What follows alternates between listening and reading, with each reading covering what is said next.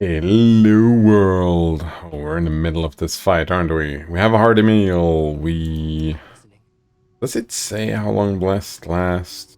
1 minute per level, so 4 minutes. Um.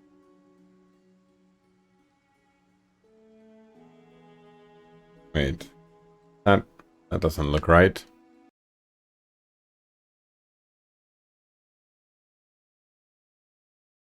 There we go. Hmm.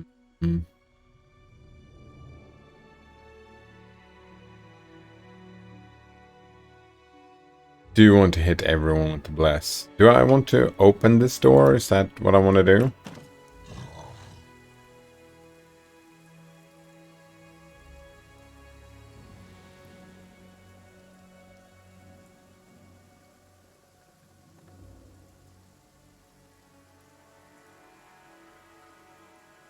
Yeah, the owlbear will help us fight the stag lord. Wait, do I have to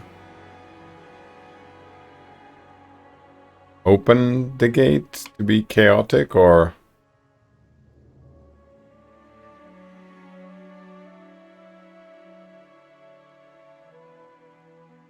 Alright, are we sneaking? We're sneaking. Alright, so. Let us...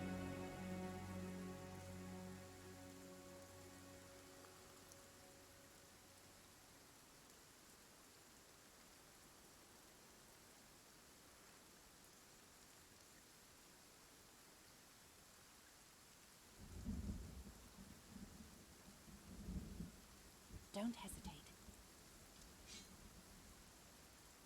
Let us bide our time. Here I am. See?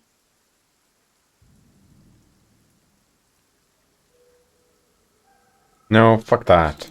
I'm not afraid. Oops. Oh, wait. Did that... Are they not gonna do the alarm thing? Alright. So, stop sneaking. Stop sneaking.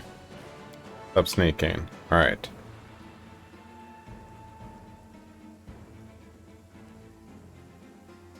Uh...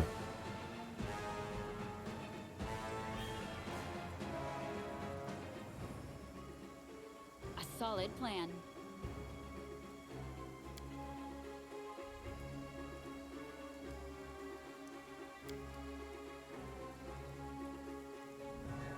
Charge?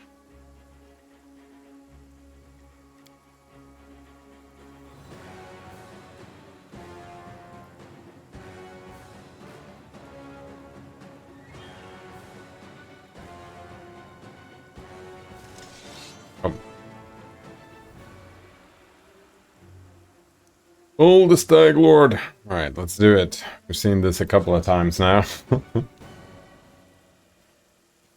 Who dares disturb me while I'm drinking?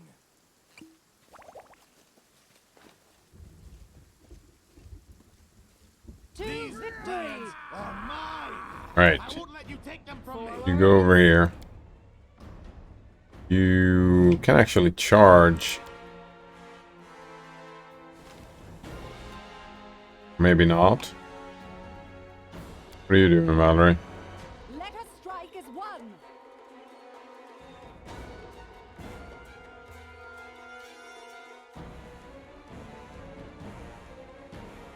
Oh, fuck.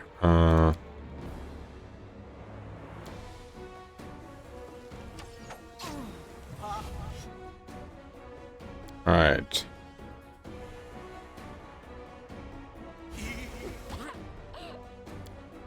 Do this bless thing.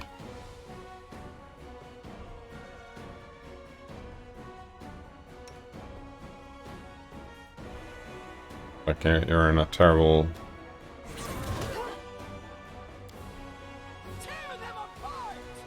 Can I just charge like this person? There we go.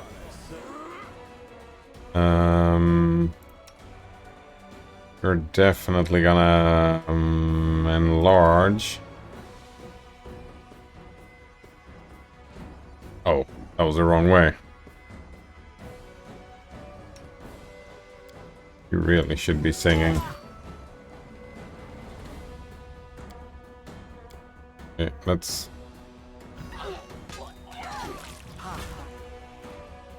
Acts of opportunity, eh? Doing it wrong. The spell is flawed. Alright. Did I not? Bark skin you.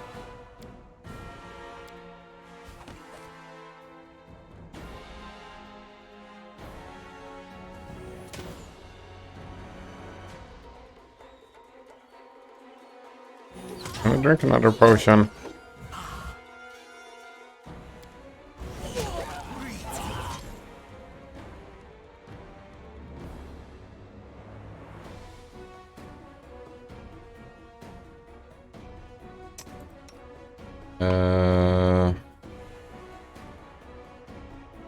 Who do Shield of Faith here? No, do I really even need to?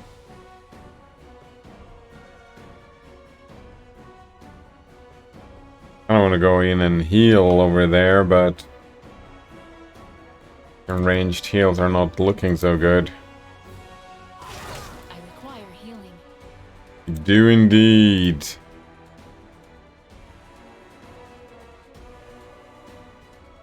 Lots of healing.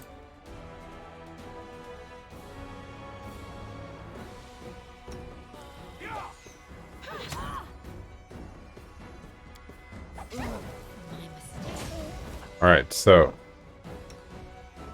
what about this now?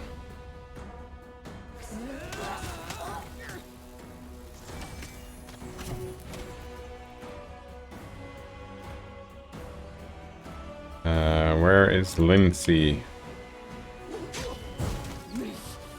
Won't kill me. Alright.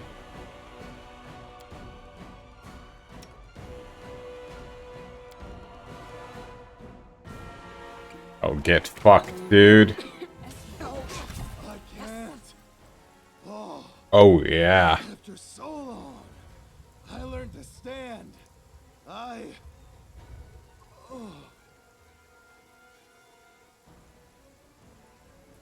Hello, Coleman. Let's see you again. How are you doing today?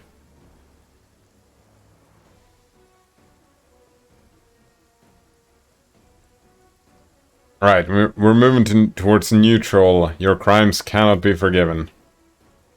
Fucking die. Know about crimes. I couldn't tolerate. I did everything she. You did everything she? Who is she? Oh, get super fucked. Alright. Now we're gonna do a quick save here. The bear is now my friend. A lot of people are now my friend.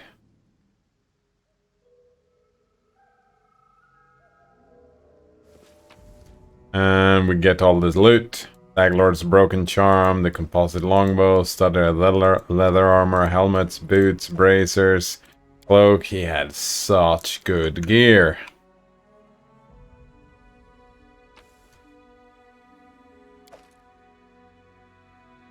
Such good gear.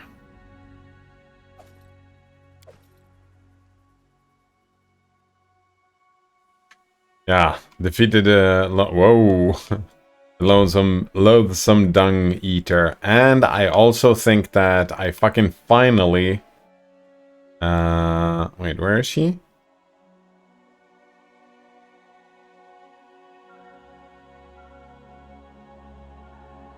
Ah, yeah, I fucking finally kept Cressel alive as well. I believed in you so much, Stag Lord. And now you're just a dead sack of bones. Yes, you are.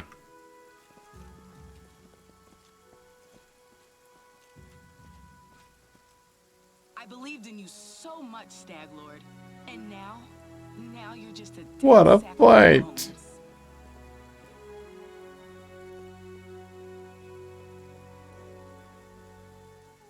Alright. What about Akira's here? Seems the winds are changing. The winds and perhaps more. Wait, is that it? We're not gonna have a big cutscene with all these people?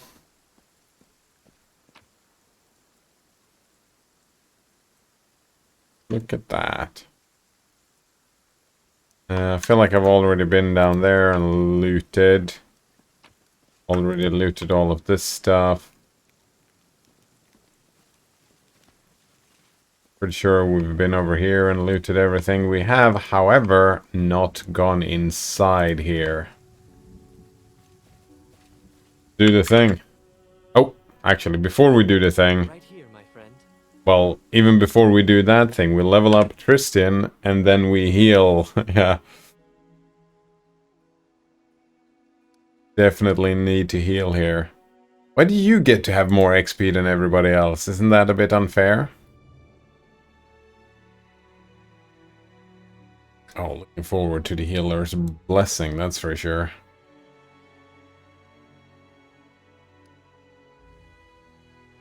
What's this? Siren Ray. Good domain. Healing domain.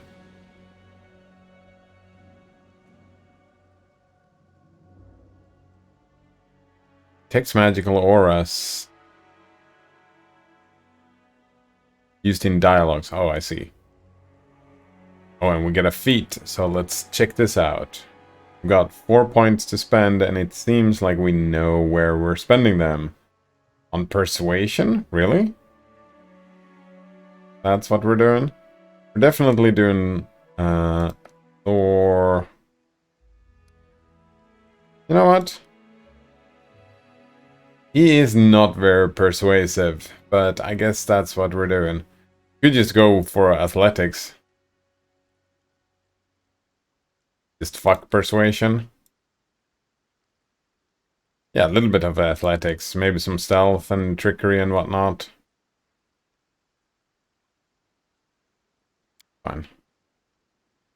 Here we go. Spell focus. Fuck, what's my spells?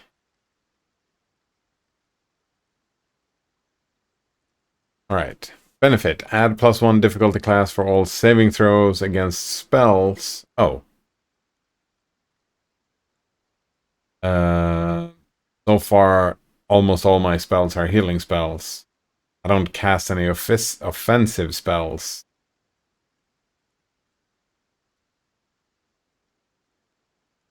Whenever you're adjacent to an ally with this feat, you get a +2 bonus on concentration checks and level checks made to overcome spell resistance. I don't even know. Alertness, perception. We already have armor proficiency. Oh, that doesn't matter. We can't wear armor anyways. Back to back. The attack, blind, fight, combat, casting. Get a +4 bonus check on concentration when spell-like abilities, combat reflexes. Deedful. That's something, isn't it?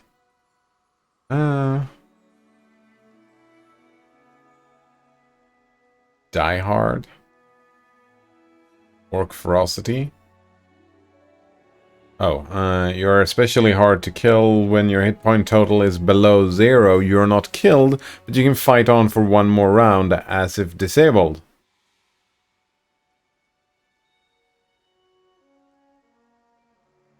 Oh yeah. Die Hard on the healer, so you can just oops, and then you can heal yourself. Or heal everybody, or whatever. That seems like a good idea. You're gonna be Die Hard.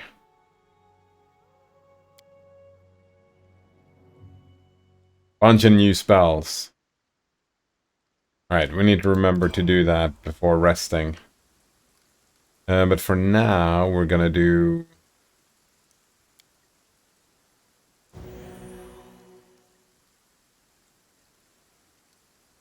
that 9 hit points each. Do the big heal. Magritium Turinos.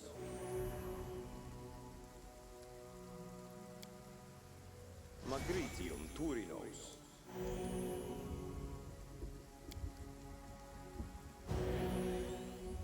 There we go. That's good enough.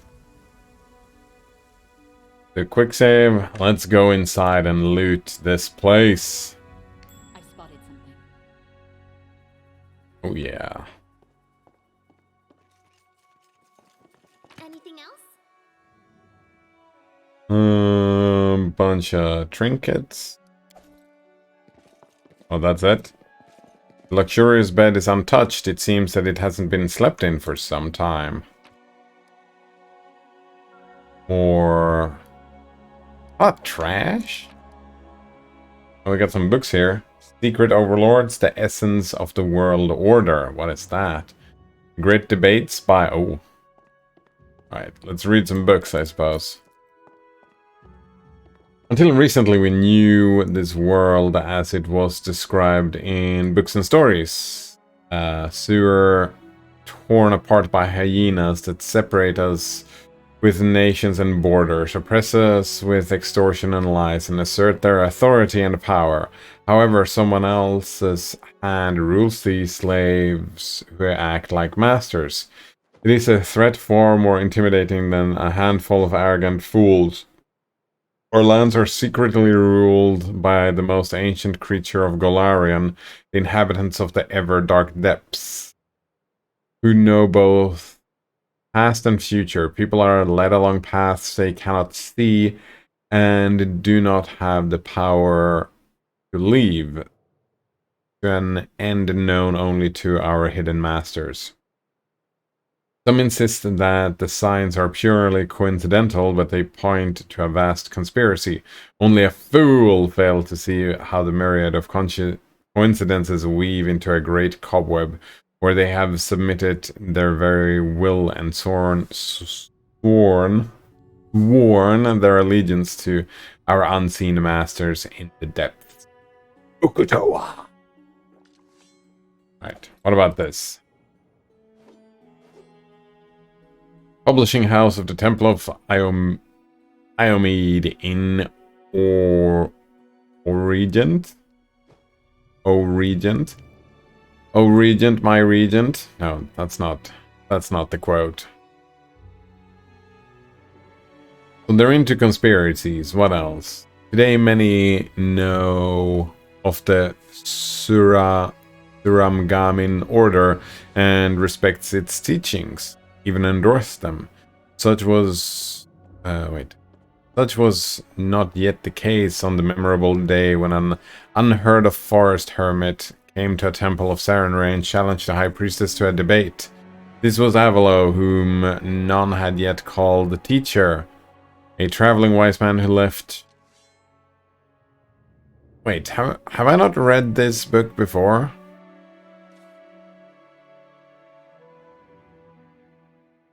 Suramgamin order are the atheists or whatever.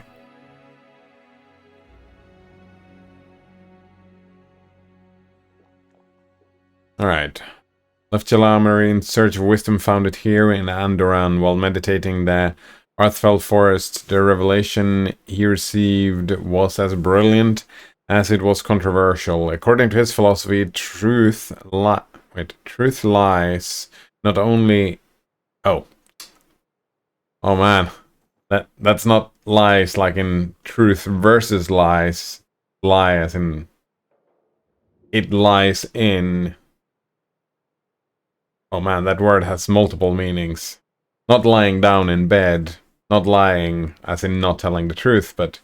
the truth lies not only in venerating the gods of the good and order, and it's curious, while recognizing Aristil, Adabar, Shelin, Ariori, Imode, and Sarenrae, he at the same time rejects the kinder gods of chaos, such as Desna or Caden Haleen. Instead, he pursues the so-called wise way, a common principle said to underlie all the teachings of his favored deities. Avalo has defended this philosophy in debates with many theologians from various temples. Only a few of them were converted on the spot, but gradually a circle of loyal disciples formed around him. By turns, the circle grew into the order he called Suramgamin, which means the way of a hero, or perhaps the way to make the world a better place. In this book, I recount the story of these early debates, including detailed theological comments on the central points of each side. I feel like the only thing we got to read was the story, not the actual philosophy. Seems like a step towards monotheism, though. Yeah. One step towards just having the one god. Diamond dust. Ink, some money, and another book. The Legend of Pathfinder by Aaron Rorvi. The dung flung open, the three chaps sharing adventure stories fell silent. "Hail, friend," said a visitor in a deep voice. "Have you got room for me, master?" The bored half-elf behind the counter peered into the visitor's face and whistled. "Blimey, if it isn't Gregos Jeffs. Hail, friend, let me give you a room. Your gold is no good here." "No, I'll pay for it in full. That's what the society is for. Helping and sharing," Gregos nods at the three chaps. "So here's my replacement. Have you held a confirmation yet?" "We got one last trial to go," the youngest blurted out and popped up from his chair. "It's such an honor. I've read all the chronicles, all about your adventures." Info.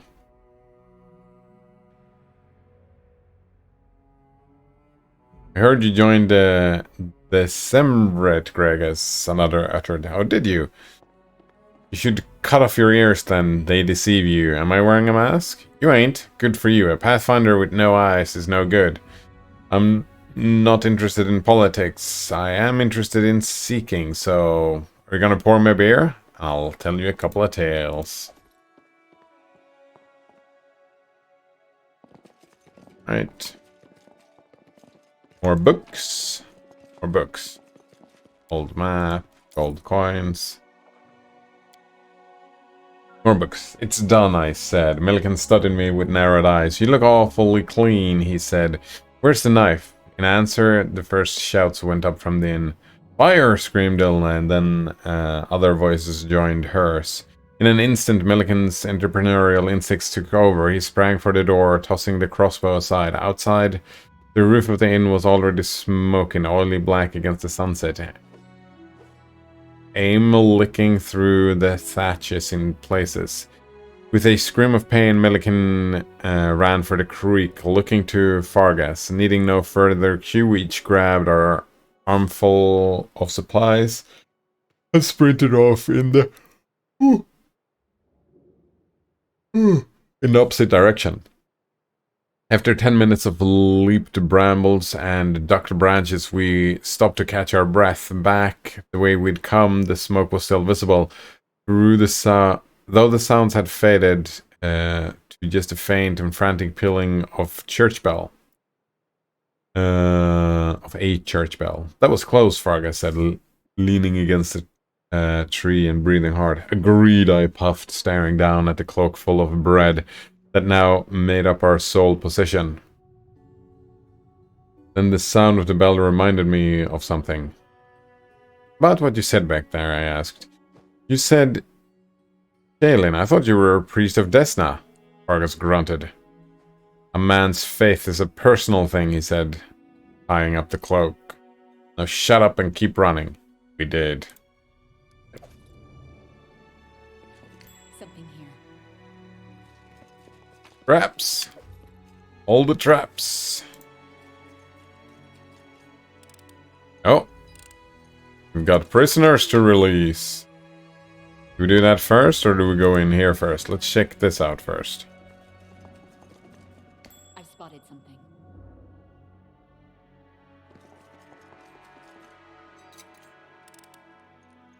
Applause, please. Something here.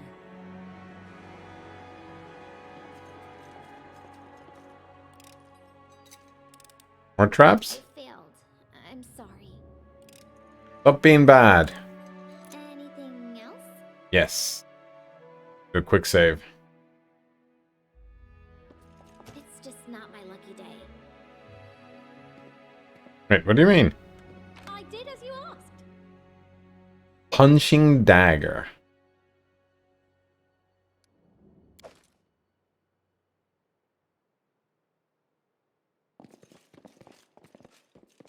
Any more traps? Applause, please. Silver buckle. Empty wine bottles over the floor. Yeah, he was drinking. This thing. A light hammer.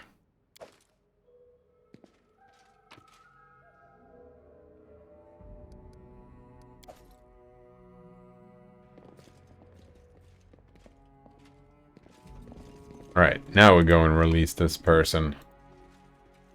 Pick for traps first.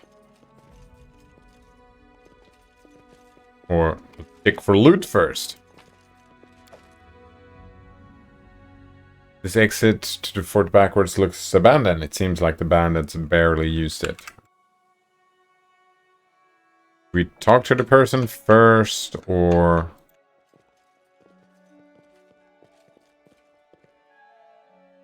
We can't. Wait. What? No. No, what just happened? We don't want to fight. Can we try that again?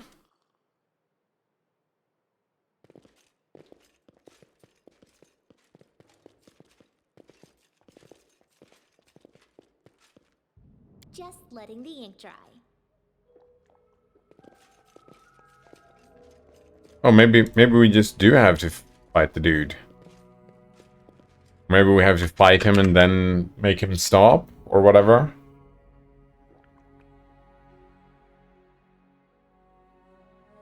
Nugra. Alright, let's check it out.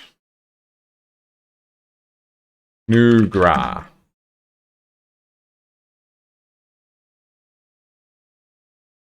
That's the Stag Lord's father. Oh, that's the insane druid, I see. Is there any way to keep him alive? Well, you can just leave. Yeah, don't open the cell door, right?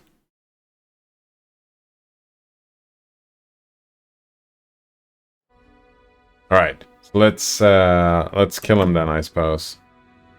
You can do a bark skin here. Thought we already had a bark skin, but I guess not. Give the order. Well, I'm listening. Our duty calls. What troubles you? And then we just kill him. Let's do it. Oh. The road awaits. I shall end this suffering. Wait. Did I not manage to open the door? Oh, I did. Yeah. A solid plan.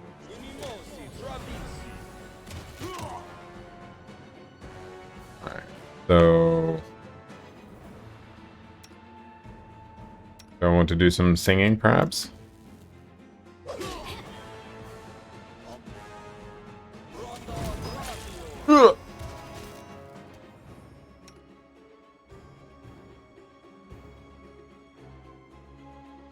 What's this again? Touch the creature standard action.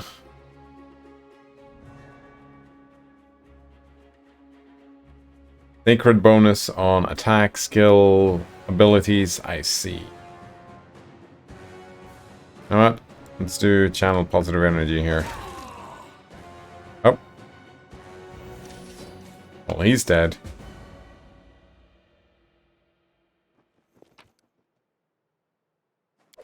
Hide armor. Here we go. Nugra's crumpled note. He calls to her again, his queen. He drinks, he calls to her. He drinks again. I have no idea who she is. I can't even tell if she exists outside of his own drunken vision. But I know he'll call to her, and then he'll crash around angrily, yelling that she didn't come. Then he'll come for me. I obey the rules, I do as he says, I keep silent until he allows me to speak. But he still beats me every time he drinks and rages. He said he'll burn my hands in acid next time. Will I still be able to write? I thought they said Nugra was crazy. I mean, seemed pretty coherent.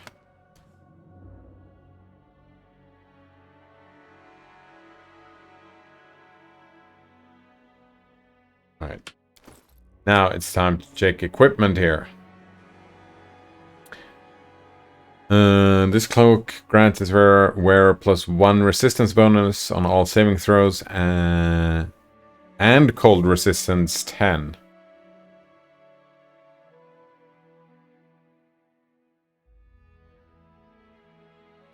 Well, yeah.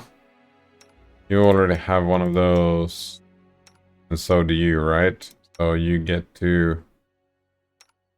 Lindsay gets to wear the next. Alright, what about these bracers here? We have braces of armor. Braces of armor is just +1 armor, which is great. Lesser braces of archery. These braces empower the wearer to use any bow with a competence of bonus attack on attack rolls. I mean, you can go back to using a bow, right? We'll wait on that for a second. What about these boots? Mobility checks. Yes, please. What about the stag helmet? Oh, +2 wisdom. There's no way that we replace that. What about this stag helmet? This helmet focuses the wearer's attention on the weak points of enemies, given +1 insight bonus on attack rolls against flat-footed and flanked targets. It's gotta be you, right? You get the Stag Lord's helmet. Hopefully you won't go crazy by it.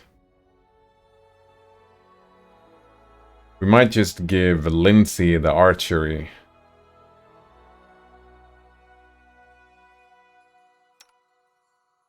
Lindsay has 16 decks. Octavia has 19 decks. I'm pretty sure bows are... Oh, but Octavia is not using bow and arrow at the moment. Yeah, she's... That's not what she's doing. 2, 9, 10. Alright. Let's check...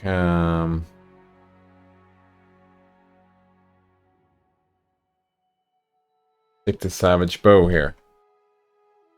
Another one says, "Hi, I'm new. What's this stream about?" Hello, new. The stream is about... mostly about... Well, not mostly, but partly about reading things and responding to them. Giving hot takes and whatnot. Yeah.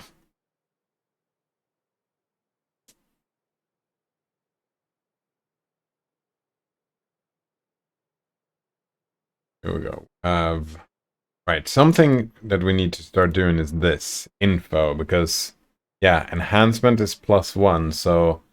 I think it is... Yeah. So it is 2d9, and then +1. I don't think that... No, enhancement is right there. But the masterwork didn't show up like that. It's very weird.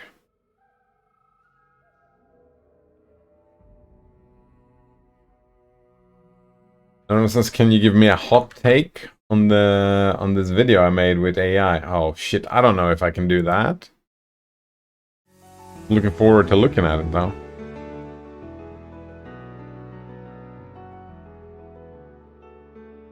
She's not blue enough.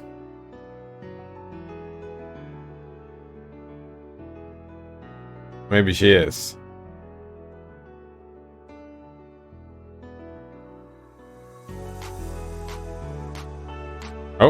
And she's gone. Suddenly a car.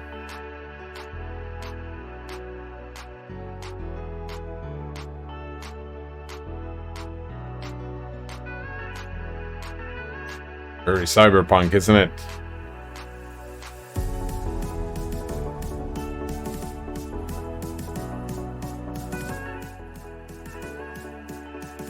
I feel like I've heard this song before. Might even have it downloaded.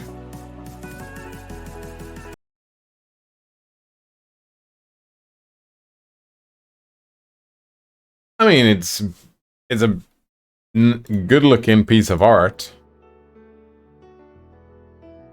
Very abstract, yeah.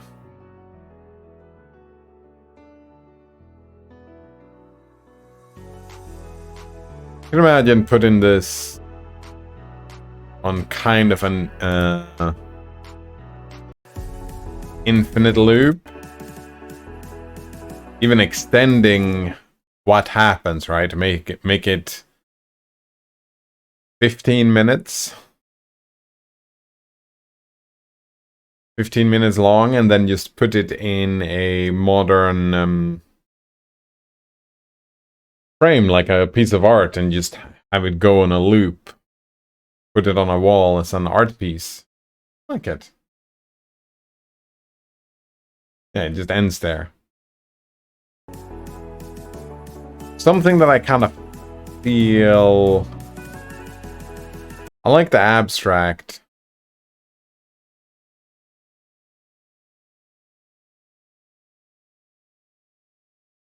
Like if you want some hot takes, constructive criticism or criticisms or whatever. Feels like it's very stationary for a video. We're not going anywhere. Like we're kind of sitting here and nothing happens. That makes sense? I mean, every single frame looks pretty damn beautiful.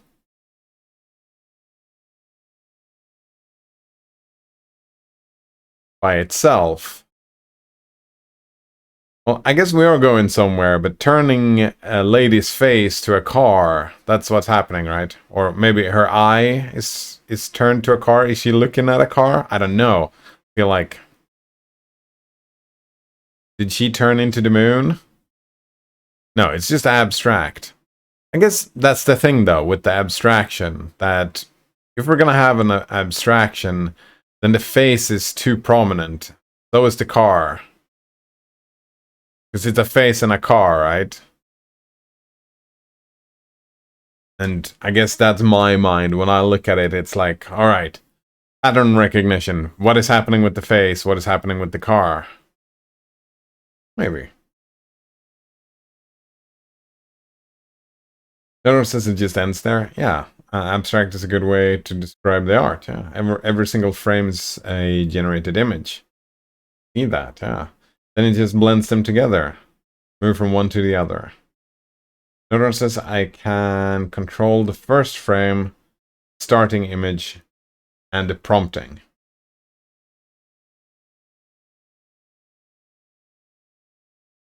You can control the first frame, this one.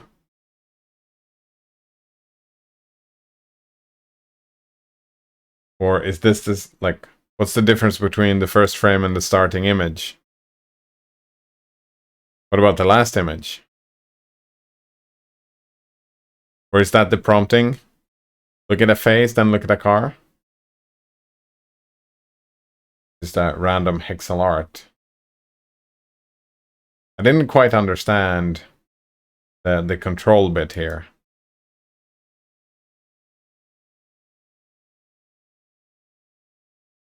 I think it's pretty damn cool. Either way, right? How long did it take you to do this?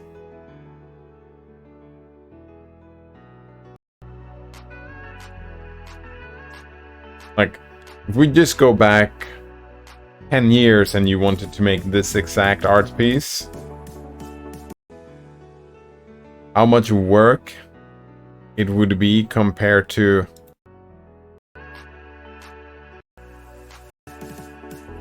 That's super fucking impressive. Can we just... Can just do that? That's what I thought.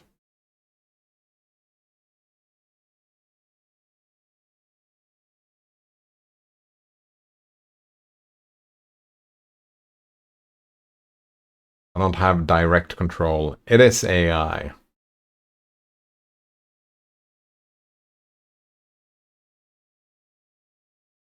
But you do have control of the starting image and the prompting. So you could make a video like this where you make like a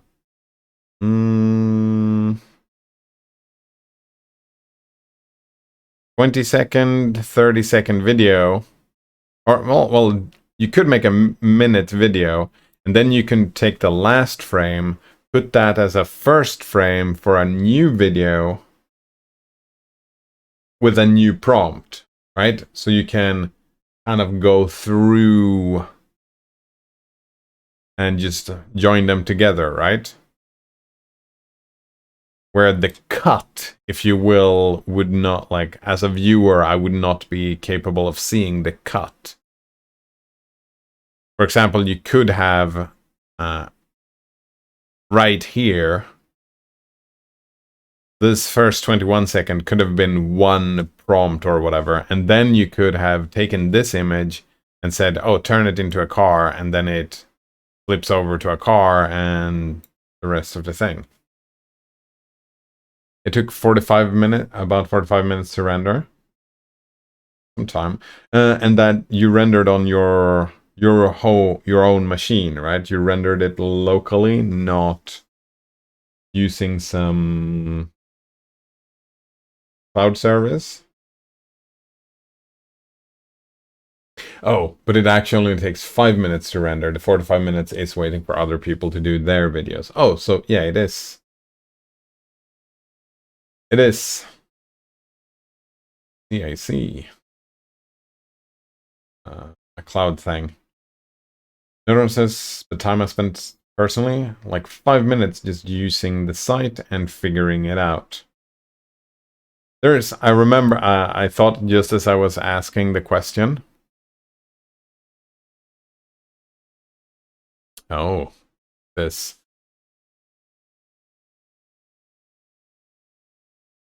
You could argue time spent learning how to do prompting and understanding AI and whatnot to get something like what you wanted.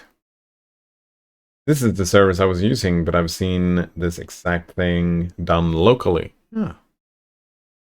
Use one of your pre-selected songs. Oh, choose one of our pre-selected songs. Click below the MP3 button to upload your own song. I feel like that's what happened. Or click the microphone button to record music yourself. Pretty fucking cool. Didn't love the service. It's kind of limited.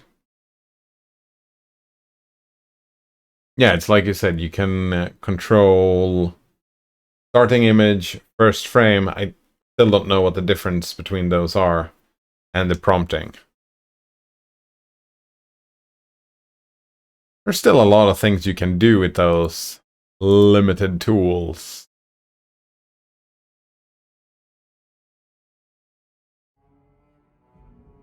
I would imagine.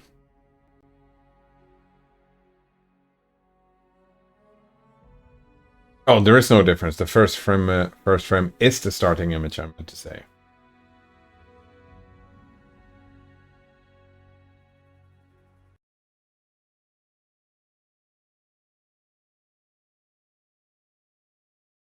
There's another thing I did today.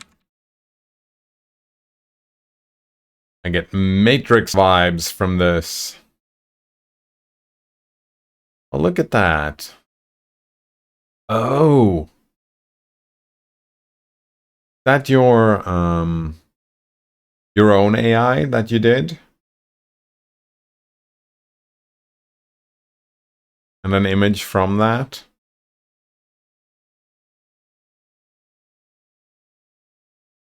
Problem with blowing it up is that you lose pixel detail.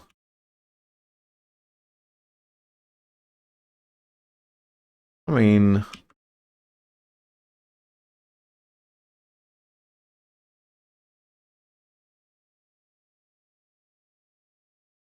post.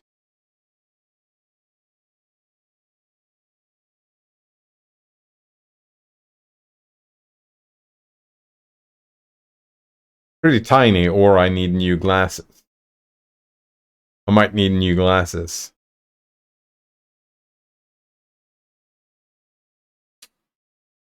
You do lose something when you zoom in, for sure. Like, this area here, it gets kind of fucked up when you zoom in. Yeah, right there.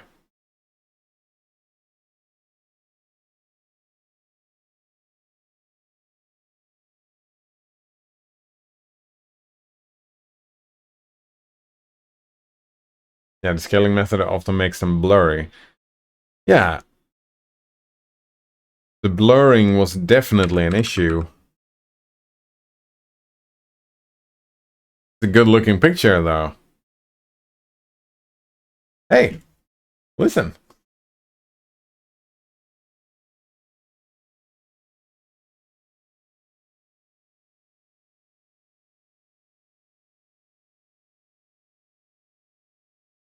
I get Matrix vibes and I get Star Wars vibes.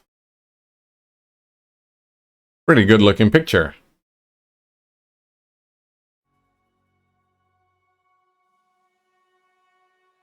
Oh. Oh. And as soon as I pressed that, for some reason my chat crashed. Notice the art style I'm going after for my game.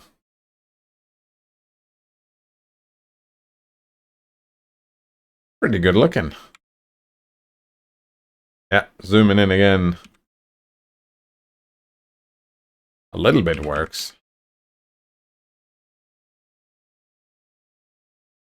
Yeah, this is just the texture of a cobblestone wall. Indeed it is. Abstract cobblestone wall. It's like, wait, what the fuck is happening? I've never seen a cobblestone wall like this before. Attention to detail, eh?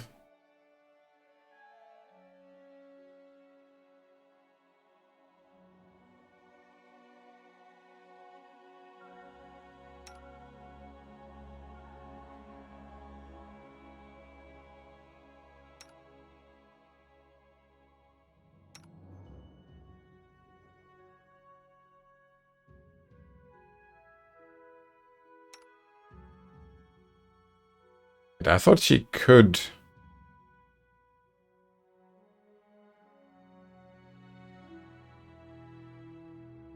Nope. The comparison of scaling methods.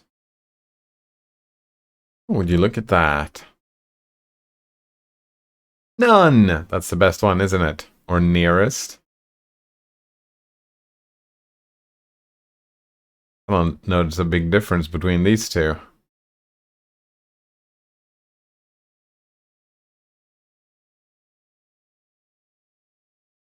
Right, this says none as well.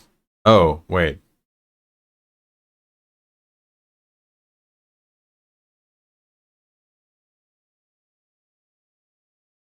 Many different methods, eh? The blur ones are fine for real pictures, but when it's pixel art, it looks terrible. Yeah, oftentimes pixel art is not actually made... Like, you're not actually using a pixel, right? You're just making blocks. Because you have so many pixels on the screen today, you just make... Maybe it should be called block art instead.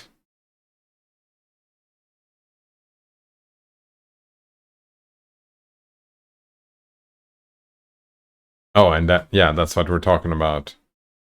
They are fine for real pictures, but as soon as you when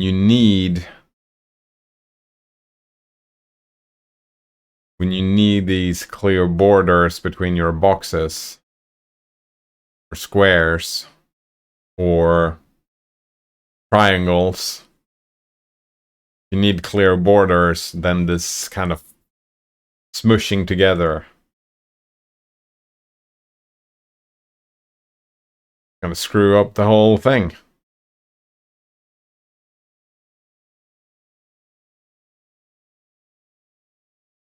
Another one says you want your game not to use texture filtering to look good, in my opinion.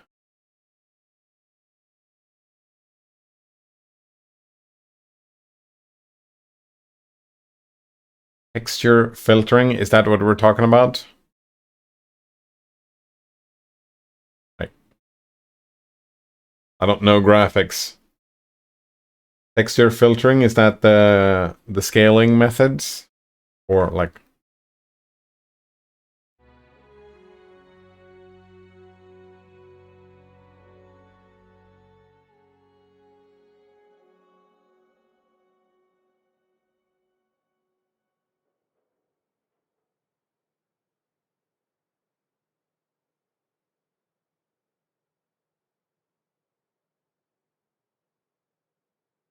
Texture and an image are basically the same thing. They are. Basically. And filtering, what you can do to water. I don't know what filtering an image means.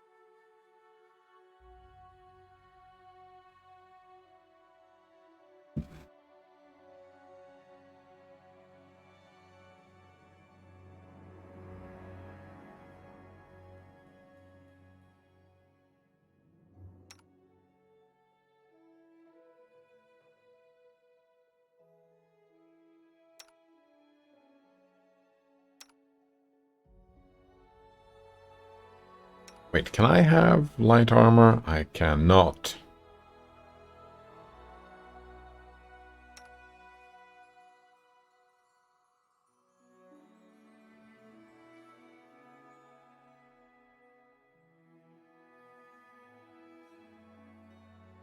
Oh, here we go.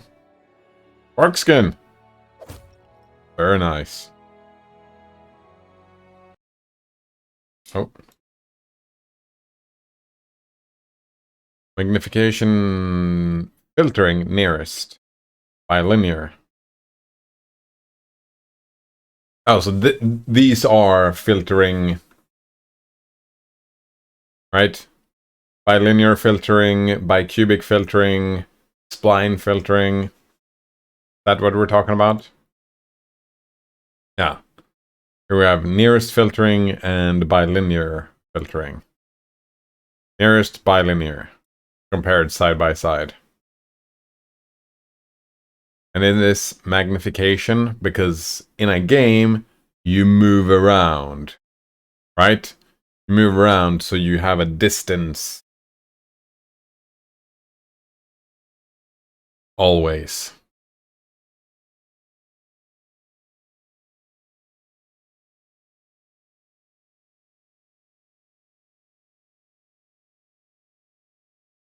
And none is what you would say then.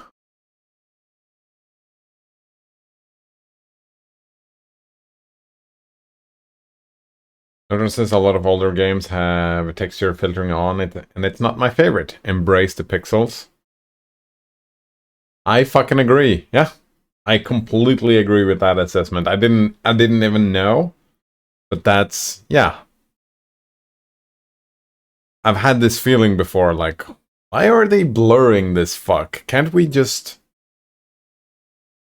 look at the picture the way it was drawn?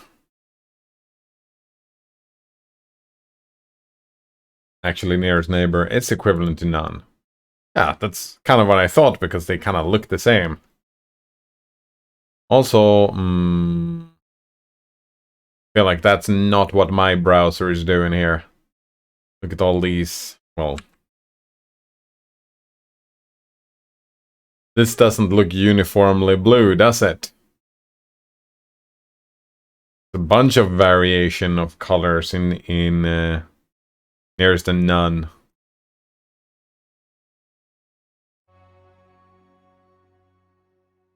The browser is probably using bilinear. Probably.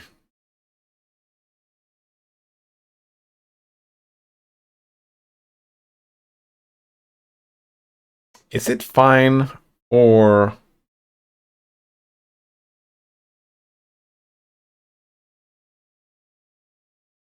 for pictures and whatnot? Because I'm kind of I'm not feeling it. Any of these. Like, why the fuck do you blur stuff? Right? I don't know if I like it at all. Not even a little bit. We had a special bow and bracers. Right. What about this composite longbow?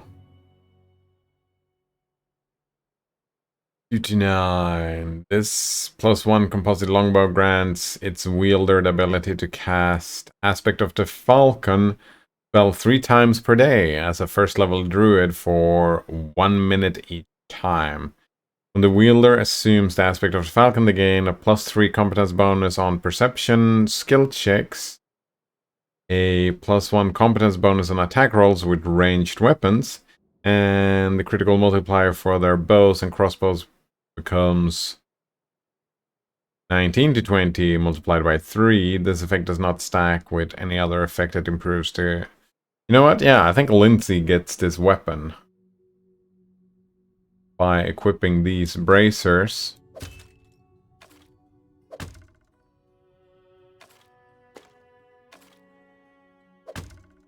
Right? Because now, even though it's only 2 to 9, it's gonna be more, right?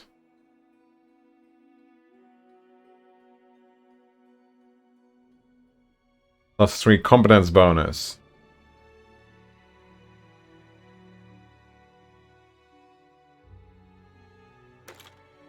Yeah, that's probably fine. Notice to send you a magnified image of pixel art, I would have to scale it myself in GIMP using nearest neighbor and then send you that.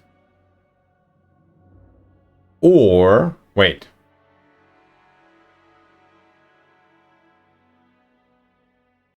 Like you said, my browser uses this bilinear, right? What if I just download this image and use another image viewing program that maybe does none? Would that work? Like, can you just zoom in or... Yeah, you could do that. Yeah, there you go. I was just curious because it feels like a lot of work doing it in what's its face? GIMP. But, I mean, I wonder if there is a way to change this in the browser settings. There probably is, right? Notice I got that example image from here. It has some further info if you're interested. Good. I won't, but... am I interested? Hi there, internet friends. The time has come for yet another tutorial where we will learn how to breathe live into the scene and even more by applying textures to our objects. The textures will make our scene far more realistic than just plain colors, and is one of the most important technique in the 3D graphics. Let's not waste any time with forward and begin right away. Wait, you just wasted a bunch of time with forward. No. Alright. Loading an image. Before we're able to map texture to the object, we have to be able to load the image from file and then give the loaded data into OpenGL. OpenGL itself...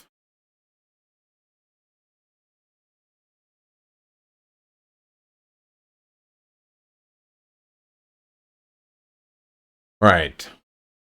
I'm not fully into this thing, but the goal is to replace OpenGL with Vulkan, right? It's kind of like, well, if we take Xorg and Wayland, OpenGL, Vulkan. Another says I would skip ahead to the relevant part. Wait, what are the relevant parts? Right, bunch of code. I don't even know what I'm looking for. Creating a texture. If the previous method hasn't failed, we have now convert raw pointer pixel data. Creating texture objects is one thing. Oh, we were talking about filtering. Yeah, texture filtering. When we want to actually display OpenGL texture data on an object, which we must also tell it how to filter a texture. What does this mean? It is simply the way how OpenGL takes colors from an image and draws them into a polygon.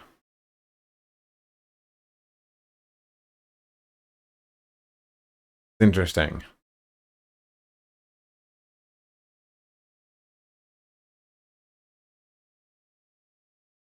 Isn't it weird because, like, well, it doesn't have to be a polygon, I suppose. Since we'll probably never map texture pixel perfect, the polygon's on-screen pixel size is the same as the texture. We'll need to tell OpenGL which pixels, single pixels of a texture to take. There are several texture filtering available. There are defined both for minification and magnification. What does this mean? How about performance? Like when we're looking at these,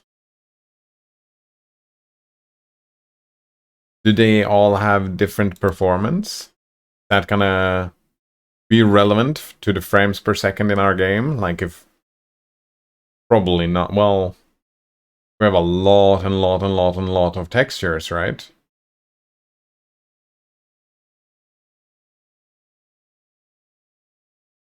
Another one says, I'm reading that in QBrowser you can set content.image smoothing to false. Right. I'm actually going to do that right now since we're talking about it. Alright, so we're going to do that. Where am I going to do that? Right here, somewhere.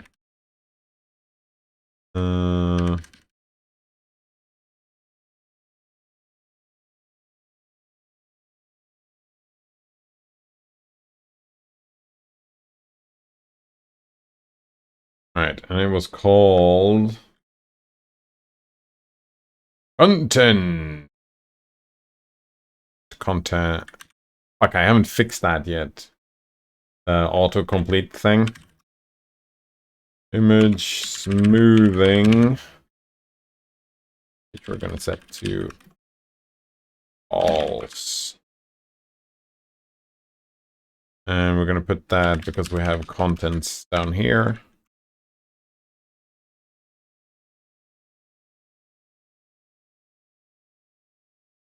Kinda wanna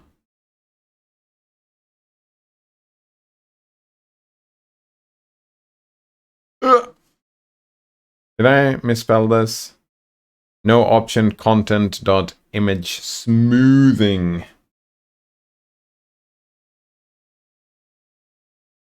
Feel like maybe I misspelled this? Oh.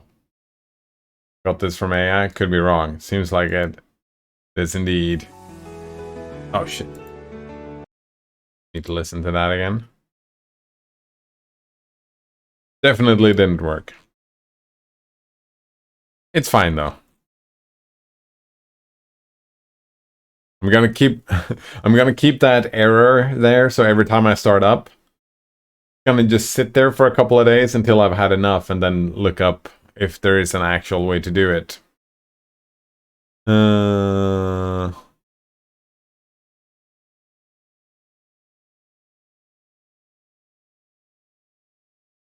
Nearest filtering the GPU will simply take the texel that is nearest to the exact calculated point. Oh, this one, yeah, this one is very fast. That's the one you want, right? Quality is very low, since multiple pixels have the same texels and the visual artifacts are very bold. The closer to the wall you are, the more squarey it will look. Many squares with different colors, each square represents a pixel. Ah. Yeah, this one does mathy stuff. Yeah, fuck this. Fuck, let's just go with nearest filtering. I'm with you, like, I feel 100%. I prefer this any day over this. Any day. In any game. I think.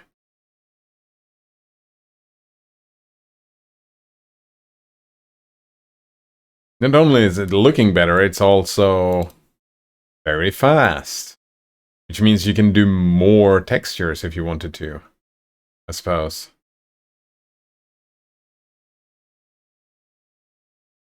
Oh, minification filtering when we move away. Hmm.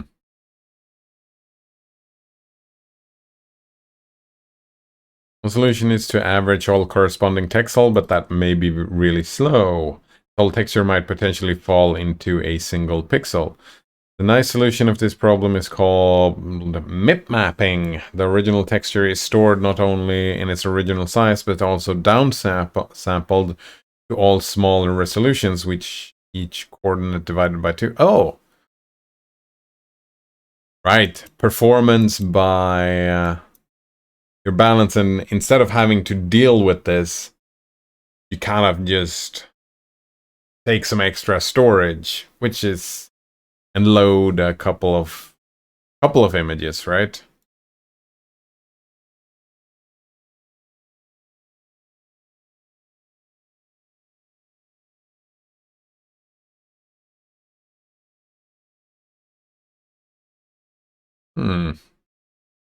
Trilinear filtering, it's almost the same as bilinear filtering, but more features to it. It seems pretty neat.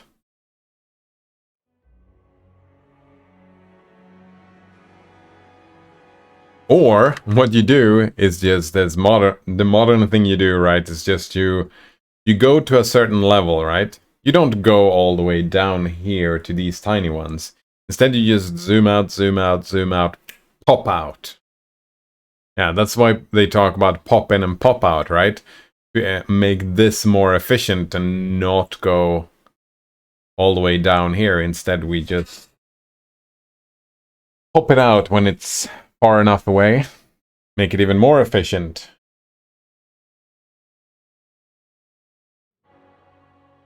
I'm learning, understanding stuff. Oh, that's gonna be an improvement.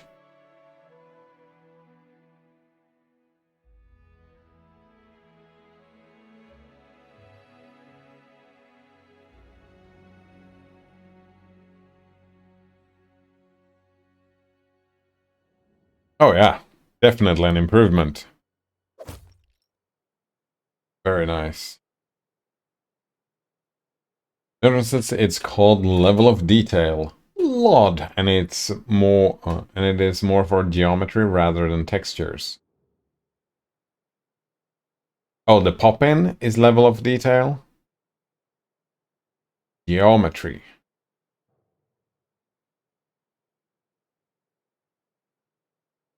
Oh, is it?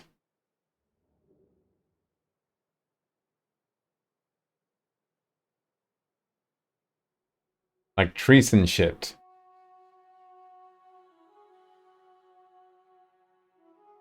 Not only can objects pop in and out of existence, they can also change their complexity. As you get closer, they have more polygons. Isn't this very similar? It's not the same, but it is similar. So this is about the texture, but this texture is like, sure, you need to deal with it, but yeah. If we're talking about creating polygons and moving a three-dimensional object, especially if we have to, well, I was going to say especially if we have to bump into the object, but that's something separate, yeah. That's what you do separately, right? You have the 3D model, and then you have the physicality of the object, and those are two separate things.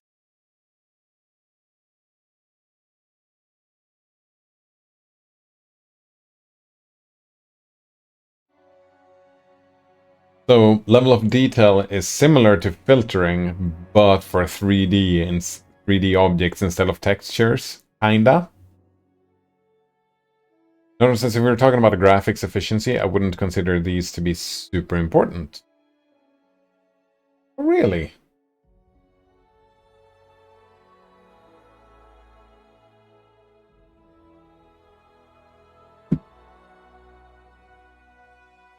Oh. Like the bilinear filtering versus nearest neighbor on modern GPUs, the I mean, you could. I'm assuming that if you want like a thousands and thousands of different textures and you want to load them all in and deal with them all at the same time, it could be important, but mostly it's not, right?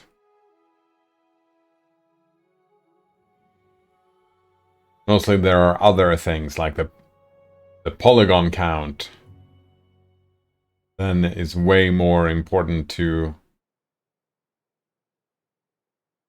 Notice this, a complex scene with millions of polygons can be optimized a great deal by level of detail. Yeah, exactly. A complex scene with millions of textures could be optimized a great deal with filtering. However, it's gonna be difficult filling a screen with all that stuff, right? And you would run into other problems, right? You would probably have level of detail, and with the level of detail disappearing, so does the texture, right? If you pop something out of existence, the texture goes with it. Notice the exception is if you have a GPU with no remaining video RAM, the game will slow to a crawl. That has more to do with texture resolution.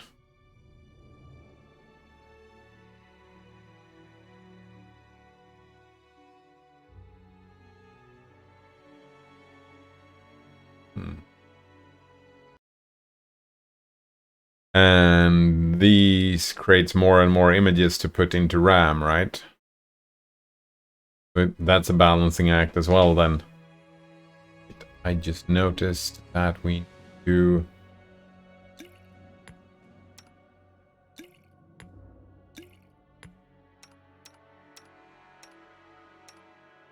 oceans.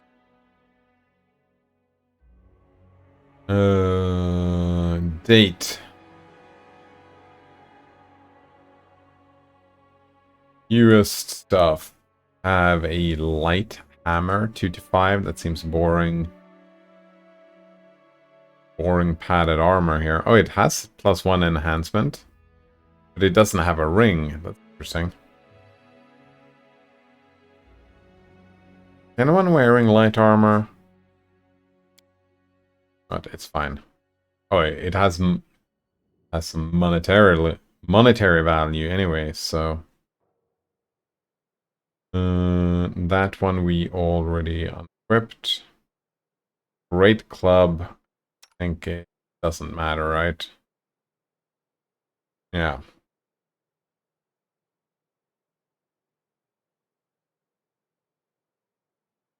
Man, do I want to level up Amiri and give her some cleaving?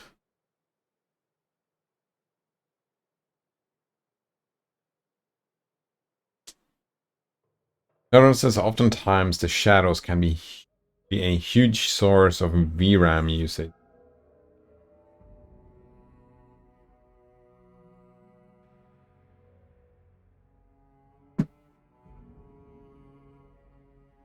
I remember, like, that's something, a trick I've learned, like someone says, if you have issues or whatever, try turning the shadows down. A lot of shadow work, eh? Oh man, that's a different type of shadow work.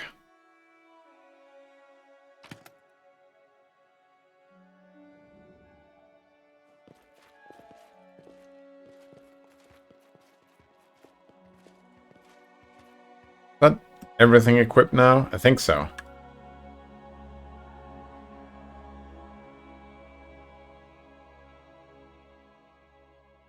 Secret.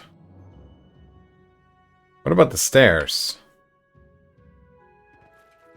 Are there no I'll go ahead. stairs? An upper floor to this building?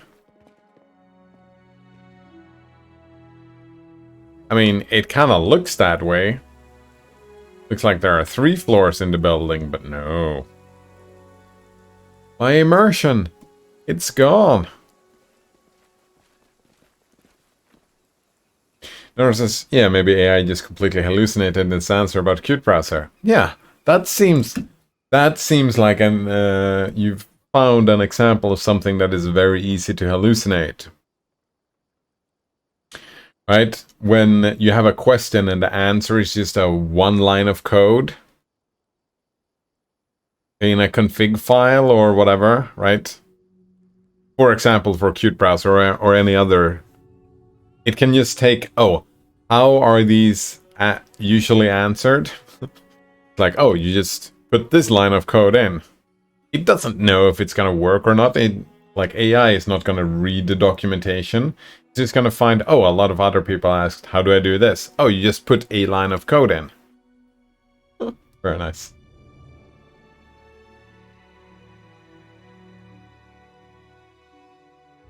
Since I don't see any indication of the setting existing. Oh, that, yeah. Setting probably doesn't exist. You would probably have to do it yourself. Like,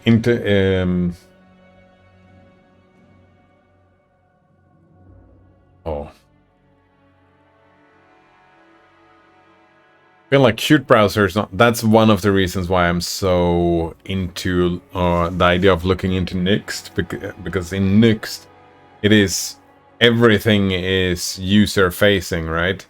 Qt browser is not really set up. It could probably be set up so you could mess around with it easier, but infrastructure is not really built for that type of interface.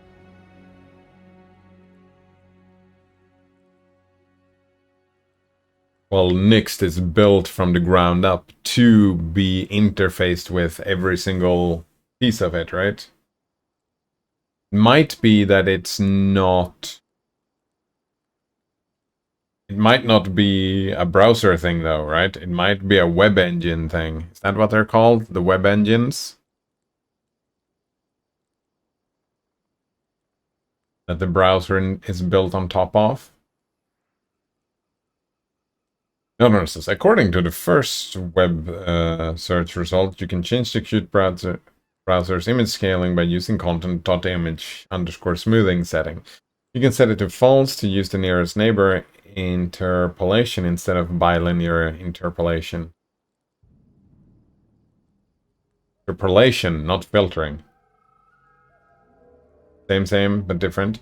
You can use the command line or the user interface to change the setting. For more details, please refer to documentation. Source conversation with Bing. Yeah, exactly.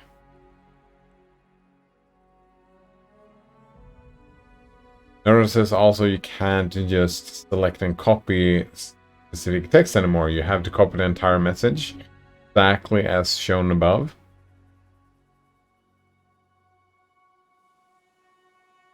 Why? That seems super frustrating. What? I feel like I've seen that in more places. Like, sometimes you run into a place and it's just like,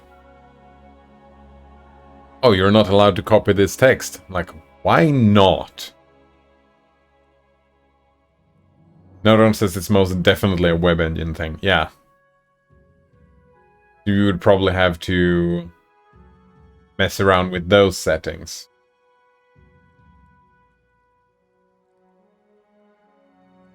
And I would imagine, I've never done this stuff, so I'm just gonna go ahead assume here, make an ass out of, well, not you, but me, and say that, oh, it's probably gonna be easier interfacing with the web engine API from Nixt.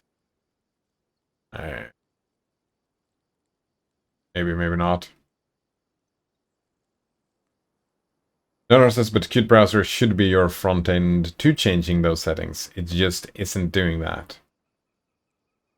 Yeah, exactly. It's not really doing that. Oh, right. You could make a front end setting. That won't happen in Qt Browser either. I don't think. I could probably go in and request, make an issue and feature request, and it would probably end up being something big. I have no idea if it's a trivial thing to fix with the web engine, then it's probably a trivial thing to implement in Qt Browser. I could probably implement it myself in Qt Browser and make a pull request.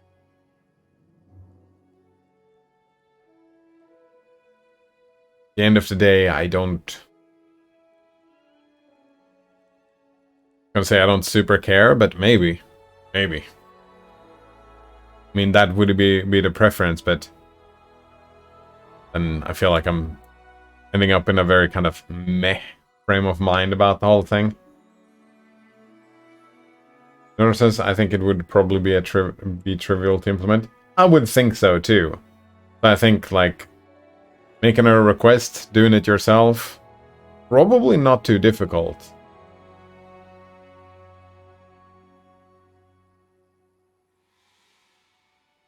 You could probably do a Nix overlay where you change some of the source code.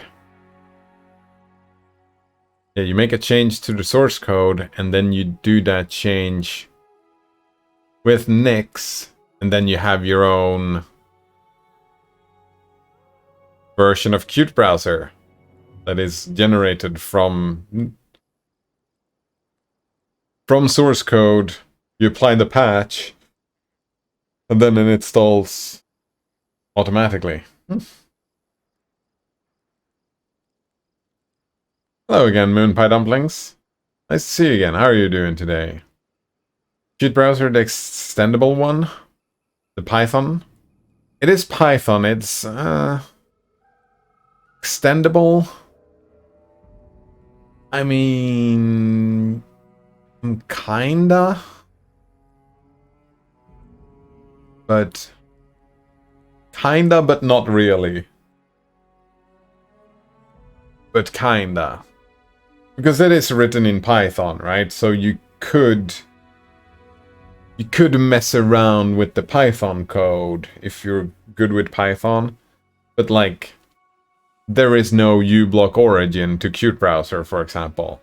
There is no uBlock origin plugin to Qt Browser, so calling it extendable is like, it depends on how you look at it. I think Nix would be the extendable one, but I think it's the same problem there. uBlock origin, like plugins that work for Chrome or Firefox, won't exist to these browsers. However, they are built to be more accessible in the code. Those. Moonpie Dumpling says, oh man, speaking of Nix, I'm still having trouble trying to package Chasm VNC. I would imagine, yeah. For some reason, their CMake file required a directory that is not...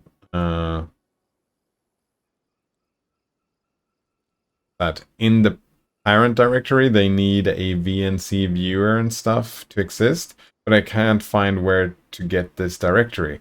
Yeah. I ran into that problem when I was trying to do stuff as well, that, oh, it needs to put a directory in a specific location, and Nix doesn't follow this normal stuff, so I don't know how to put the directory somewhere, or how to... Actually, was a file? No, my problem was way more different, but I remember thinking about that. That maybe it just needs a working directory somewhere, but since Nix is not... Since Nix is... supposed to be reproducible, right? We can't have side effects. Can't just create directories left and right. That's unacceptable. So it becomes... Oh, fuck. I don't know how to deal with this. Dumpling says no, it requires a directory outside the Git repo. Yeah, and that's a side effect. Nix is just like, I don't want to do side effects, right? Dumpling says I haven't touched Nix yet. I'm just trying to understand how the Chasm build system works. Oh, right, I see. The collection of shell scripts and Docker containers. That's way above my knowledge level.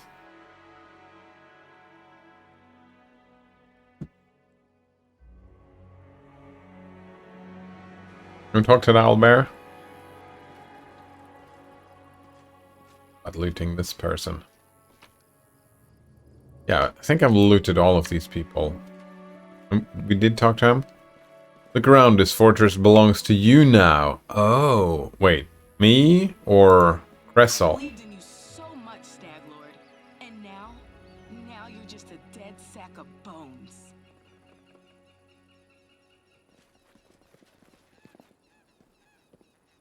I think we can just leave now. I feel like I've explored the entire place. Did I loot these fuckers? Pretty sure I did. Can we steal a horse? No? We're not horse thieves. Also, by the way, do you see this guy's legs?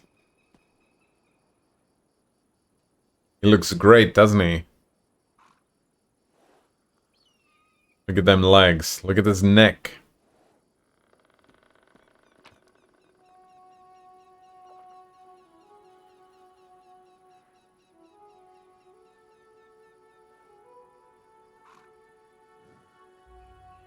But I'm like this, I haven't touched Nix yet.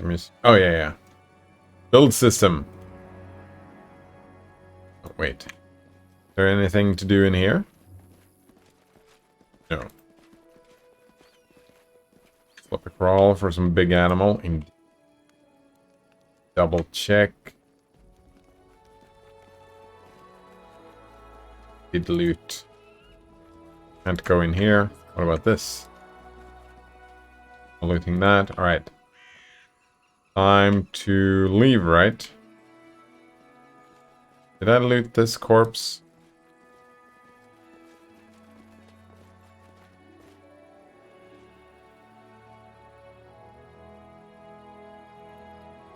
We're probably fine. We're probably fine.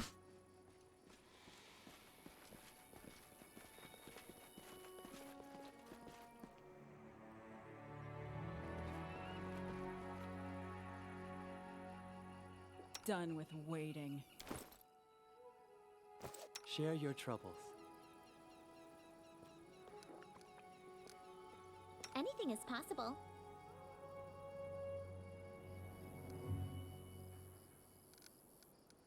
I feel like there is a balance of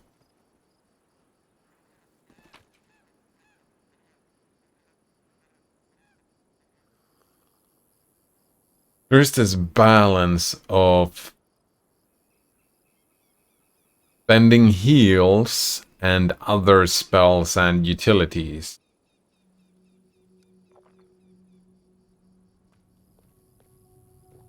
Or like you want to spread out the usage of all your things.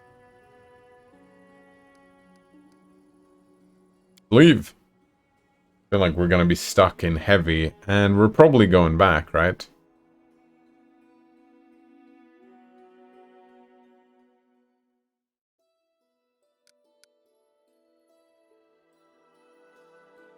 I think we need to go back and report in the old trading post. Actually, let's check. Oh,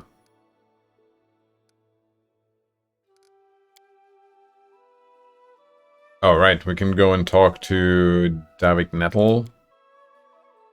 Prove your worth. Not gonna kill that dude. Bit to rival like that's... Ah, here we go. Stolen land. Quickly, let's go to the trading post. Yes, indeed. We also needed to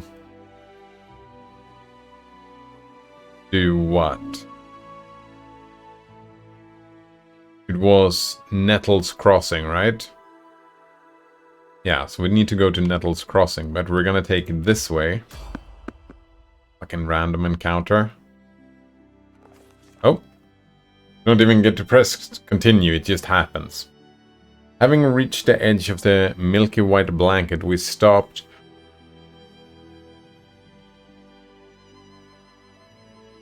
I've never seen a denser, thicker fog in all my life. Stretching my hand forward, I could hardly see the outline of my fingers. Oh. Picked magic? It was clear the gloom was unnatural origin, but who or what could have spawned such a thing?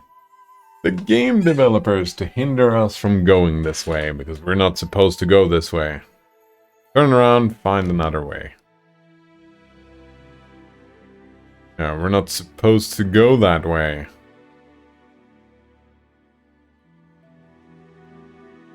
Can, however, go to Ratnock Hill.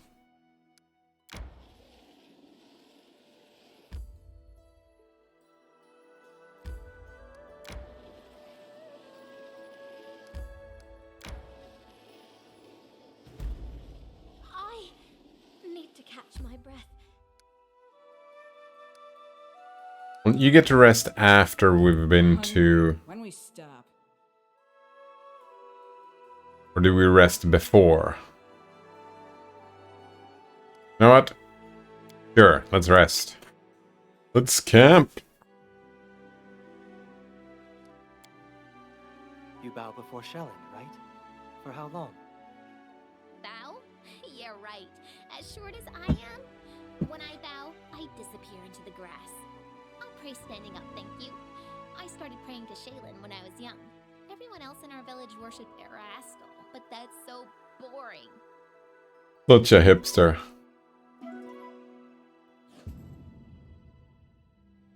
Terrible cook as well. Notices I'm trying to remember the first Nix package I ever packaged. I think it was QDL. Simple C program. Simple, eh? Right.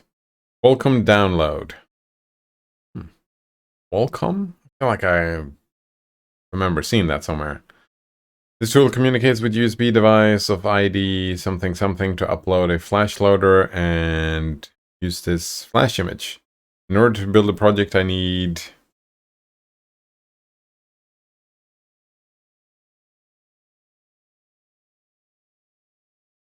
Not a very...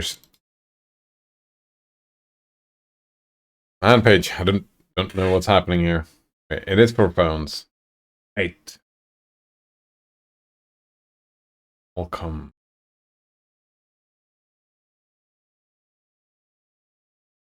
Have you seen Nix Init? Have I? Nix Community? Oh, Node definitely have. I've been looking around a little bit on Nix Community. Probably seen it. Don't know. Alright. Generate Nix packages from URLs. Now, it is likely that the generated package will not work without some tweaks. Also remember to double check the license and description even if it does work. Hash prefetching powered by NURL, cargo hash, dependency, inference for Rust and Python projects. Cool. Interactive prompts with fuzzy tab completions. License detection, yeah, but double check, yeah. License and description if it does work. That's pretty cool.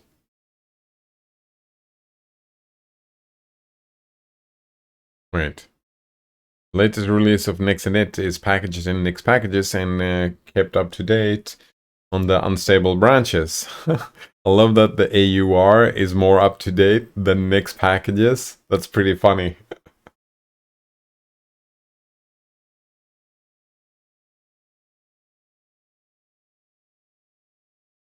Alright, NixOS will try to find...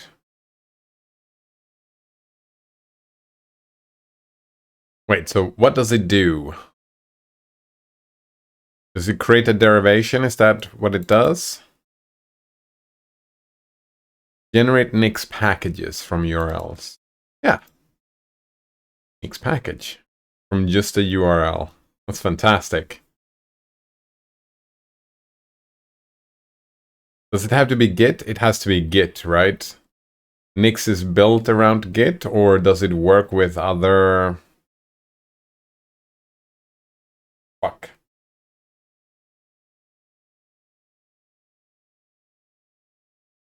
Version management tools?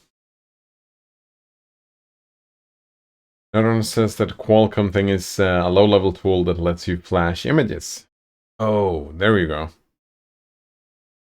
I feel like I did that on my phone. Maybe? No, not like that. So many tools out there in the world, eh?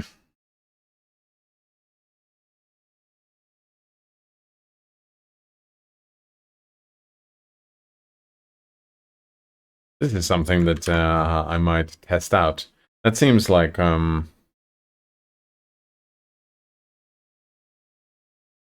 place to start out, right? Just do this and then figure out what's wrong from error messages, if only the error messages were helpful, eh? Well documented.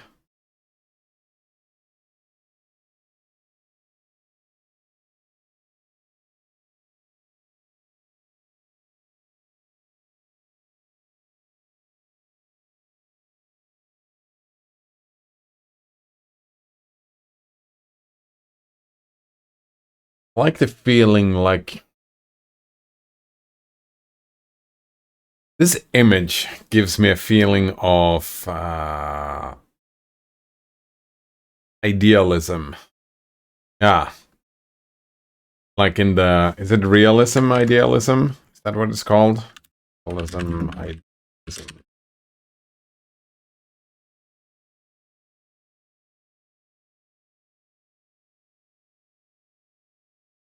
Yeah, immaterialism, idealism. Yeah, exactly. That I'm looking... where's that image?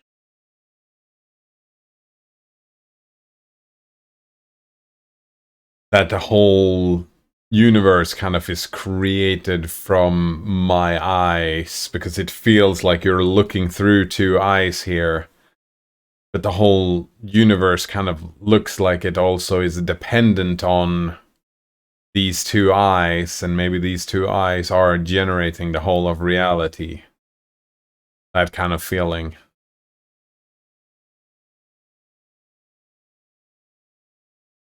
Notice this image is for a skybox.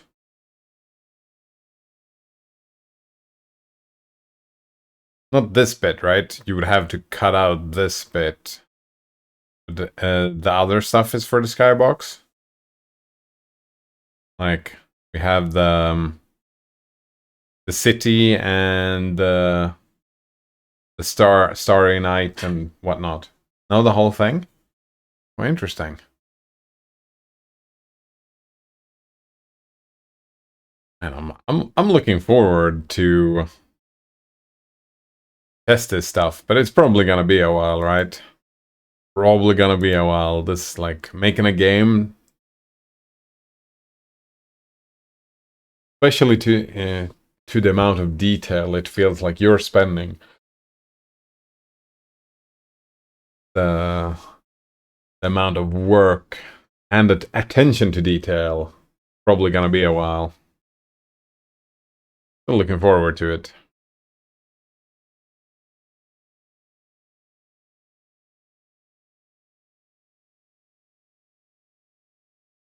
They said, right? It's limited. This tool is limited in its use, but they were talking about video is in its demonic phase, but this video didn't feel demonic at all. It just felt abstract and trippy. Notice, am I a perfectionist? Are you? Wonder that about myself sometimes. Do you think being a perfectionist is a good thing? Then yes. If no, then no. I really like that. One of the pictures from that... No, then... Shit. Then no. One of those pictures from the website when we were looking through the cock and ball torture... fuck, what were they called again? We were looking for a wallpaper that listed a bunch of... not cognitive biases. Fuck, I don't remember. But one of the pictures, because I went through all of them and collected a few of them for wallpapers. I liked one that just had two sides of the same coin, where it said... the one that popped up in my mind now was right. You could be... it could tell you that you're hyperactive, but that could also be defined as... energetic, right? As a positive. So a perfectionist can be someone...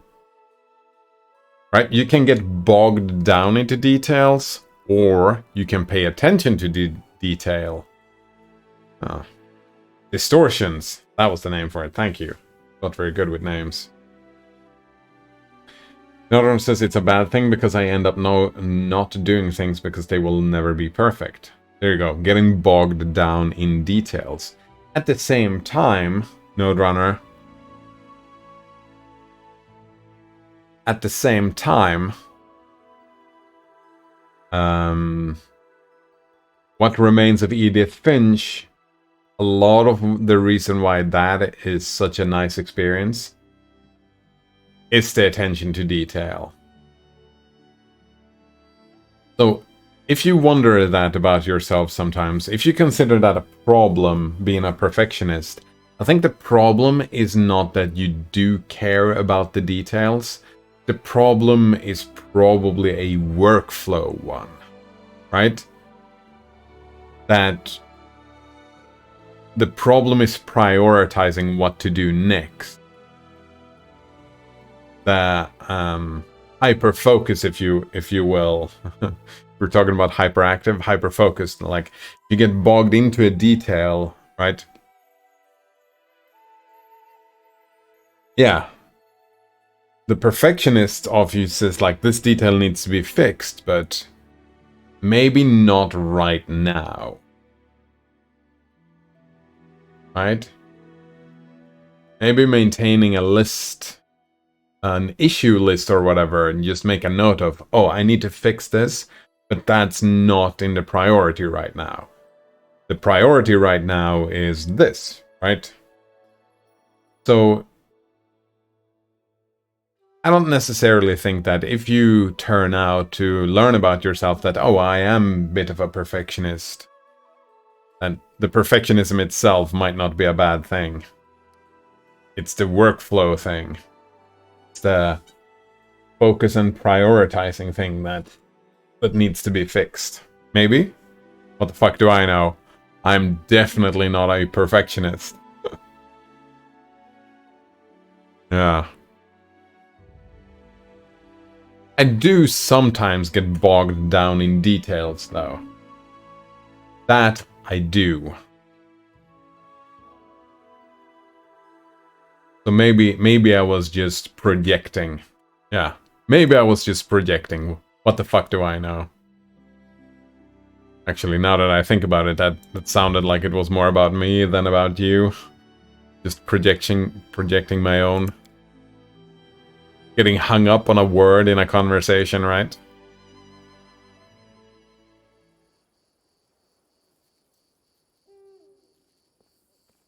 Mary looks a little bit different.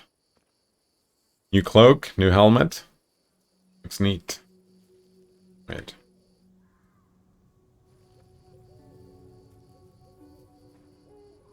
Someone didn't make it, I think. Mutilated body. Looks like it was eaten by some rodents. Gross.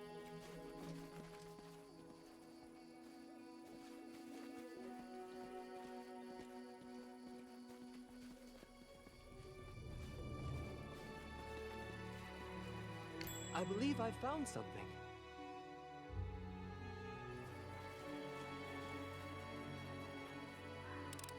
Perhaps on the middle of the road, just like that. Please.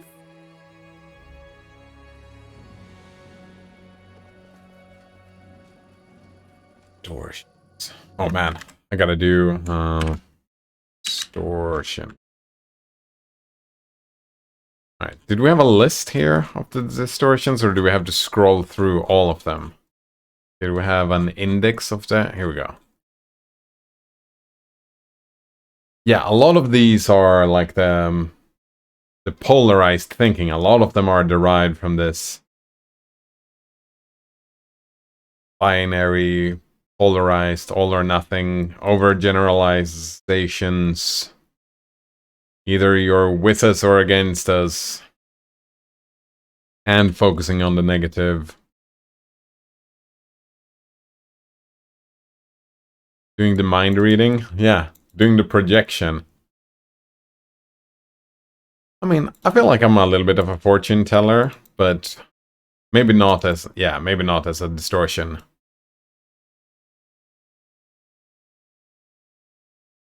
Catastrophizing. That I definitely do. Did they recommend? No, you just notice when you're supposed to be doing it. Right. Emotional reasoning, good statements, labeling, mislabeling, personalization, control fallacy. Oh, right. Locus of control. Fallacy of fairness. Oh, the world is fair. Fallacy of change. Oh, right. Trying to manipulate others, right? Almost being right. Oh, here's the perfectionist. And those struggling with imposter syndrome will recognize this distortion. The belief that we must always be right. I feel like this definition of perfectionism is a different one. Maybe. Because if that what is included in being a perfectionist, maybe not for you, Node-Runner. Heaven's reward fallacy. That one, I like that it's in here.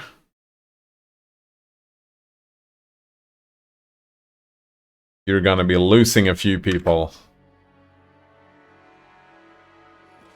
I spotted something. Something here.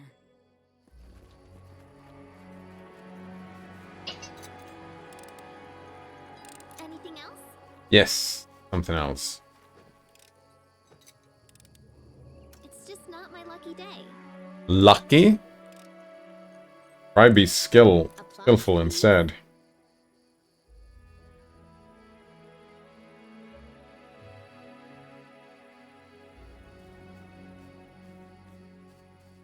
That looks fine. Notice that I'm eating some chili? I haven't had that in a while. In a while? I feel like a week ago at most. Maybe? No. That wasn't chili. Mac and cheese with jalapenos. That's what we were talking about. Not necessarily talking about chili.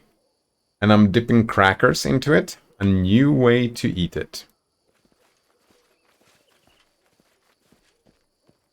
What type of crackers?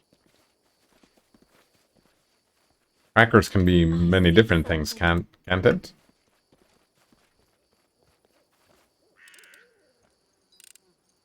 I failed. I'm sorry. Stop being bad. Simple saltines. Right. Applause, please. I've never tried that. I feel like I have, like... What's that? I kinda ended up in a thought process where I'm like... I'm sorry. Yeah, that's not super for me. Anything else? But I mean, it kinda works, right? Similar to some chilies. Pretty similar to... Oh, fuck. We missed the trap. Oh, look!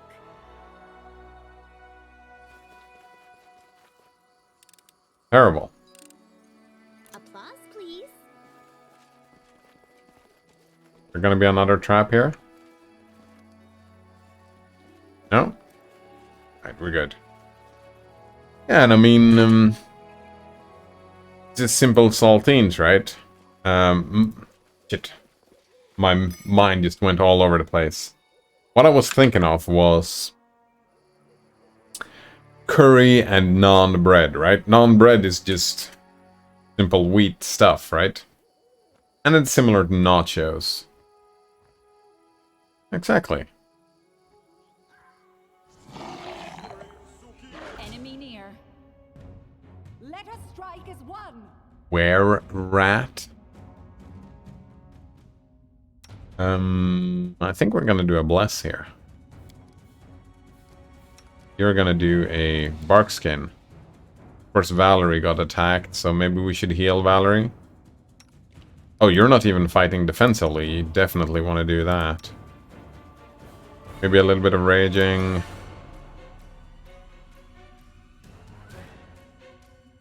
Do we bless? Sure. Do some singing. Wait, what is this? Aspect of the Falcon. Oh, right. We got new druid stuff, right? That did not end up here. Here we go. Get one bark skin on a friendly creature. No less. That's fantastic. Need to sort this fucker.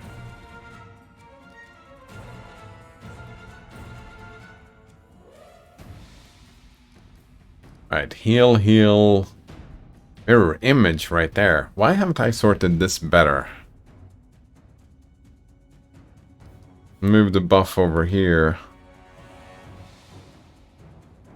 It's a personal buff, so let's put that over here.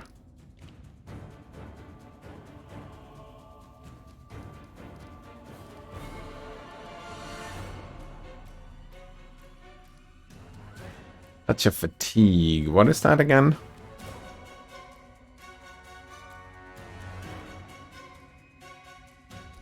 You know what? Get rid of that.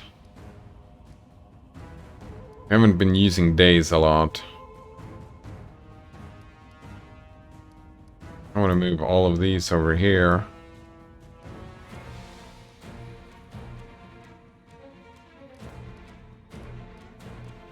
Alright. And we're gonna start singing. That's... Oh, that's the wrong song, isn't it? Fire... Competence? No, courage is the one we do want to inspire. Forwards. That was a big fucking sneak attack, wasn't it?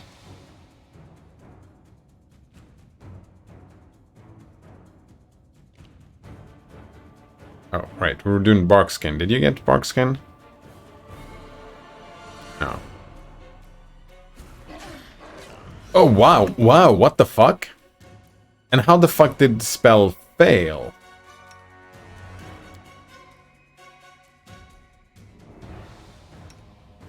You mean it failed?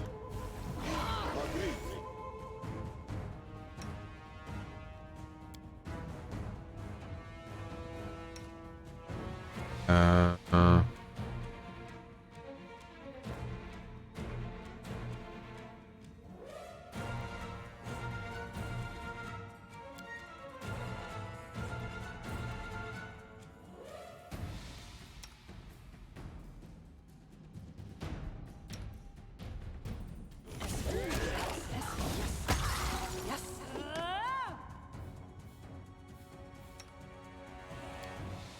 More heals.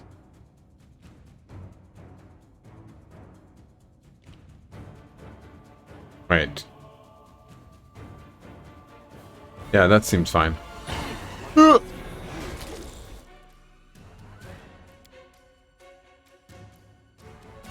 shit, that's gonna be a dangerous move. Do I do the dangerous move? Just charge over here?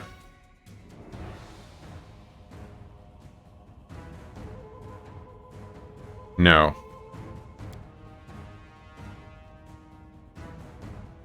I don't think so. Oh, inspiration some... Oh, fuck, I missed it. Inspiration relies on you. Nice. That's a really good one, yeah. Outsourcing to the end user, such a shitty behavior. Oh, no, that was fantastic. Very inspiring. Oh, I got... Another one is... Holy is a friend who brags about his song, for he shall be relieved of peace of mind.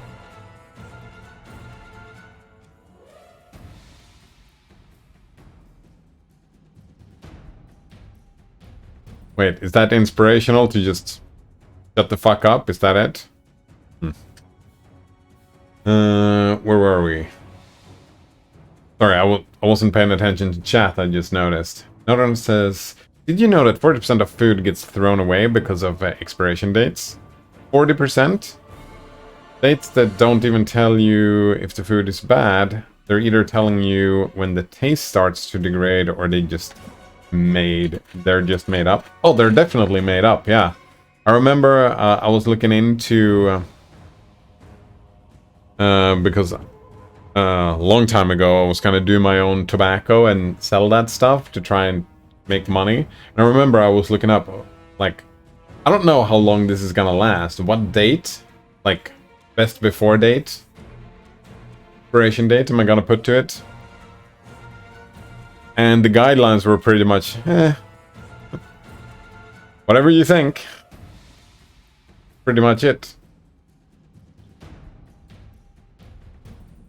I've had an issue with that in the past, and I'm actually working on that right now, that I don't even look at expiration dates anymore.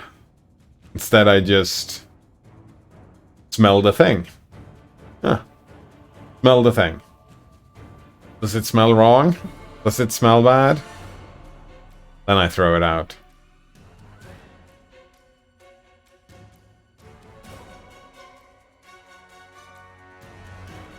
%? That sounds like a lot.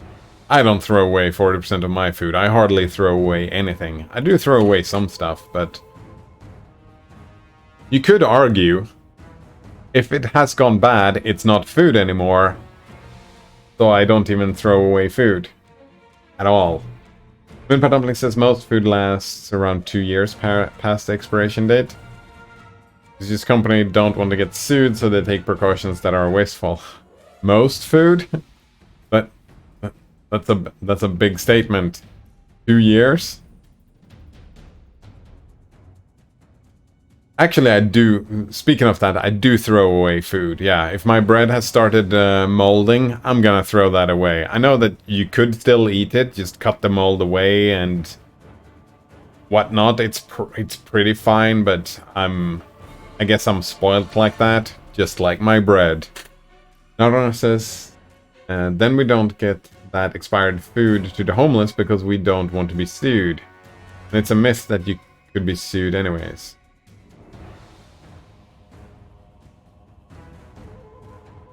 Not here it isn't. You're held responsible. I mean, I know a bunch of... Well... It's bad for business. I don't know if you could get sued or whatever, but it definitely is bad for business, because I've noticed... I've been dumpster diving before. Yeah. I've been dumpster diving before, and I've noticed that it's less possible nowadays, because they lock that shit down. Yeah, they lock down all the trash so that you can't just go dumpster diving like you could in the past. I don't know why they do it, but I know that they do. Pretty sad. Moonpie Dumpling says there are some organizations dedicated to taking expired and bad food and donating it to those in need. But it's hard, right? It's hard.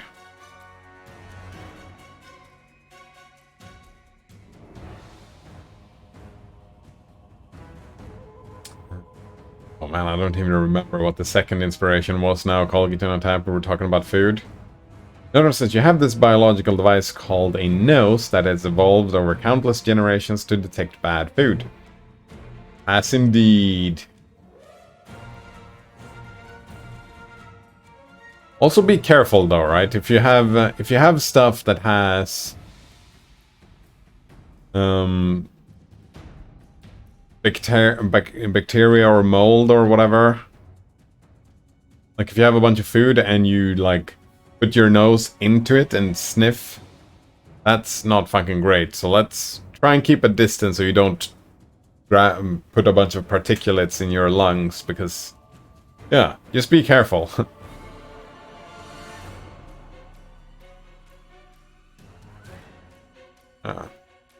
Like if something has gone bad so you don't want to eat it, you also don't want a lot of the bad stuff in your lungs.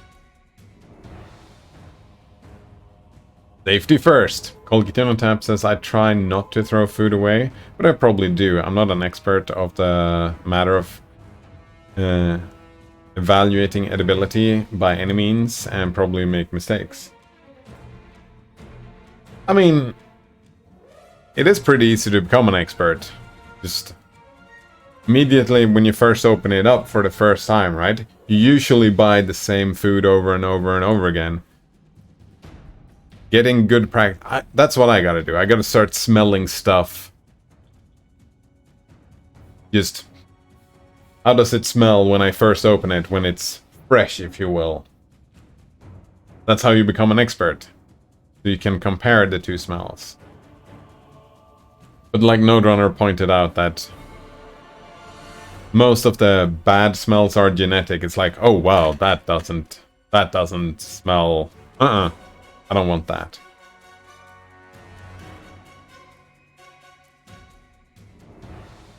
Oh fuck, I don't remember. I was like having a half dream when I was falling asleep before, and I was just thinking about something. There was some memory a long time ago. And I think it's so cool that smell is the sense that is best at memory. Of all our senses, smell is the one that is best for memory. Probably because of the food thing, right?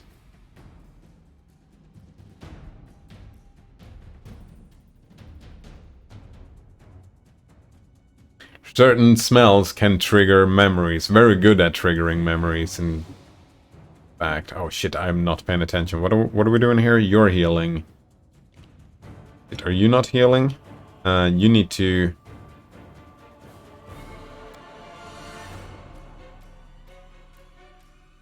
No, wait.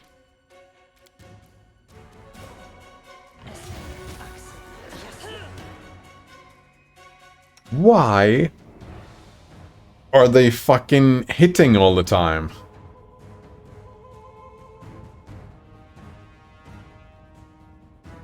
Roll 18. Got a plus 13 modifier, so they have to, like... Oh. Yeah, there's a 50% chance to hit. And I don't think they've missed once. Eesh.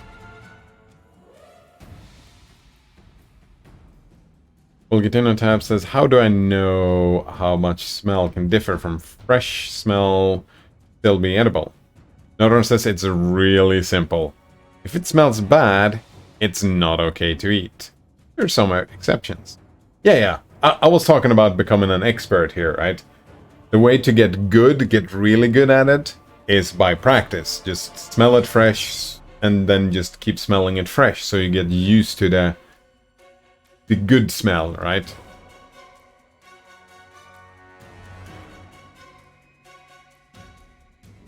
But yeah, you don't have to be an expert though, Colgate on tap.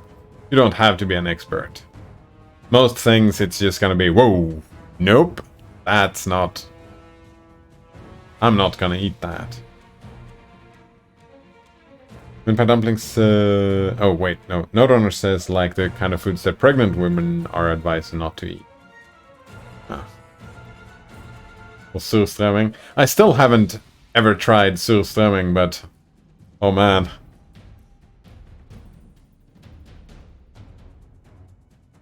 I'm looking forward to doing it. I learned, because I was like, we were talking about, or I was thinking about it a month ago or two or whatever, and I'm like, oh, I need to try surströmming, I've never done it. So I went to the store and just where's the surströmming? Oh, that we don't have any of that. Oh, it's seasonal. And I'm like, oh, it's seasonal? Really? I had no idea. I don't even know when the season is. And it's weird because I thought part of it was that you let it go bad and then you just keep it around, but I guess not. Moonpa Dumpling says, but there are also things that are not okay to eat, but smell fine. Maybe it's a skill issue. Yeah, like Nodon was saying, there are some exceptions.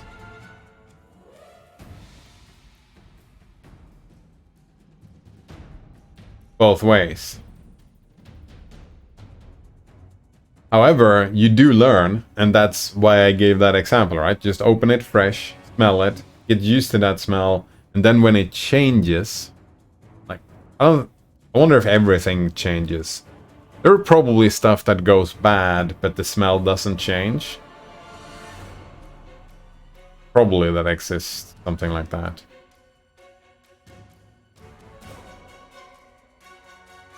Volgatuna Tab says, I've eaten bad smelling stuff and been fine.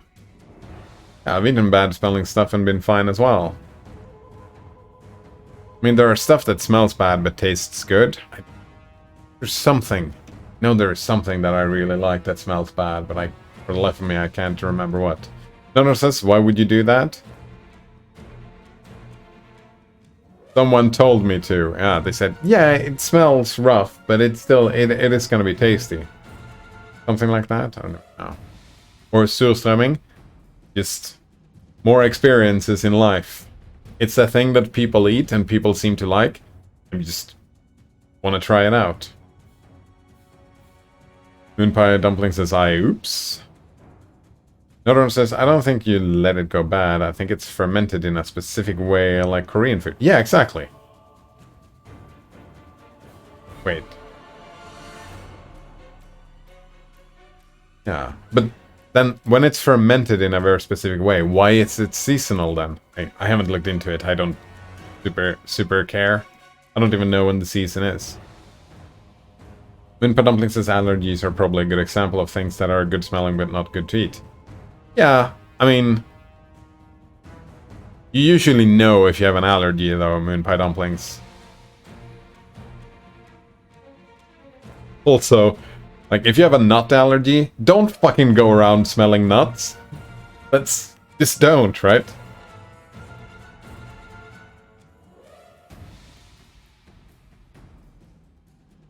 That you learn from experience.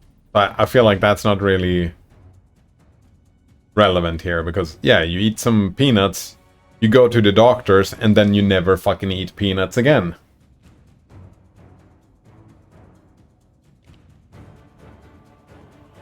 Moonpa Dumpling says I have a peanut allergy.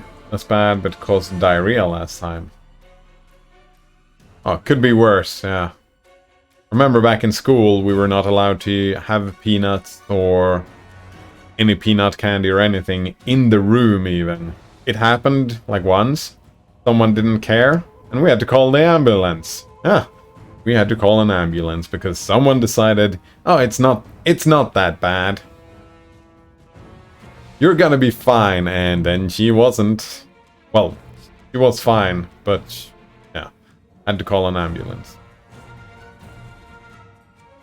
Moonpa Dumpling says that toast bread thingy was totally worth it. I mean, now you have some good what's that called? Oh, never mind. Some foods are worth shitting your pants over. I disagree, yeah. I would not eat food that caused me to shit my pants. That would never be worth it. Oh man. Another one says, no, I mean, why would Colgatinotap eat food if it smells bad? Colgatinotap says, because bad smell is not sufficient for food to be rotten. I would end up throwing away more edible food if I threw away everything that smells bad. Well, then you've tried it out, right, Colgatinotap? Trial and error. Feels like you have this thing under wraps. I mean, I suppose if it starts smelling a little bit bad, you can cook it, like hard cook it, and then eat it, because that would probably get rid of most of the bad stuff, right?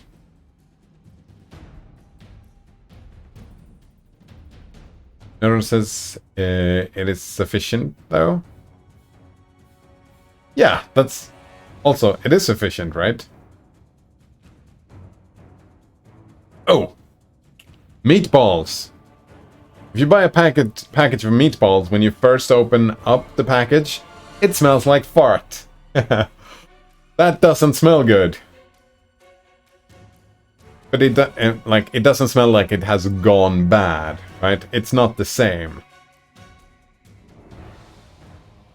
It's not the same saying that something smells bad or smells like it has gone bad. To what Nodrunner was saying, right? If it smells bad, it's not like, oh, I don't like the smell of this. No, it actually smells as if it has gone bad.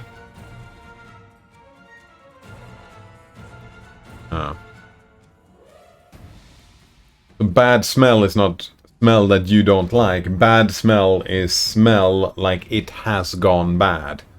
There's a different use case of the word bad here in the situation.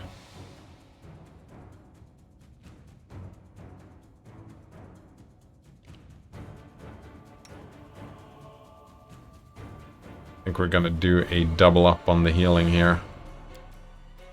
That.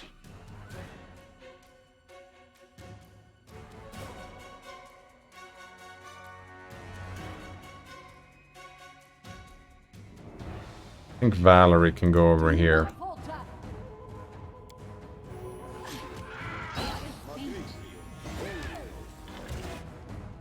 Alright, you're curing. Or cure wounds. Fucking spam healing here. Actually, we've taken a lot of damage, all of us, so you can actually do... No, it's fine. Oh, channel positive energy, it's fine. I require healing. Won't kill me.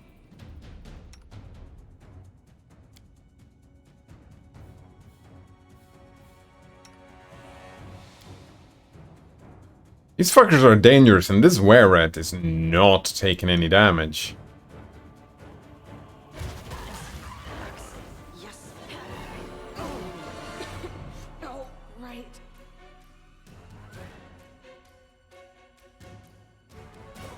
You're healing everybody. You need to start healing Amir here. Are you raging? You are, yeah.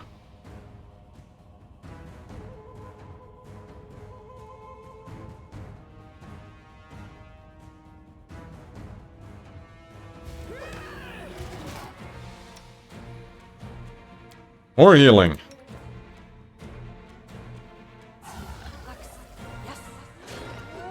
This dude is still... why am I not stunning this person, by the way? You're healing. You still have a heal here. Ish. Donor says, yeah, it smells like mold or bacteria. There you go, yeah. Well, Gitino says that would maybe be sufficient. Then again, some bacteria is not unhealthy. And that doesn't smell bad. Yogurt is full of bacteria, right? And yogurt does not smell bad.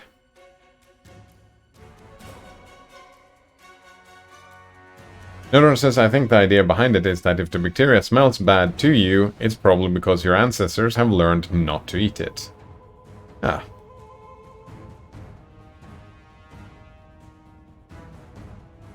Like, all mold does not smell bad either. Like, oh man, some... they're called blue mold cheese? That smells pretty damn good. Moonpa Dumpling says, are you implying some kind of genetic memory of smell? No, straight out telling you. Not implying, straight out telling you that there is a genetic memory of smell. That is a thing, yeah. That's how genetics works. Genetic memory. Just like when you're out walking on the path, and there is a stick lying on the ground that is a little bit slithery, you're gonna see a snake. Because snakes are dangerous, and that's a genetic memory. Input Dumpling says, I can understand general aversion to things like poop, perhaps from before humans, but specific stuff. Poop is a specific example, Moon Pie Dumplings, yeah. Not all poop smell the same. Neuron says, yes, specific stuff. Easy way to test this. Do lactose intolerant people find milk or other dairy products smell gross? That's not how that works. That's not how science works, Moon Pie Dumplings. Again, there is a difference between stuff that you find that you don't like the smell of. And there is the difference between stuff that you think that smells like it has gone bad. Again, I tried to do that separation before. There is stuff that smells like poop, right? Oh, that's not edible when you smell it. Just like if you smell moldy bread, it's like, whoops, nope, I'm not gonna eat that. It smells as if it has gone bad. That's what we're talking about. So, lactose intolerant people will find milk that has gone bad. They're gonna say, oh, that doesn't smell right. Just like all the other people. They may have been conditioned to not like the milk smell by being lactose intolerant. Or they may not. Or maybe there are some people who just don't like milk. And they don't like the smell of milk either. So that's not at all what we're talking about. Another says, that's not a good example at all. Exactly. Input Dumpling says, I don't get it. Wouldn't a genetic trait of not being able to eat something also go hand in hand with aversion to that thing? Right. When we're talking about genetic here, Moon Pie Dumplings, we're talking species level. Something that holds true for all the human beings, right?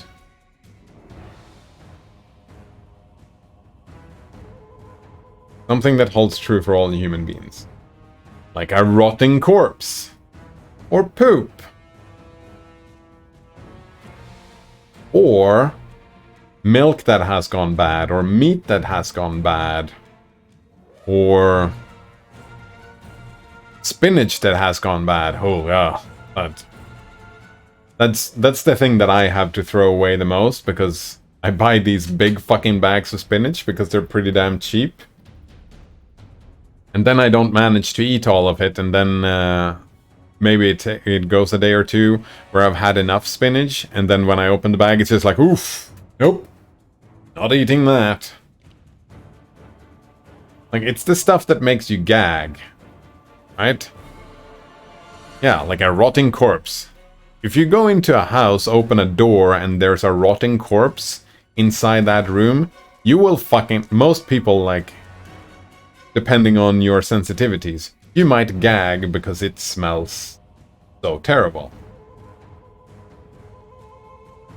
That's a genetic trait. When we talk about genetics, we're talking about the species, right?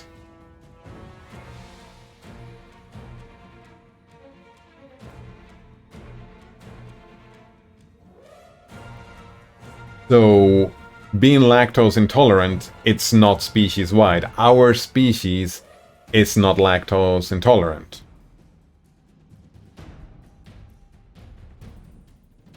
Volgitun on tab says, never had an issue with blue cheese going bad. Not sure how it would smell when bad. Have you ever had normal cheese go bad and smelt it? I usually don't, because I eat a lot of cheese. Actually, yeah. I don't know. It's probably a moldy smell. Notor says, yeah, and I don't think lactose intolerant is even that old of a genetic diversion. It doesn't affect everyone. And it's not even deadly. Impa Dumpling says it would be deadly to early humans. And isn't lactose tolerant nearer than the contrary?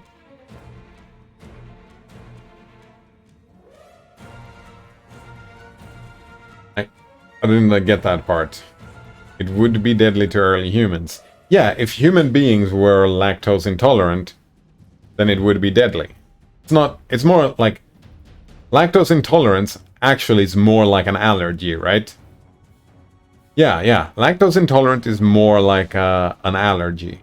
And like we said about allergies, yeah, you eat it once or twice and then, well, if it doesn't kill you and you survive, then you'd never fucking touch that stuff again, right? Like if you drink milk and you shit your pants and then you drink milk again and you shit your pants, you're gonna stop drinking milk. Yeah. But that's not on a species level. That's just part of human diversity, I suppose you could call that. Area here is looking pretty fucking bad.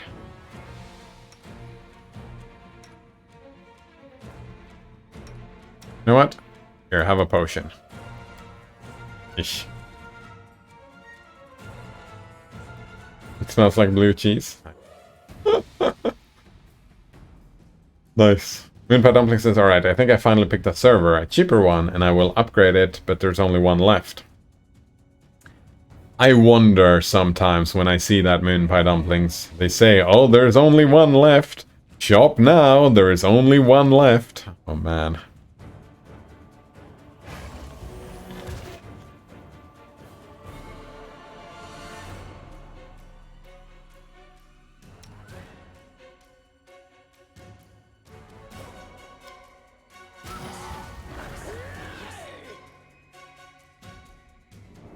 Valerie does not have any skill. Like, Valerie just stands here and hit, right? That's what Valerie does.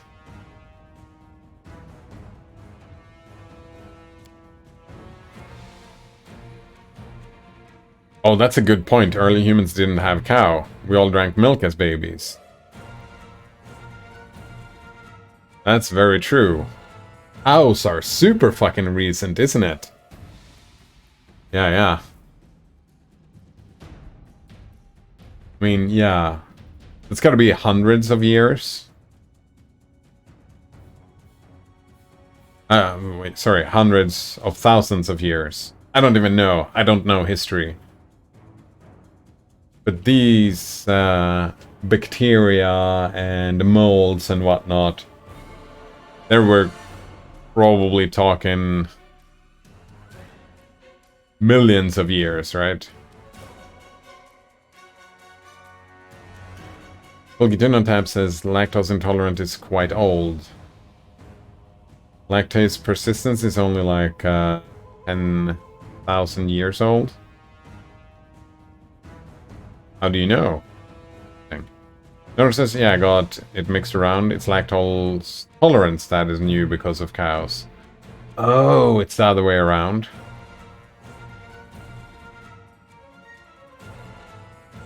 So everybody is lactose intolerant from the get-go. I've actually heard that before. Someone say that.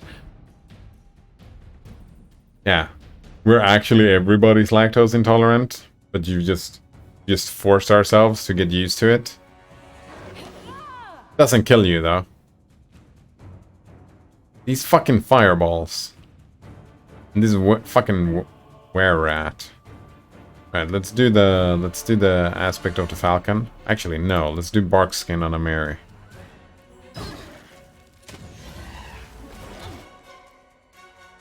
Alright, time to do more healing here.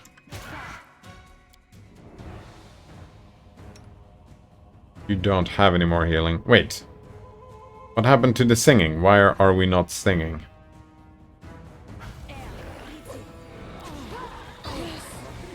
This fucking...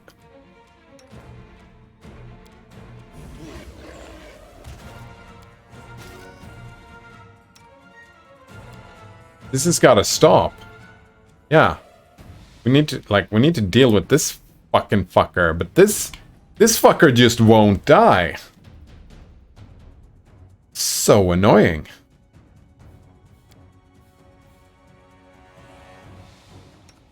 Why won't you die?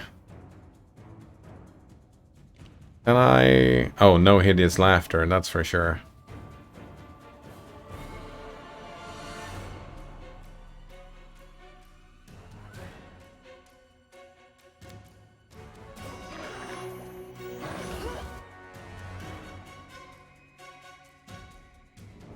You know what?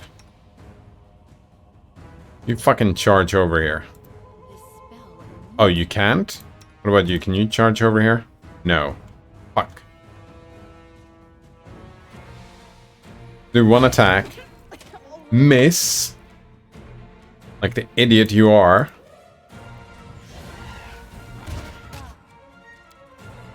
Go over here.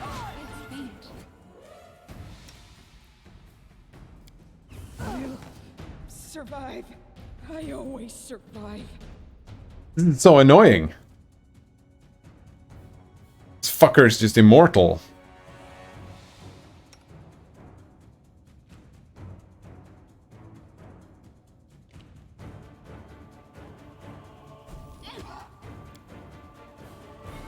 Oh, Amir is still up.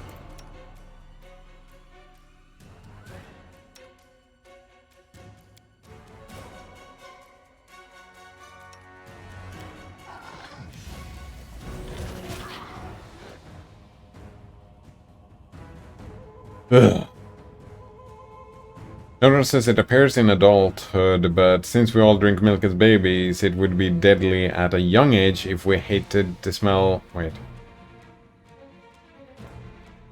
It appears in adulthood, but since we all drink milk as babies, it would be deadly at a young age if we hated the smell of lactose on a genetic level. I mean, if it were deadly at a young age, then we would hate the smell of lactose on a genetic level. That's what you meant, right? I mean, Pedoplex is true, but what about... What would govern the rest of genetic disgust reactions? Like, have we isolated what genes? Time to research? Oh. I mean, there is disgust. I don't know if there are genes specifically for disgust. Pedoplex says, alright, I found a couple of promising articles on Google Scholar, but they are paid and I'm too lazy to get around right now. Doing other stuff.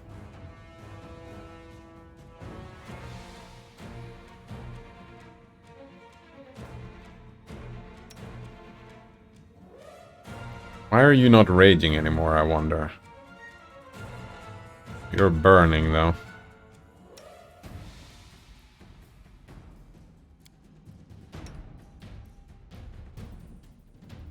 Can we try and daze this motherfucker? No. Gotta keep attacking. Maybe get a crit?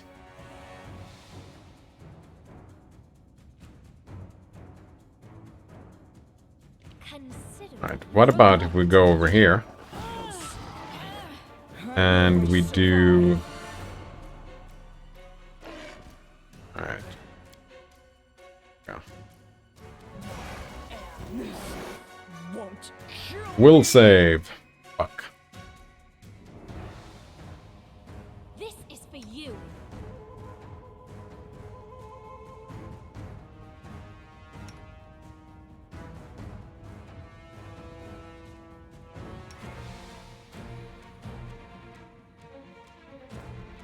I'll fight if I have to. Serves you right.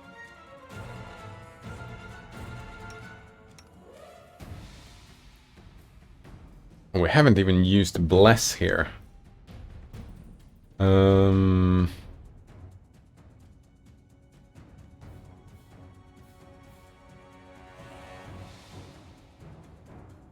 Mary's just so fucking fucked.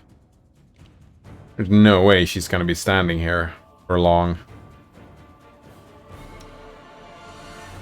Guess we could use another heal. Nodor says I tried asking the AI, but it gave me something completely different from what I asked. Have some bad luck with Bing Chat today? All the more reason why it's important that Bing Chat provides sources. Yes, it's very important that it provides sources. Very good. Alright. I'm curious as well. What if you just do a random search?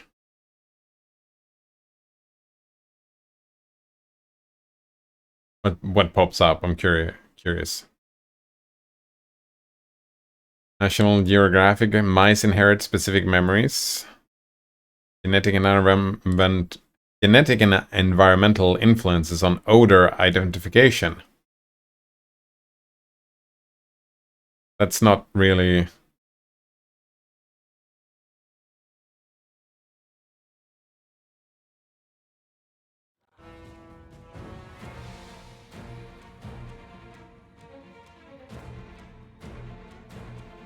I feel like this is a...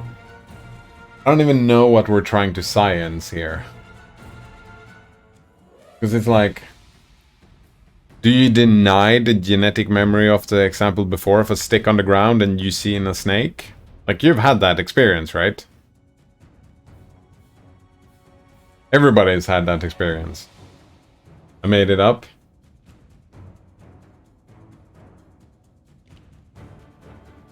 Well, Gitino tab says UN find also provides sources. When Padumpling says don't use normal Google, I don't, yeah. For scientific research, Google Scholar is very good. I don't use Google. Yeah, I don't provide sources. Source, I made it up. Nodron says, also I want to add that the bacteria detection might not be the cells themselves, but the products that they make. Yeah, there is something, right? Isn't that always the thing with smells, though? The thing itself doesn't really smell, it just...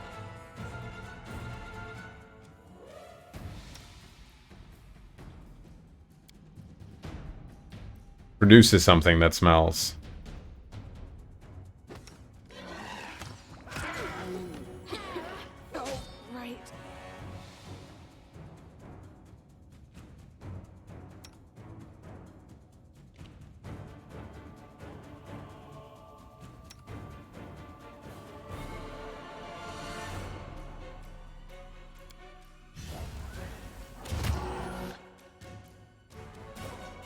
One damage reduced? What the fuck? What is happening here? Damage 11.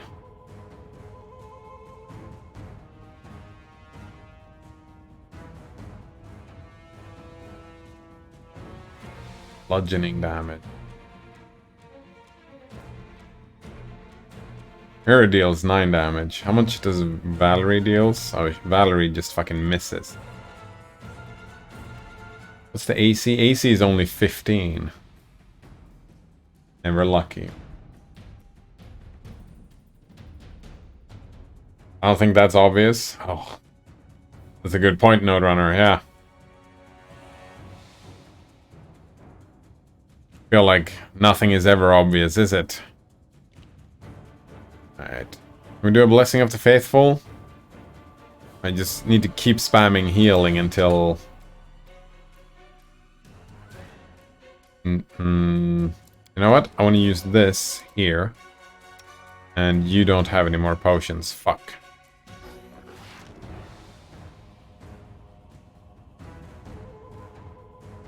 This won't kill me. I'll survive. I always survive. Repent!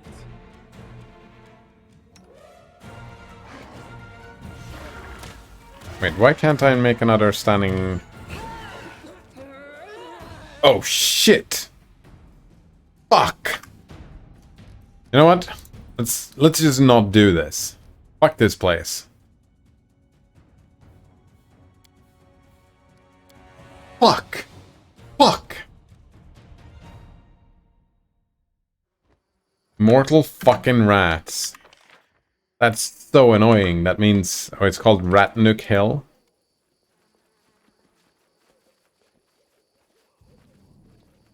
Yeah, this sucks, because there are so many places on the map. And now the map is just gonna say, oh, you've been here before, which means... I'm not coming back here later, right? These rats, it's just over now. Maybe I'll remember, but look at all these places that are marked, right? Some of these places I left some things and I didn't finish. Another part that is super frustrating with the game. Because 2 days from now, I'm not gonna remember Ratnook Hill.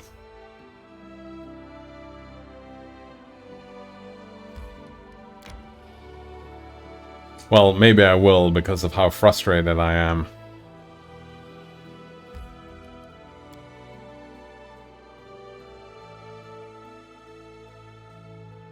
Still having a bunch of stuff like that, and it's just like, oh, you have to have a good memory to do this stuff, and I'm like, I don't have that.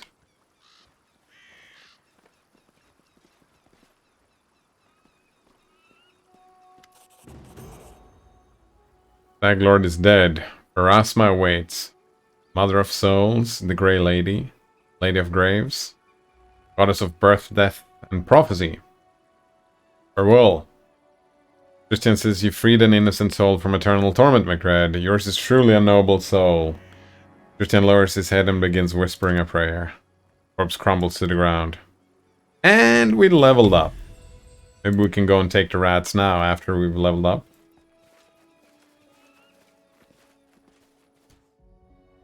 Let us bide our time. I think the word obvious is an obvious word to... No. I think obvious is a good word to bring up like that, because most things are not. The thing that is obvious, though, is when something has gone bad. Moonpa Dumpling says, does Nix have virtualization management? Nix have virtualization management platform package, like Overt, Proxmox, or one of the personal clouds? I have no idea. Overt? Couldn't find anything with my short search, but I suspect I missed something. Wait, don't you just do this? Overt? libg overt, is that it? Overt engine, Ruby packages? I don't think that's it. Overt manager. Proxmox. Backup client. Proxy server. That doesn't seem like it. Yeah, Vert manager. I think I used Vert manager. Wait, no. Oh, it's... What the fuck?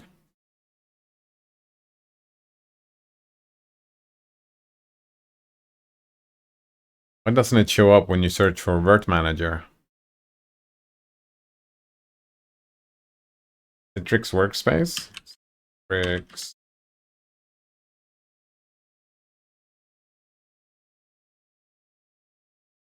That's something else. Cool, but I want a web-based interface.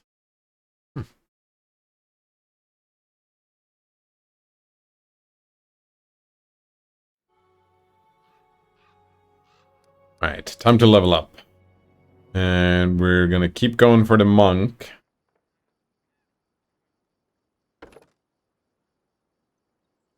That we get level 6, we get more key power. Sweet. And we get mystic powers. That seems like it's gonna be exciting.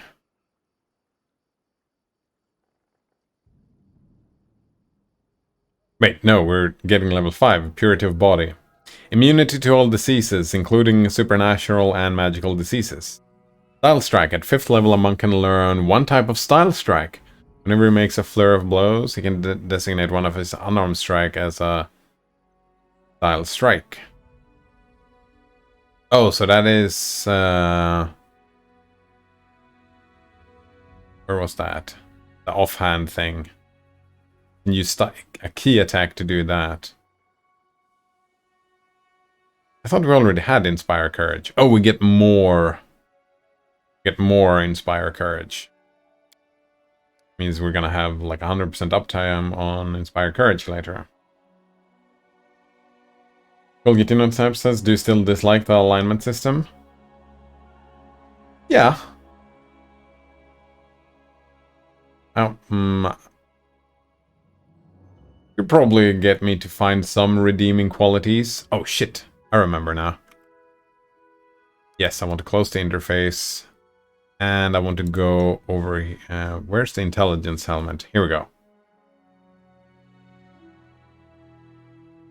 There are probably some redeeming stuff that I would like. Alright, so we grab you.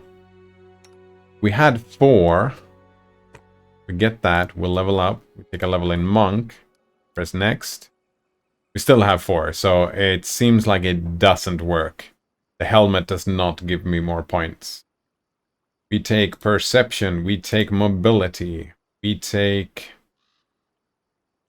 Persuasion and Athletics. Is that it? That's our thing? I think so.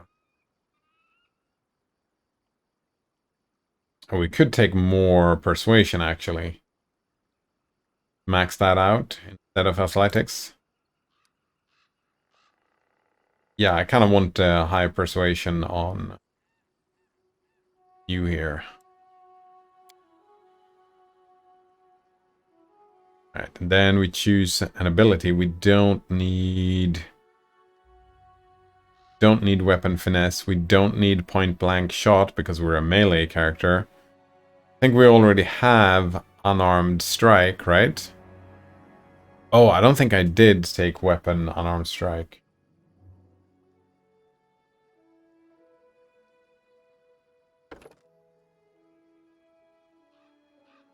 There we go. Unarmed strike. Oh, you can gain these feat multiple times. Its effects do not... Wait.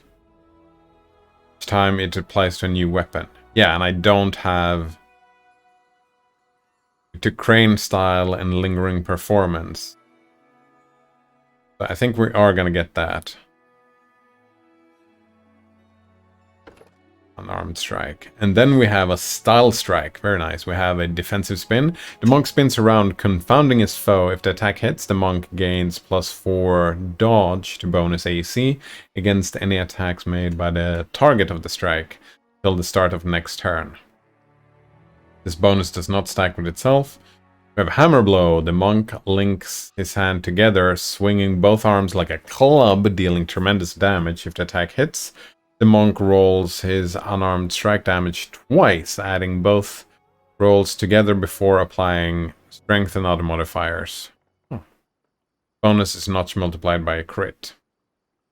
We have the leg sweep. The monk sweeps his foe's leg, knocking the opponent down. If the attack hits, the monk can make a free trip attempt against the target.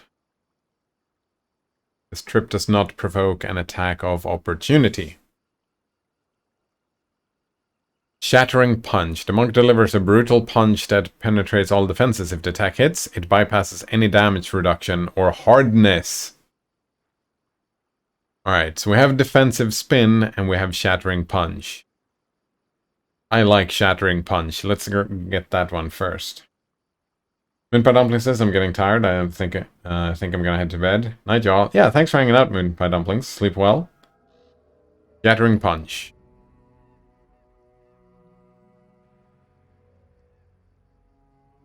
Yeah.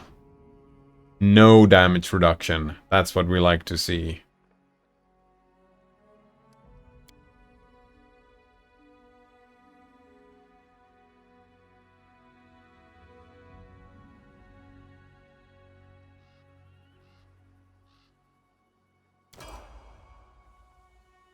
And we also learned that this helmet unfortunately does not help.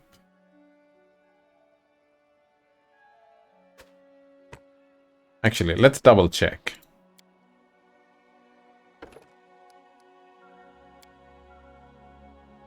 Right.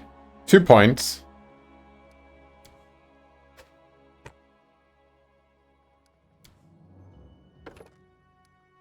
We get Tower Shield Specialist. Oh yeah. Only still 2 points, yeah. Another one says, I wonder if there's a configuration management platform for Android. Configuration management. I wrote a script years ago that did a lot of configuration via ADB, but it was kind of hacky and required a lot of trial and error.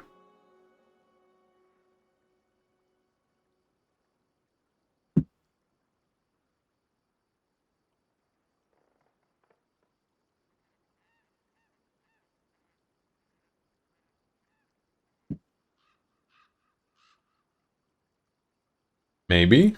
I mean, there are a lot of settings that you can mess around with, so maybe.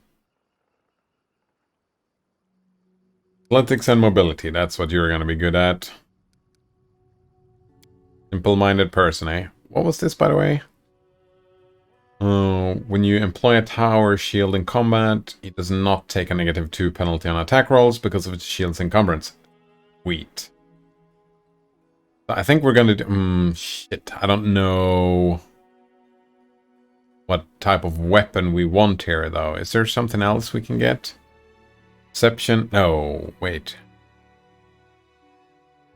Left hands? Die hard? No, we don't need that.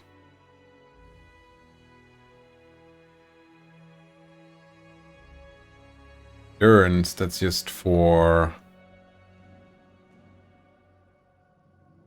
exotic weapon. Great fortitude. Improved initiative? Maybe. Will saving throws? Would be neat. Yeah, like NixOS, but to manage the Android system. Yeah.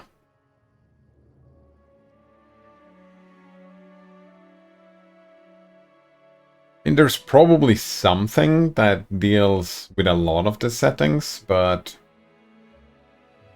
oh, I have more than 4 Android devices next to me and it would be handy. Well, there you go. That would be handy. If you want the same settings on all of them. I mean, some of the stuff you would want to...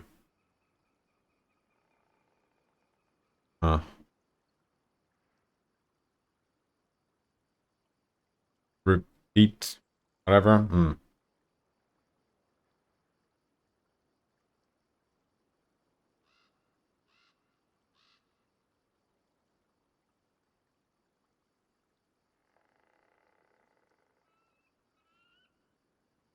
Outflank seems like a thing to get.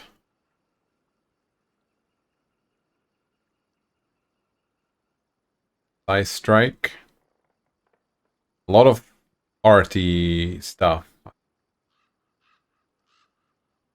And also 2 iPhones. Also a router running DDWRT, a computer running NixOS, and a laptop running NixOS. I need more devices. I mean, you also have, what, at least 2 handheld devices, I know. You were considering buying an Xbox, but decided not to, right?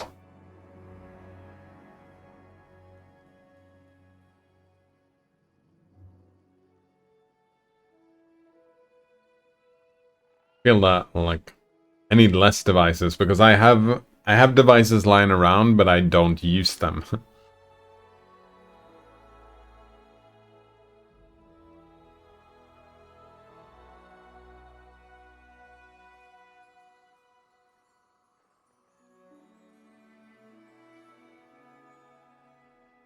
Skill check. Healthy. Throw anything.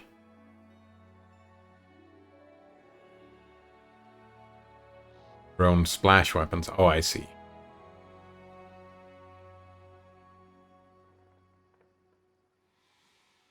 A lot of stuff that is not recommended. Yeah, Shield Bash is not here.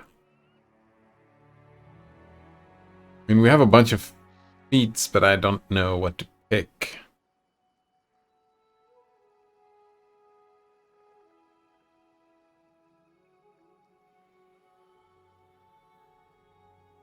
Maybe we should take increase.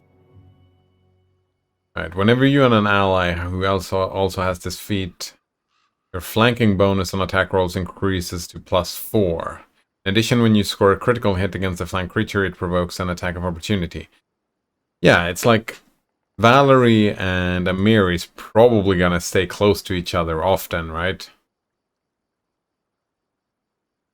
Either that or saving throws or weapon focus. Weapon focus, though, is just a big no.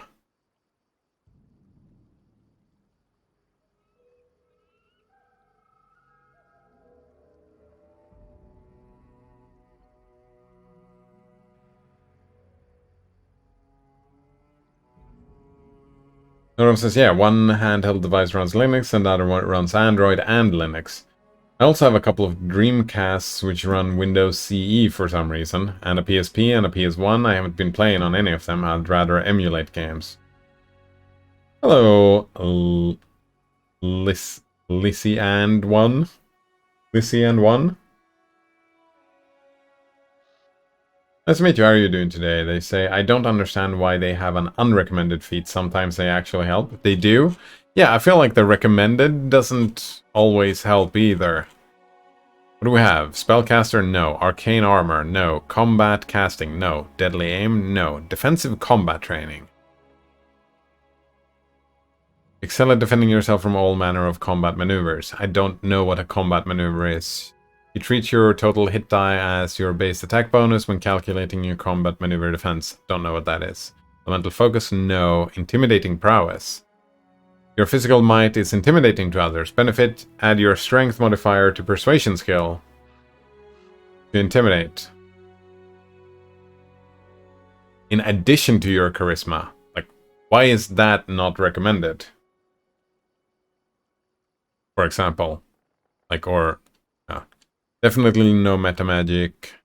Not shield bash. Bash. Born again shell. Gilded caster, spell focus, spell penetration, weapon finesse. Oh, you know what? Most of them were kind of trash in this situation. One trick pony though. Hold shield, swing sword. I think we are gonna do... Where was that? Coordinated maneuvers? No.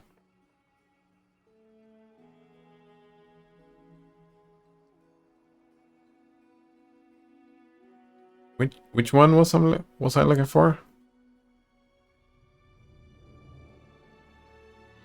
Outflank. That was the one, right? When were you and an ally? And flank is when you surround them, right?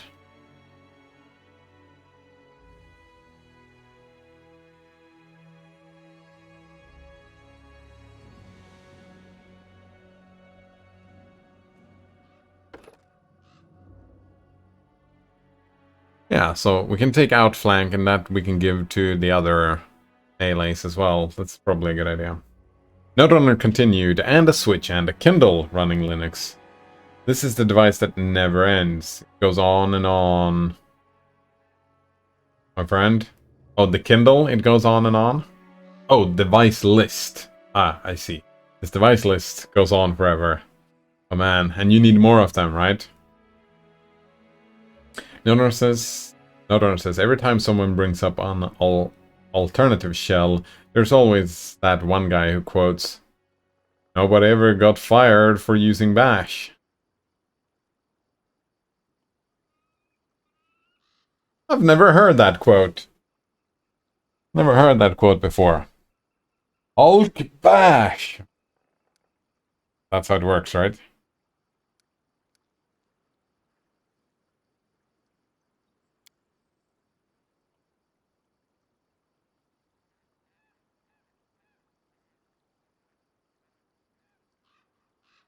Character does not use spells. It's fine. Right, that means that we do know that this doesn't help. So we can put it back over here. Wait, was this not...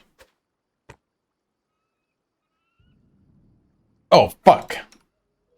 That's the wisdom helmet. Where's the intelligence helmet? Here we go, yeah. That's the one that doesn't help. That's the one you get intelligent. Wait, why do I give you intelligence?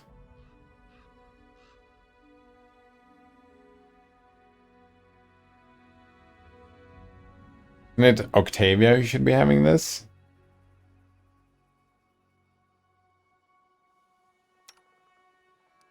Time to level up. We're gonna keep on going Barbarian. What do we get here? Improved uncanny dodge. Alright, that seems... Character can no longer be flanked. Sweet, yeah. This denies another rogue the ability to sneak up and attack the character by flanking her, unless the attacker has at least 4 or more rogue levels. Wait. Flanking is only for rogues? Fuck! Should have done this before leveling up.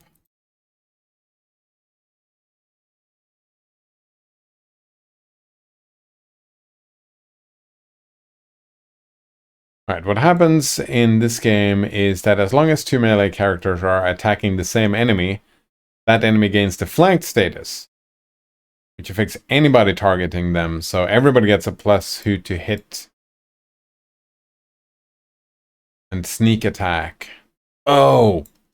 The +2 to hit is what we get from flanking. It's only the rogue that gets the sneak attack. I see.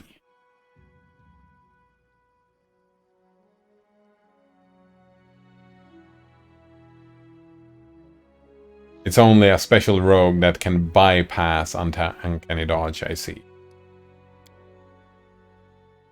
Since the rogue is dependent on uncanny, on sneak attack, then just having one little thing that nullifies all sneak attacks, that would be rude, wouldn't it? That would be rude indeed.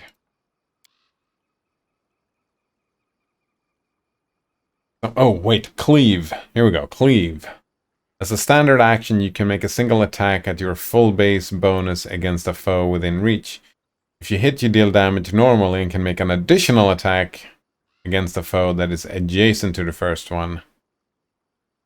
Yeah, you can also make 1 additional attack per round with this feat. Wait, you can only make 1 additional attack per round. When you use this class, you take a -2 penalty to your armor class until your next turn. Oh, that's fine. We do want to have a cleave.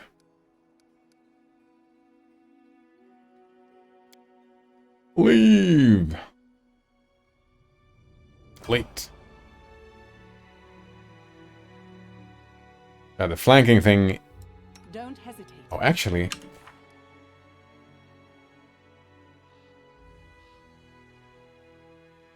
Where was that thing we just picked?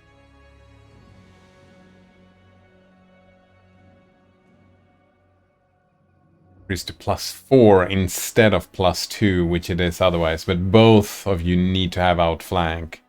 We're probably putting outflank on Amiri as well. Maybe even on red here, but that's gonna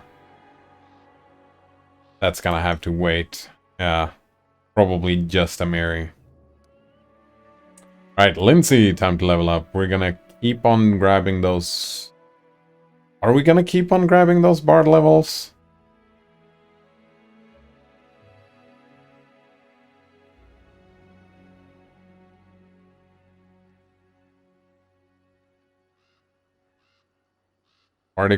Can start a bardic performance as a move action instead. Sweet. Yes, we are gonna take more bard. Fine. And you are gonna be good at trickery. You're gonna get good at arcana and world knowledge. Persuasion and magic devices. Yes, that's fine. And you're gonna get lingering performance now. That's such an annoying... Lingering performance is so annoying, but so useful at the same time. Yeah, 2 rounds. Oof.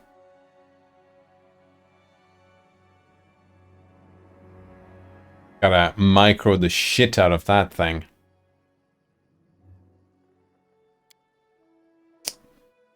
Right, one more level 2 spell. We took Mirror Image and Cure Moderate Wounds. Can we take just another Cure Moderate Wounds? No. No, oh, right, no. You can do whatever you want from these. What is the Sense Vitals thing? This spell makes your eyes shine blood red and allow you to see vital areas of weak points. This allows you to make sneak attacks. Oh, that just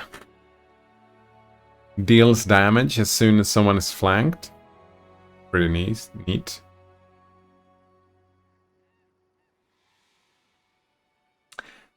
I actually think that Scare might not be the best idea, because if they run away, they might trigger other enemies, right?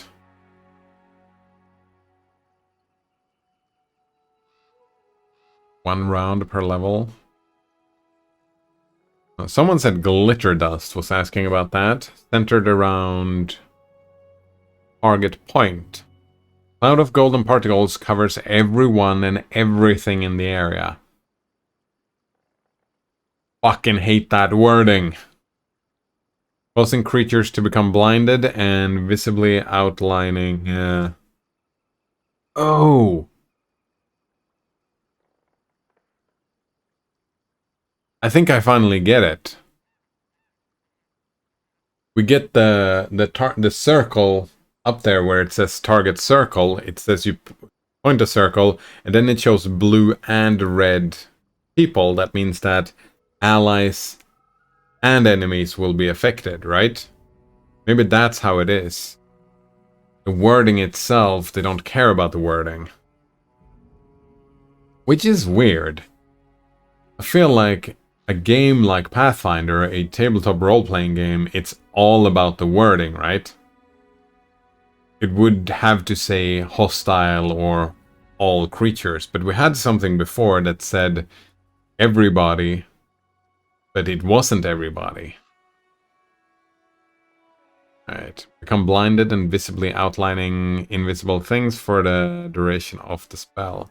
All within the area are covered by dust, which cannot be removed and continues to sparkle until it fades. Each round, at the end of their turn, blinded creatures may attempt... Yeah, I don't want that. Touch range. I'm smarter.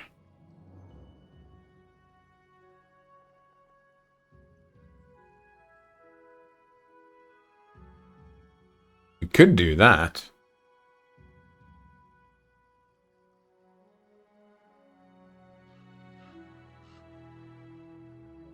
Or Dex. Cacophonous call. You fill your target's mind with a blaring cacophony of discordant sounds, making it hard for the target to act or concentrate. Creature gains the nauseated condition for the duration of the spell. Oh, right. I've learned that we go... No?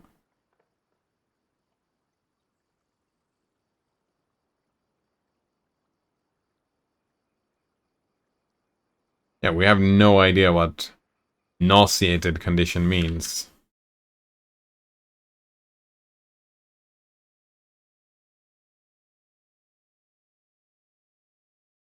Creatures with the nauseated condition experience stomach distress. Nauseated creatures are unable to attack, cast spells, concentrate on spells, or do anything else requiring attention.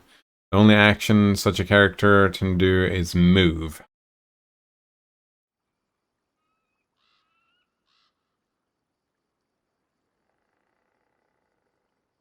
For 1 round per level.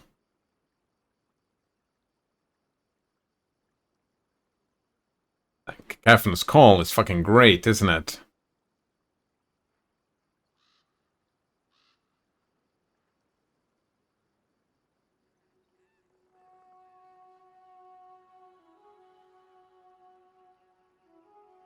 Wait, blindness is permanent?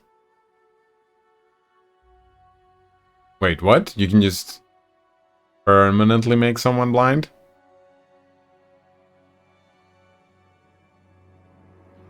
Oh, they get to roll every turn, though, probably.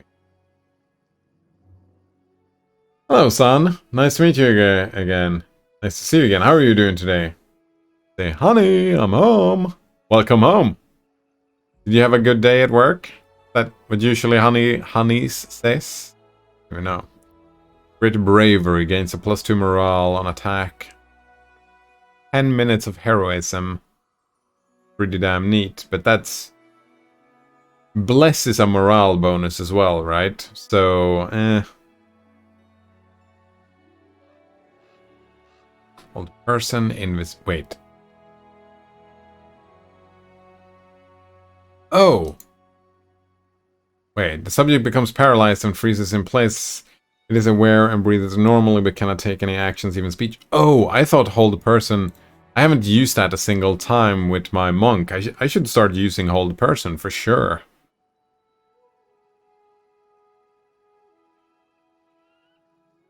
I have the summon monster too, which is pretty neat. Oh, you sound a burst. You blast an area with tremendous cacophony. Every creature in the area must succeed at a fortitude saving throw to avoid being stunned for 1 round. Oh, luckily as well, flanking you can stand, you don't have to surround them to do flanking, we learned. Which means that sound burst or the other one, glitter dust, might be useful as well.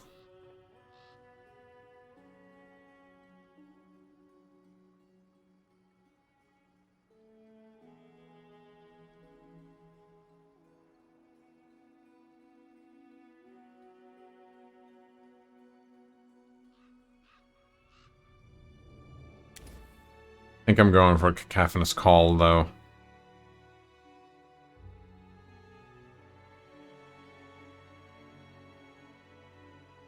Fill the target's mind with the... Yeah, let's go cacophonous call, that seems great.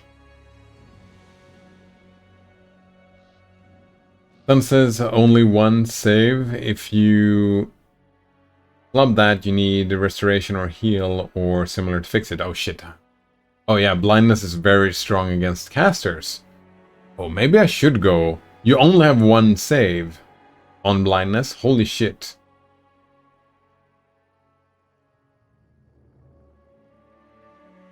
And this was will, and blindness is fortitude. Maybe I should get blindness.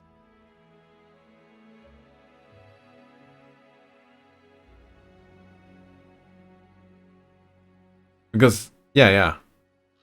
It's medium ranged. We can do the back line, right? Both archers and spellcasters, and they might not have good fortitude. Sun says there's a way better version of this spell. Yeah, Cacophonous Call. Yeah, Cacophonous Call and Cacophony, what was it called? They were not the same spell, though. Sound Burst. Yeah, they're not the same spell.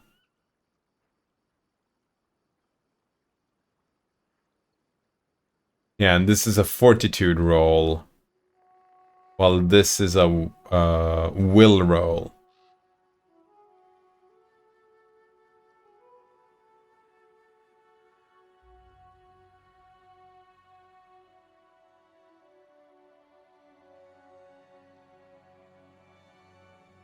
But it's 1 round per level, right? So there's only 1 roll, right? This. Making it hard for the target to act or concentrate if the creature gains the nauseated condition for the duration of the spell, if it fails the will save. Yeah, there's only 1 save for a Cacophonous Call as well, so blindness and Cacophonous Call are pretty similar. It's just like this one renders them completely inert, and this one fucks over ranged characters only. But it fucks... well, yeah. And it doesn't fuck them over completely. Well, this one fucks them over completely. Our will saves... We're good at will saves. Like priests and shit, but wizards probably not. Probably not melee characters either.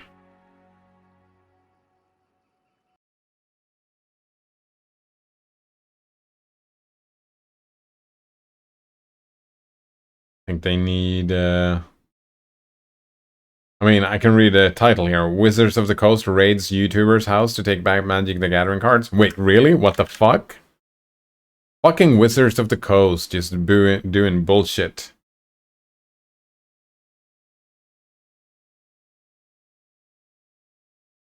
Wait. We say no? Sun says, so Cacophonous Call is insanely strong because it gives the nauseated condition, right? Yeah. Nauseated creatures are unable to attack, cast spells. Yeah, I had to look that up. Concentrates on spells or do anything else in requiring it. Yeah, that's exactly what the wiki said, son. I just looked up the wiki. Yeah, they can move. Same spell. Both are basically rickrolling the enemies really, really loud. Cacophonous Call is very good against melee fighters. Yeah, Blindness is very good against mages and clerics. Well, Cacophonous Call is great against some mages as well, but not clerics. Because of the will save, right? And says, hey, Node.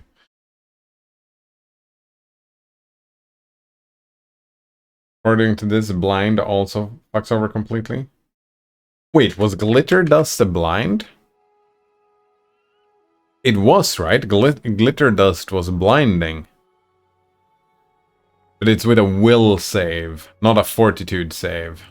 Because blindness was fortitude, so I would probably go for blindness over glitter dust. What else did glitter dust do, though? Become blinded and visibly outlining. Oh, it just, they cannot go invisible. Yeah, they cannot stealth either. So glitter dust is pretty good as well. Sun says, you're just slow at reading chat. Am I? Maybe. Oh, did you write that before I opened up the wiki? Oh man, I am slow. Fuck. Right, sometimes you accidentally buy something before it hits street date, you get bragging rights with all your friends, and because of this, in this one case, Magic the Gathering streamer obtained a box of cards, landed early. Cards early landed him in hot water with one of the most infamous private security companies in the world. Private security company? Is this real? You probably know about Pinkerton if you've paid any attention to American history class. I've heard of Pinkerton, yeah. They were founded as a private detective agency, and its agents made stuff and stuff. Alright, so YouTuber known as Old School Magic the Gathering claimed he was shooting videos on Saturday when Pinkerton agents... Wait, is Pinkerton still a thing?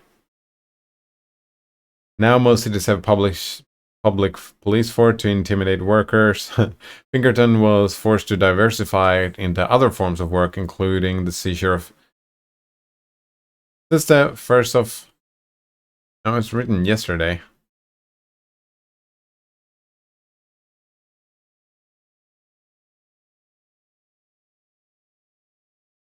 Did this really happen?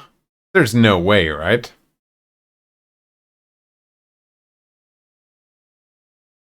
No one says I think this is real. Holy shit. No one says, yeah, they sent Thug to raid their house. The Pinkertons. The Pinkertons actually still exist? I thought it was just, seen them on TV, but I thought it was a history thing. Sun says glitter dust is mostly useful for negating blur and invisibility. Can be used in a pinch to blind melee people. Actual blindness is single target and permanent. Yeah. Sun says, yeah, yes, they're still a thing. Think this is real? What is Pinkerton? It's a detective agency, yeah. There weren't enough police, so it was privatized police, pretty much. Or guns for hire, this type of gun. Not the shooty type of gun. Sun says, and they still make a living fucking over workers, but mostly in the form of hiring out the services as an anti-union experts. Yeah. Fucking assholes. Didn't think his trading card dealer had intentionally broken the street date. Alright. Otaku reached out to the Old School Magic the Gathering and Wizards of the Coast. A spokesperson of Wizard of the Coast confirmed over email that the private detectives had been sent as a part of their investigation. Oh, it bothers me. It bothers the shit out of me that Wizards of the Coast has become such fucking assholes. Yeah. Like,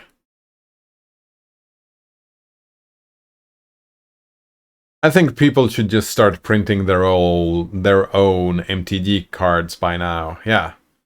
Just get a printer and do some illegal sharing and just print your own fucking cards. Same as well, I would never tell anyone to do anything illegal, like sharing or caring about other people, because caring about people is illegal, isn't it? Yeah, and I would definitely not recommend people finding all these freely shared PDFs of Dungeons and Dragons books out there that exists in the wild. I would never recommend people doing that. But fuck Wizards of the Coast, man. Fuck those guys. Fucking assholes. Oh, and we quote here, "The gentleman there was very nice and very apologetic about making my wife cry first thing in the morning by sending the heavy-duty lawman coming to collect stuff and talk about stolen products and jail time," he said. I don't think they believe that anybody stole anything or if it was just an accident. But they just wanted the product back so they could figure out where the hole was. He did apologize and know that they took a lot of stuff. Yeah, fuck these people. Yeah, just fuck these people. Just, oh, so gross. So gross.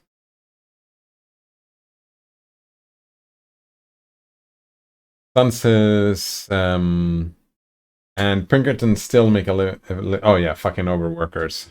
Anti-union experts. Fucking gross. Sun says they're like in a permanent state of defending against 50 lawsuits for illegal anti-union activities. Just fucking don't open the door, and it's too bad they opened the door to these fuckers. Another one says, I think what happened was this dude got cards early, made a YouTube videos showing them off, and fucking Wizards of the Coast sent fucking thugs. Yeah, that's what happened. Of course, they then came and raided his house, which I assume he let them in because he was intimidated. And technically, if you let them in, it's not illegal. I would assume it is illegal. I mean, just because you let someone in and they start raiding your house, that, like, if I come and visit you, Node Runner, me just grabbing your Nintendo Switch and just leaving, that's not legal just because you let me in, right?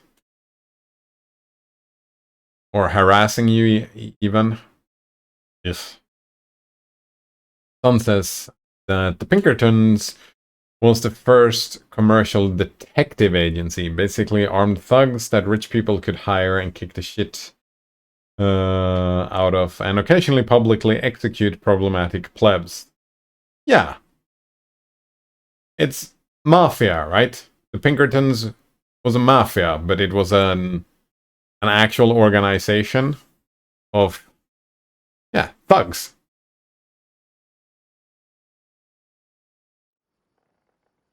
What were the sources for that article? I mean, I'm assuming that for us, the source is the article, right?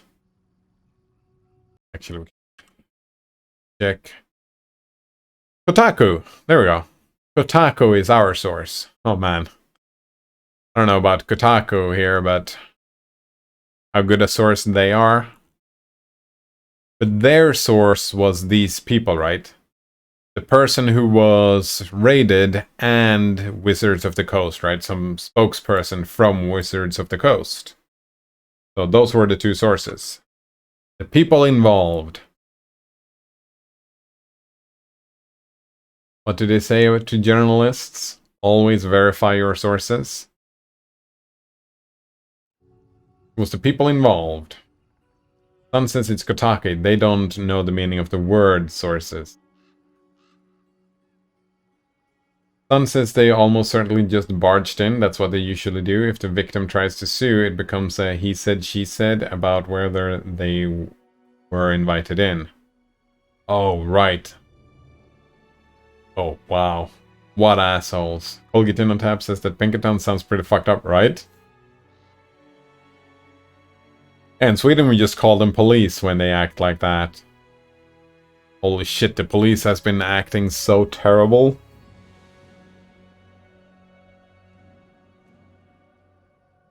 Everyone says, yeah, it reminds me of that time when Take-Two sent thugs to the GTA modeller's house. Right? Yeah. Sun says, the Pinkertons were absolutely not a mafia. Right from the beginning, they were the solution for rich people suffering from troublesome plebs. They still are. They always have been. The only thing they do. Oh, sorry, I was meaning mafia. I didn't finish that thought. Mafia methods. That's what I was gonna say. Right? Intimidation and thuggishness to get what you want. Threats. All that stuff. That's how mafia makes money, right? The same methodology, it's just legitimized for some fucking reason. Legitimized mafia methods just because people pay for it. Some says large parts of the Pinkertons actually got transformed into the core of the police in several places in the US. Pinkertons had the men and the organization. Oh man, it sounds like somebody spent some time going down a rabbit hole of reading up on the Pinkertons, eh, son? It sounds almost like a special interest reading up on this stuff. I'm grateful. Ah. Only stuff I knew was from, like, movies and TV series and whatnot. Which, I mean, I use the word new, but I feel like new is not really the word to use in that context. You know what? We go with Cacophonous Call, because what we do is that if we have problematic tanks, we can make them start no, like we have yeah, Cacophonous Call is going to be great against a bunch of different people and a bunch of different situations. Like if we have a melee character, we can cacophonate that character and just have some of my melee characters invade their backline.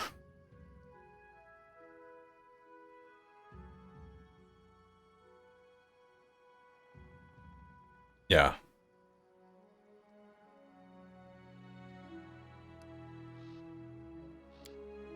That's what we're going for. Complete. And we got Lingering Performance, yeah. Oh, that's gonna be so annoying. Lingering Performance, so fucking annoying. But, gotta do what you gotta do. Olgetino Tap says, maybe USA is made up country to make people feel more content with living in their country.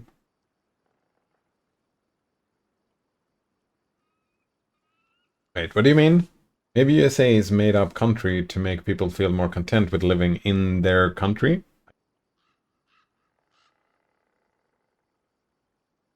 Sun says, I mean, nobody has murdered as many anarchists as the Pinkertons have.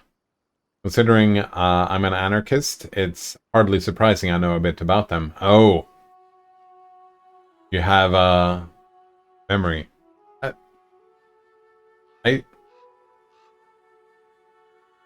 Oh shit. I feel like my mind is all mush here. I thought you were Danish. Have I mixed you up with someone else here? The Pinkertons doesn't exist in Denmark, do they? I am Danish. Oh. Do you still live in Denmark?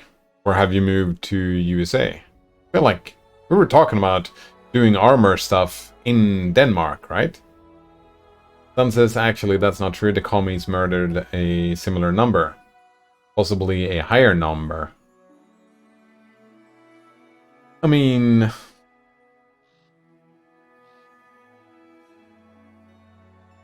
The commies murdered a lot of people.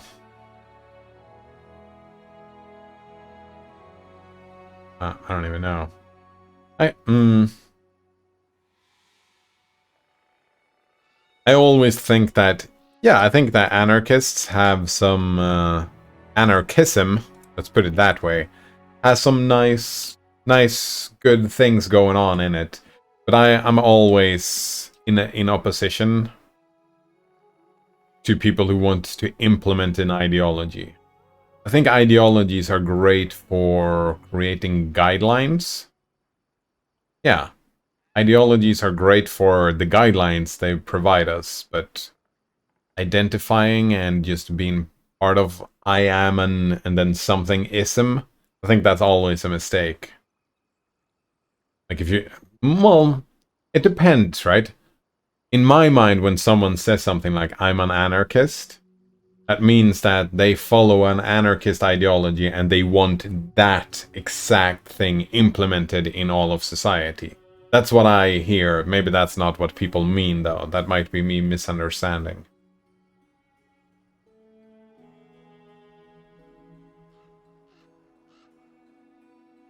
Well, tab says, like, you can hit citizens with, at least we're not like the USA. Oh, when they complain about their problems. Well, at that point, Colgate tap, you could say, at least we're nothing at least we're not like North Korea. So I don't feel like there are way worse places than the USA.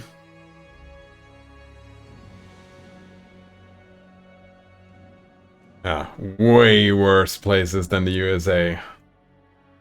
Holy shit.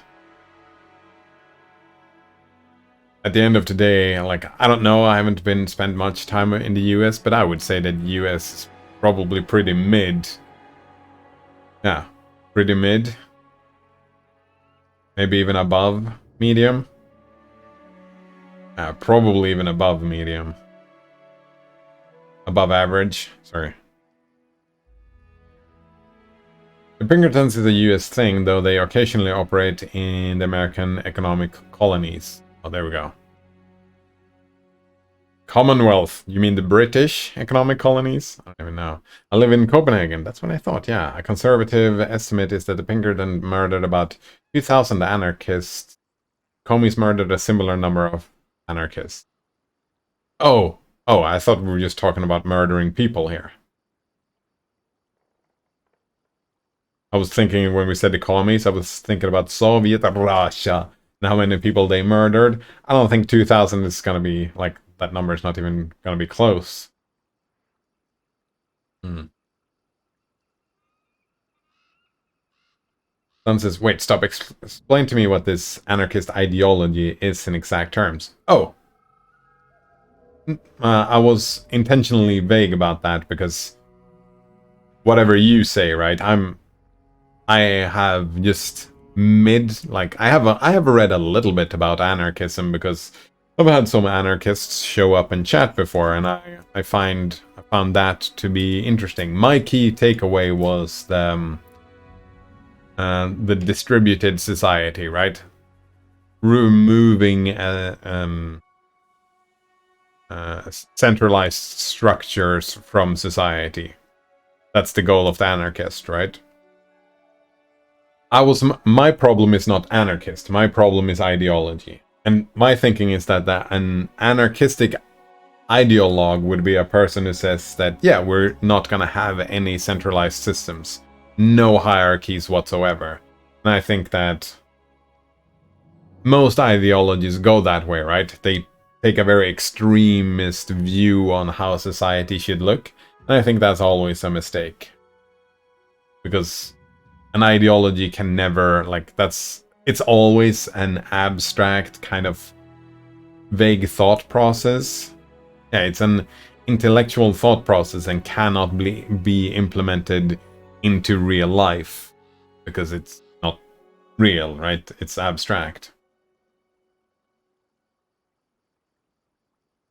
So I wasn't reacting to anarchist. I was reacting to ist. But like I was saying, I was probably misunderstanding the way people say when they say, oh, I'm a communist or I'm an anarchist or whatever. I might be misunderstanding people. Or not being a charitable interpretation to what people mean when they say that.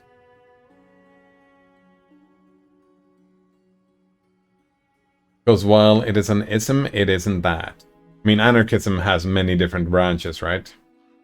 Sun says most of those way worse places aren't that bad because of the US, though. Well, Europe had a lot of shit going on. Yeah, Europe has had a lot of shit going on in many places of the world. And just throwing shade at the US. I feel like Colgate InnoTap is onto something then. Oh, that's all US's fault. We did nothing wrong. It's all the US. No.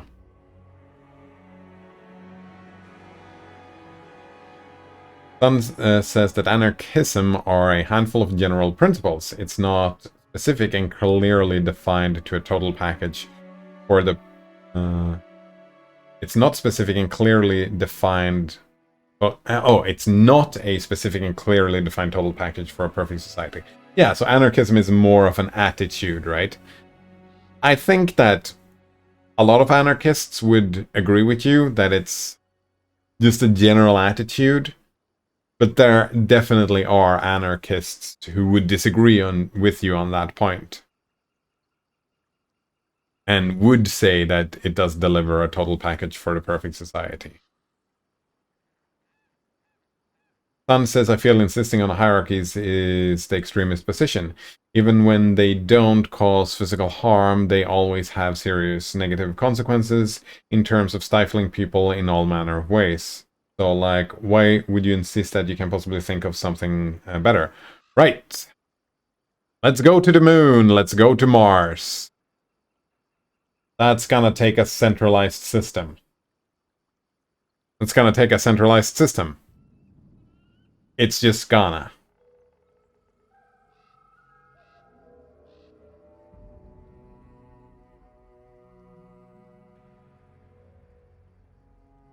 Right? Let's build a bridge. We have to organize in a centralized manner, right?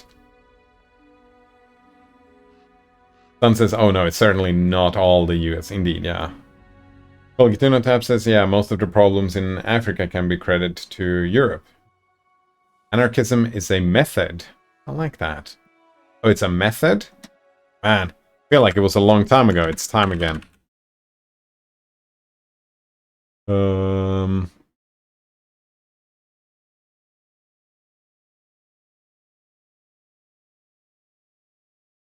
Show me one anarchist like that.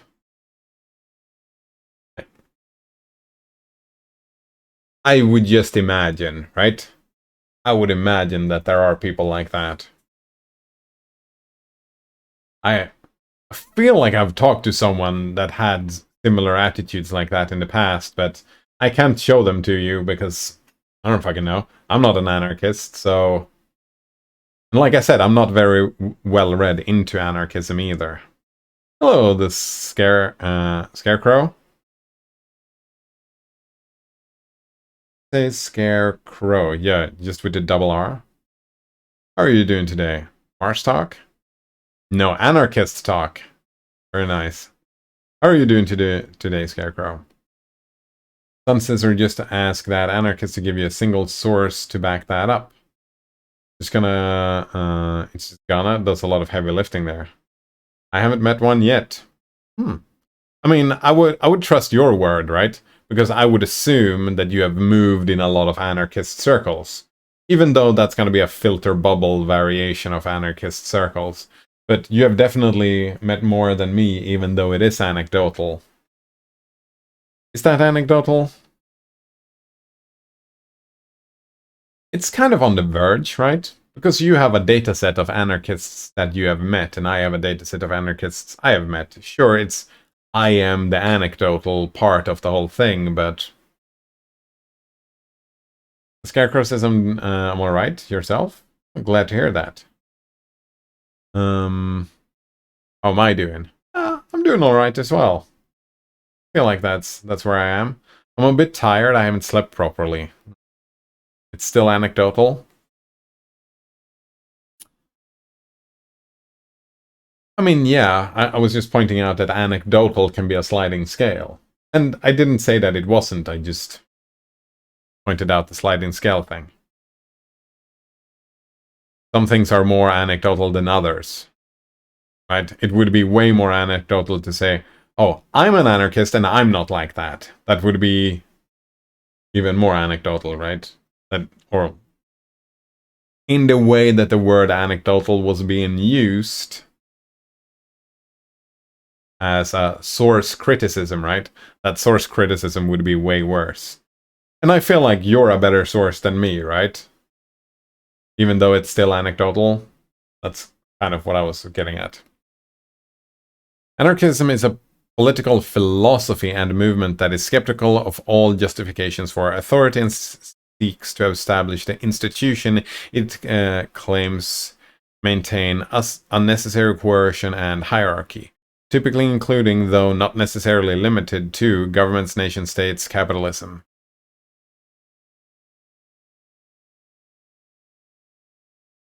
Here it goes again, capitalism. A broad fucking word. Right, so the method is to abolish the institutions. And who is doing this abolishing? Just to be that person who nitpicks at words?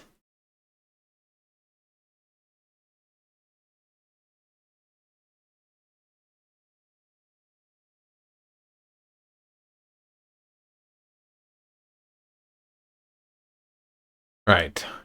I think institutions are a good thing, because cooperative institutions can make stuff happen way more than individuals can, right? We are a cooperative species.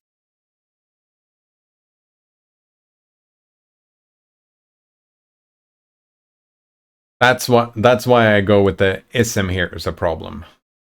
I think, oh, and here is the unnecessary. What does that even mean? I think that coercion sucks and we should minimize coercion. That I agree with the anarchists with. And hierarchy, I mean,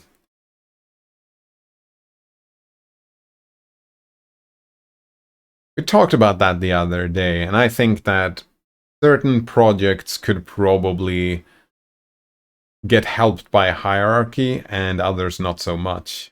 Actually, my takeaway was more about the centralized versus distributed systems in anarchism. I thought that was a thing, but that wasn't even mentioned here.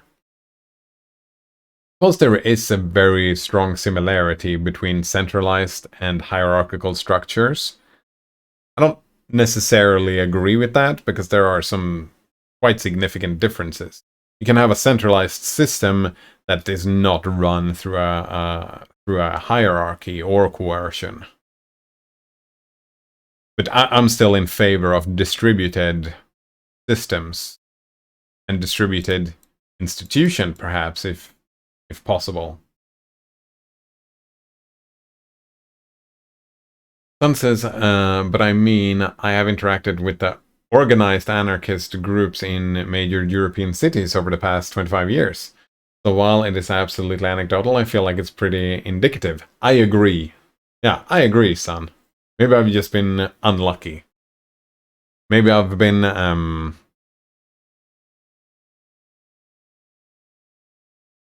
anarchy is a very different word, right? I've run into people who want anarchy.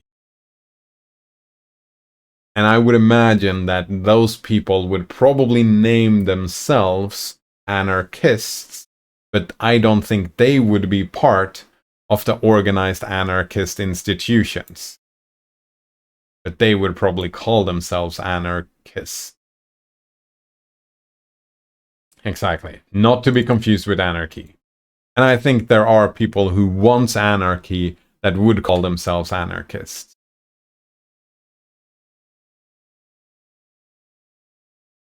But to be fair, those are not the people you were talking about.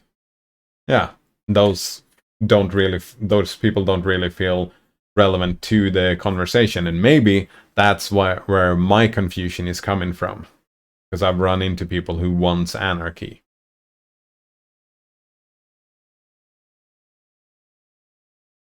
Scarecrow says, all I know is there's a Batman villain called Anarchy. Oh, I didn't know that. Is that... I would imagine that certain iterations of the Joker wanted anarchy, right? So probably similar to that. And there was a lot of anarchy in Gotham, in many iterations of Gotham.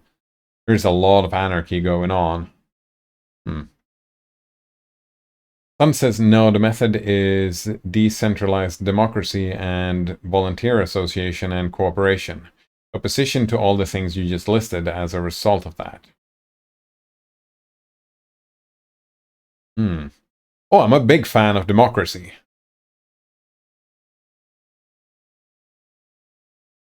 A democracy is the justification for authority, right? Because authority is a thing that we have in this world. Wait, what is authority? In the fields of sociology and the political science, authority is the legitimate power of a person or group over other people. Oh. Well, that's interesting. I would have thought authority meant something a little bit different. That would have been my intuition. In a civil state, an authority is practiced ways such as judicial branch. Yeah, I see.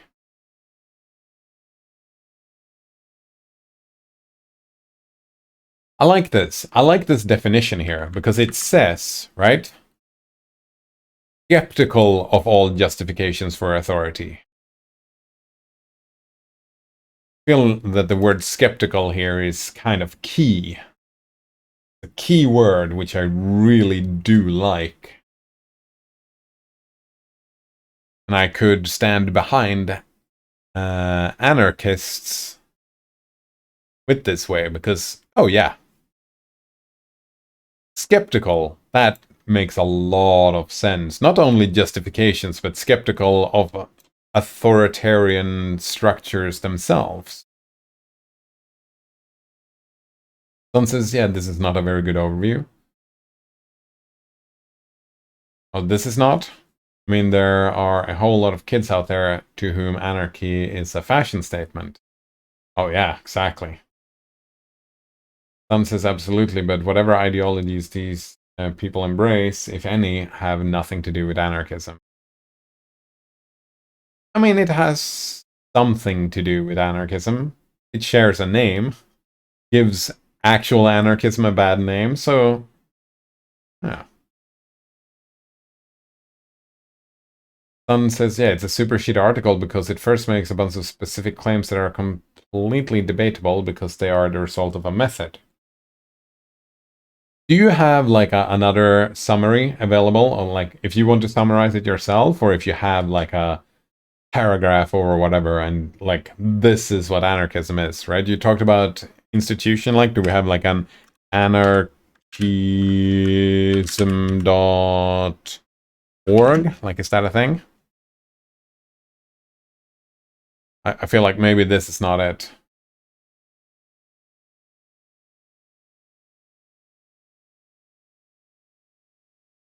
Completely debatable because they're a result of a method. I mean, it's still debatable, right? The method is still... Wait.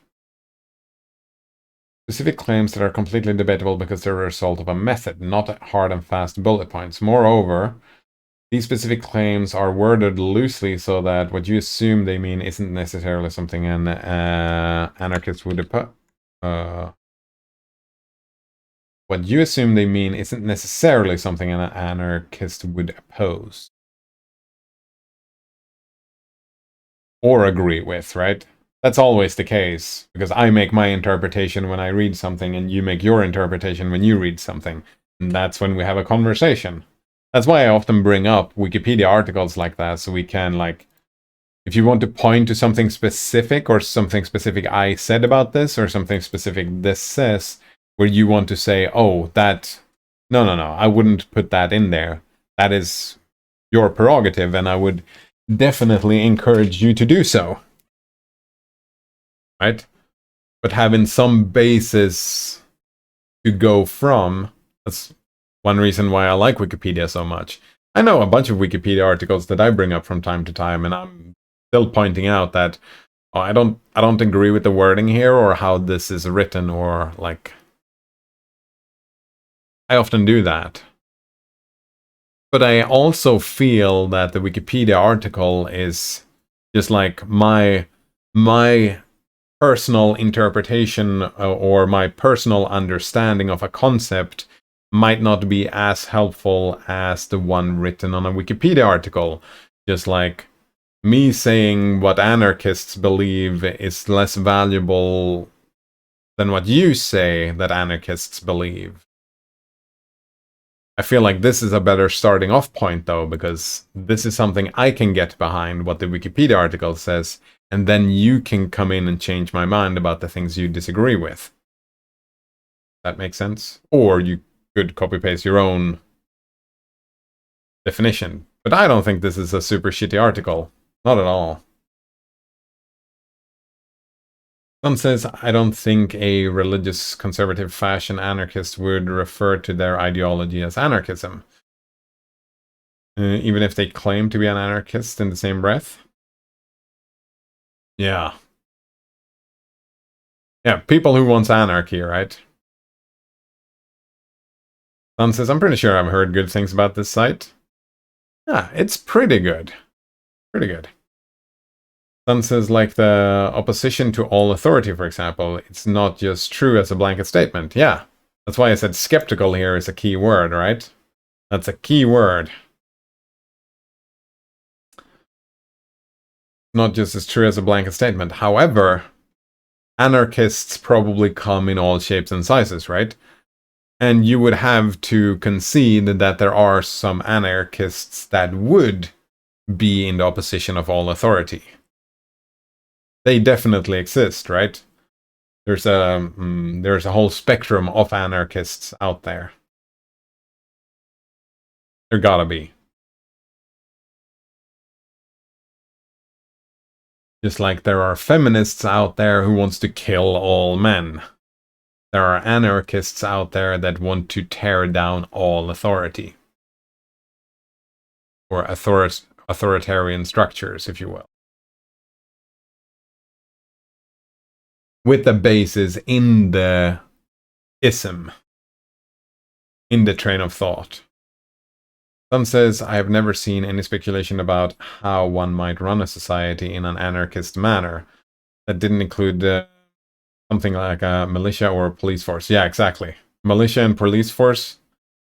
I think most people would agree that, oh, some sort of police.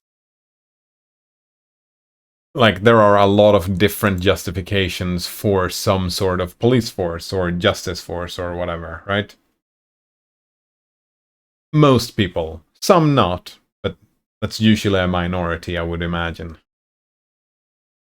Just like the feminists who want to kill all men is a tiny, fucking tiny minority, right? Not really. Yeah, it's those people who give the rest of us a bad name. Someone says, so like, how true that statement is depend on what you think they mean by all authority. This skeptical, right? Again, skeptical is a key word here. And like you said, it's more of a method or an attitude. Skeptical of all. Actually, so maybe I am an anarchism. Because I think that the presupposition or like the starting off point when we create systems is to build from like, I'm a big fan of democracy, right? It's build structures from the bottom up, right? We start with the individual, and then we go from there. Instead of, like so many other institutions do, is that, oh, we start with the political structure and the political spectrum, and we do that stuff. We had a conversation yesterday about transportation and logistics of people. And they were all like, we should build good public transport, like buses and trains and whatnot. We should build a big great infrastructure for that. And I still feel like a big argument against that is that it fails to take account to the individual. Right? If you get to choose to go to the bus station,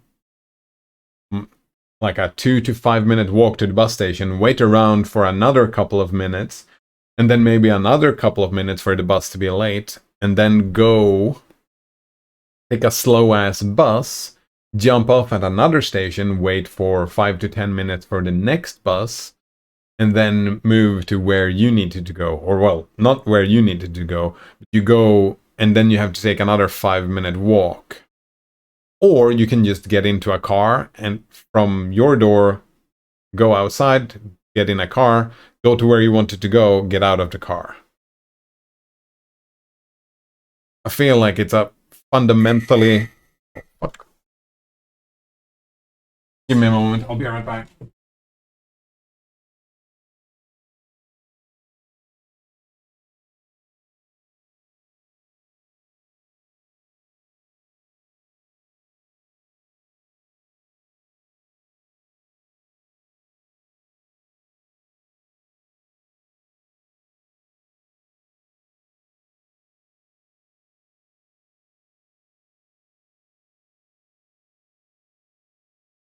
People are gonna choose one over the other, right? And I feel like anarchism is similar, right? Because authority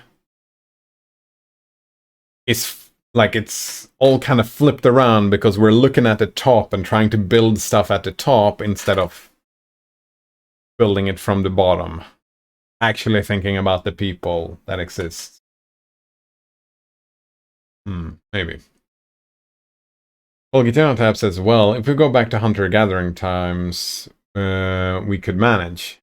There was no need for police and overall very little hierarchy. I completely disagree, Guitar Tab. Yeah. I mean, at the end of the day, hierarchy... One way of looking at hierarchy is just that we divide responsibilities, right? We divide responsibilities. And using hierarchies in certain places is just an efficient way where someone takes the responsibility of casting judgment, if you will. And some is like someone enforce the norms, right? You have some people to take responsibility to enforce the norms and rules and guidelines that we live by in our hunter-gatherer society, right? Some people go out hunting, other people manage the social aspects of life, right?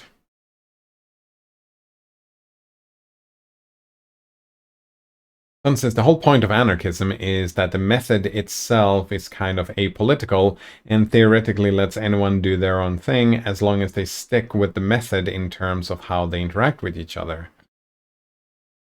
Oh. Right. What's that method?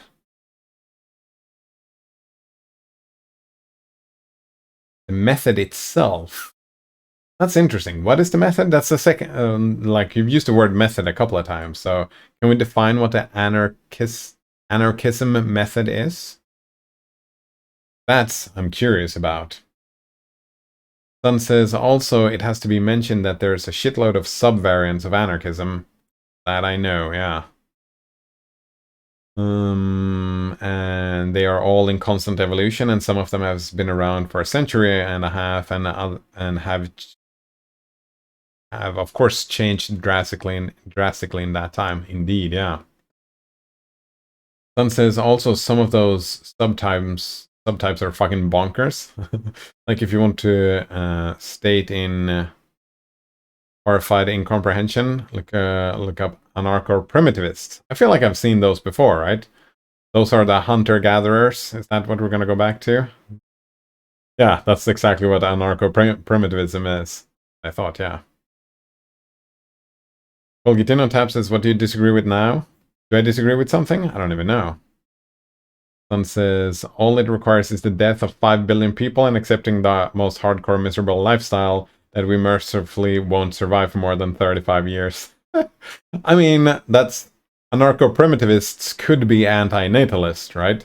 How do we get rid of all the suffering? Anarcho-primitivism. Look at all the suffering we've removed. Sun says, oh, this is the method in a nutshell. Free voluntary cooperation and having an equal say.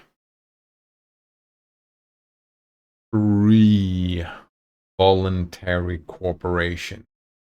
Having an equal say. So democracy is a big part of anarchism then.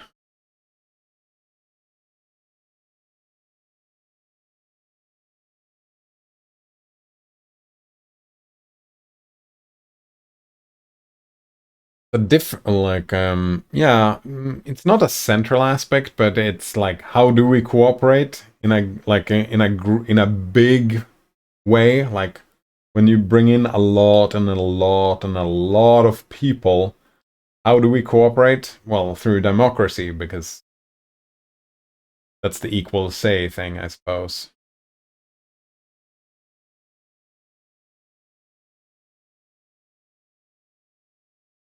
The free thing, does that mean that anyone can meddle with anything? Like, if we build institutions, if we build social structures, anyone can interact and have an equal say in that.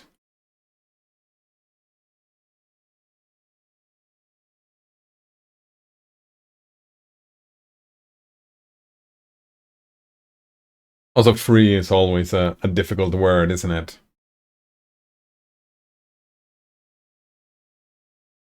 Yeah, one thing that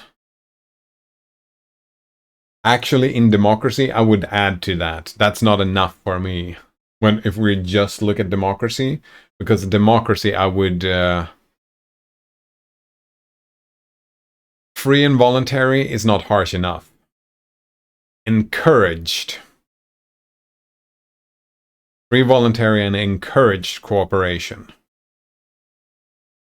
Because people are lazy, right? When society works, people will not want to... Like, if we're free and it's voluntary, people are just not gonna... I'm just not gonna bother. And I think that's a problem for democracy, when people get lazy. Well, Gituno Tab says most of humankind's history was lived like that. Why would it only last for 35 years?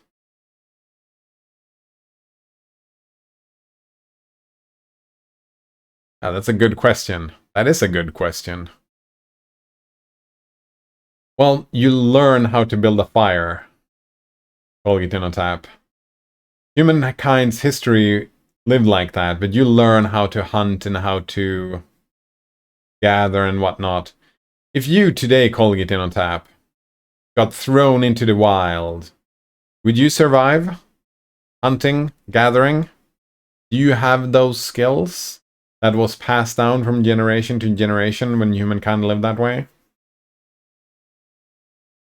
Or would you starve to death, or would you eat something poisonous? Colgate on Tap. Sun says, but imagine in an anarchist world, the anarcho-primitives would just fuck off and go die exactly the way they wanted to. Nice. Sun says, yes, democracy is the cornerstone of this method. Well, Gitano Tab says agriculture is what, 100,000 years old? Pretty new stuff anyway, so yeah, very new stuff.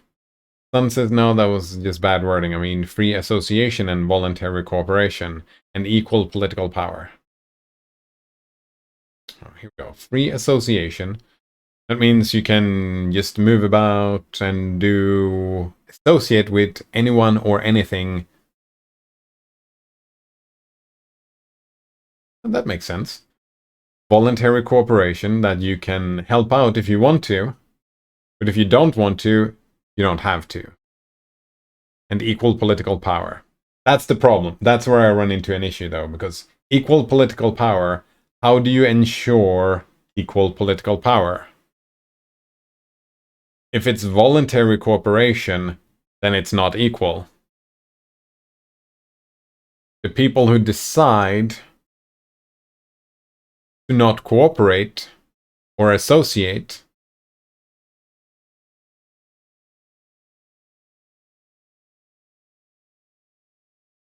they are not influencing the policies that happens, right?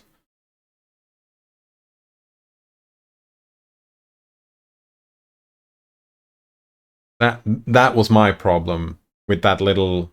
I'm a big fan of free association and voluntary cooperation overall, like in most parts of society, except for the democracy part. Except for the political power part. Colgitino Tap says, spoiler, I'm not necessary for humankind survival. Nice. Some people would survive, you're right, yeah. Humankind would survive. Sun says, I mean, a society operating in an anarchist manner democratically decides how its participants should be supported. Oh, I love that word, supported. Participants should be supported. Nice. If they're too lazy to support themselves. Some may introduce something like universal basic income. Others might decide that they get daily fines until they physically relocate permanently beyond the borders of the society.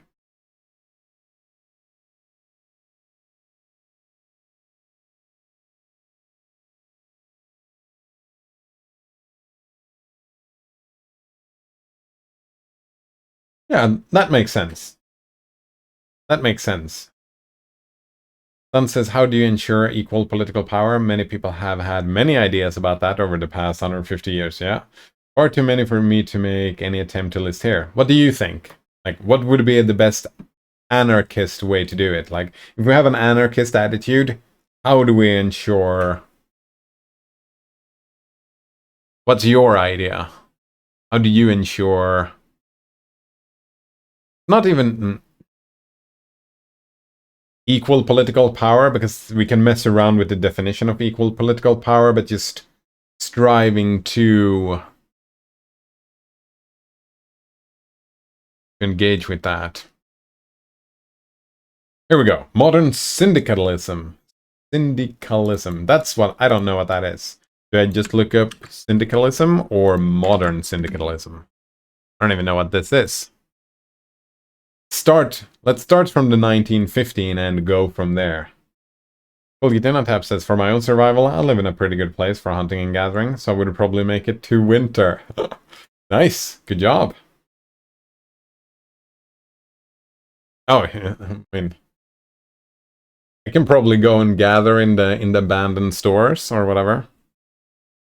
Syndicalism is a revolutionary current within the labor movement that seeks to unionize workers according to industry and advance their demands through strikes, with the eventual goal of gaining control over the means of production. And the economy at large. Right. We go to modern syndicalism here. Or what do we have here? Preference for federalism over centralism.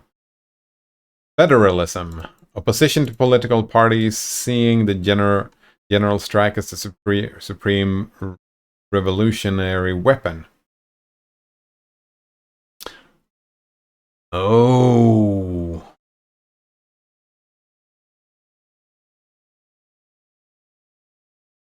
So if you don't decide to pay taxes to improve medicine or whatever, then you will not be allowed to go to the doctor. They will not receive you if you don't pay. Say we create a we create an institution for funding hospitals. If you don't pay taxes to that place, you're not allowed to go. But that's still a problem, right? For how long do you have to pay taxes? 2 years?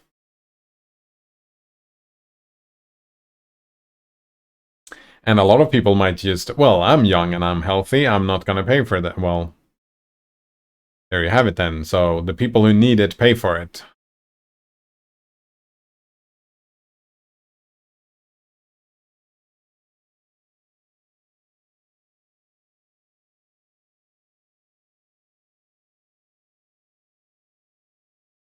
Alright. Sun gives their own definition, which basically means the society self-organizes into democratic unions. French syndical here, hence name. Alright, a union that makes decisions that affect that group.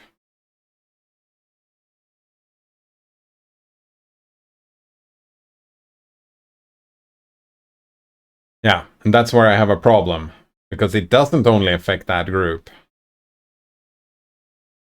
That's the thing with democracy. It's all the people. So what you're saying is that, well, people are just going to be part of the voting process. Is that what you're saying? Society is just going to organize itself democratically, and feel like that's not really how people work, is it?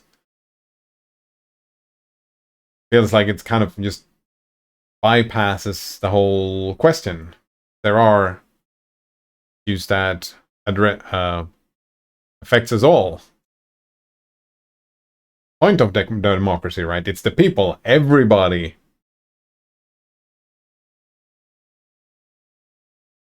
If everybody's not involved, then the fewer people are involved, the worse a democracy it is, right?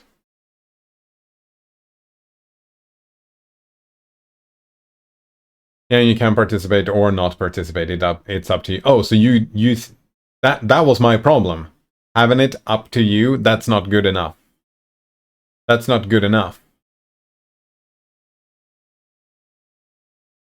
Because you're gonna have a certain type of person who's just not who's gonna be lazy, right?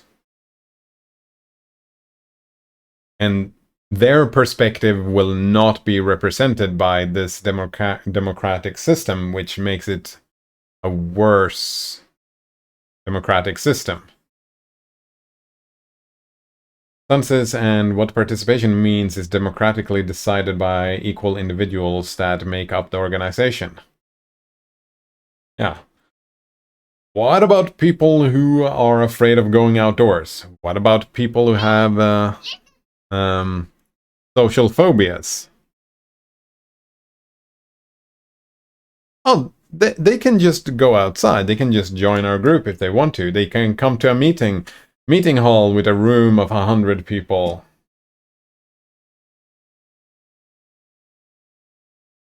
Of course, those meetings rooms would be on the internet, so that problem would be solved, but what about the lazy person?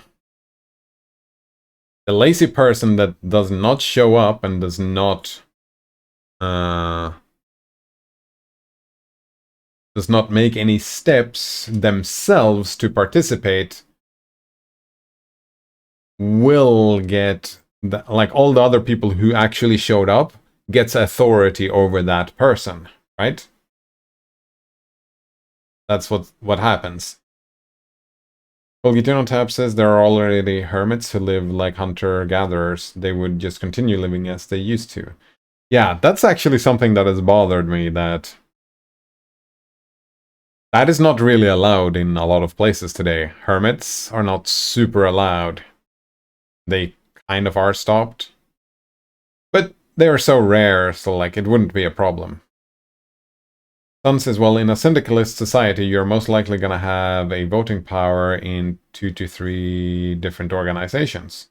Well, if it's a democracy, like, you have to have a voting power everywhere, right?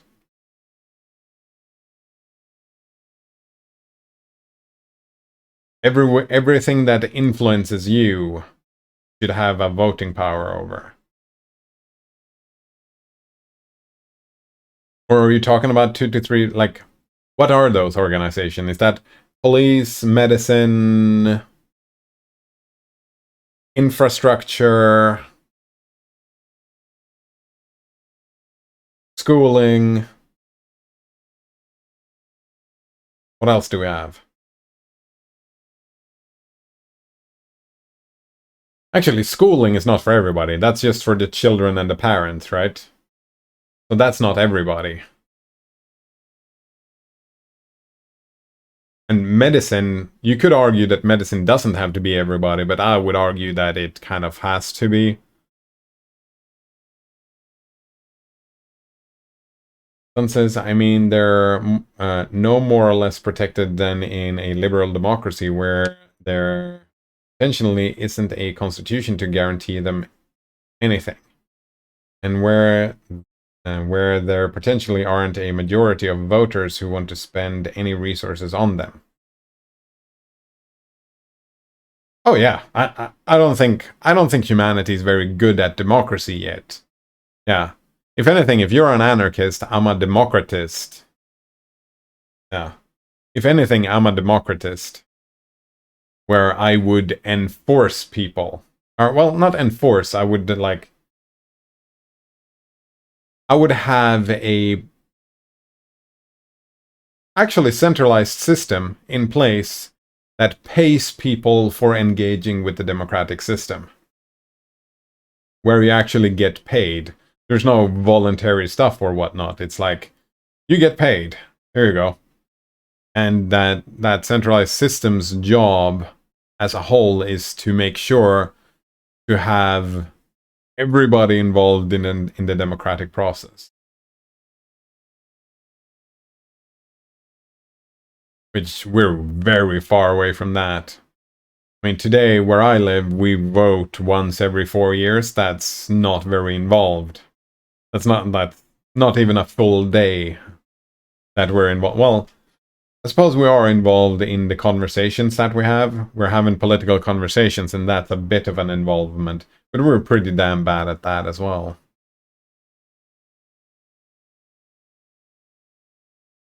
Sun says, so like your complaint is valid, but it's this exact same situation as right now. I disagree. It's much worse right now, son. It's much worse right now than it would be in the way I interpreted your view, right? Because your view would inherently mean that people were more involved. The people who wanted to be, that is. And people would be, in your system, more incentivized to be involved, right? They would end up because the more you distribute power, the more distributed power you have, the more powerful the individual feels. And they would then be more incentivized. So I don't think it's the exact same. I think a better solution than the current one. Sun says, by the way, syndicalism is usually envisioned to have a charter functionally similar to a constitution. Yeah, not a big fan of that myself. No, well, I suppose, you know what? That could be it, right? The charter, that's the centralized democracy thing. Everybody should vote. There you go. Everybody should vote. Sun says, if you want to compel people, I mean, a part of me wants to, but I also understand that that's stupid. Compelling people is pretty stupid, but I want to. That's my feeling about the thing. How I feel about it is that I want to compel people, and then I think about it intellectually, and I'm like, oh, well, that's pretty stupid. So therefore, I turn my wanting to compel people into incentivizing people. Highly incentivizing people. And you can do that through a charter or whatever, right?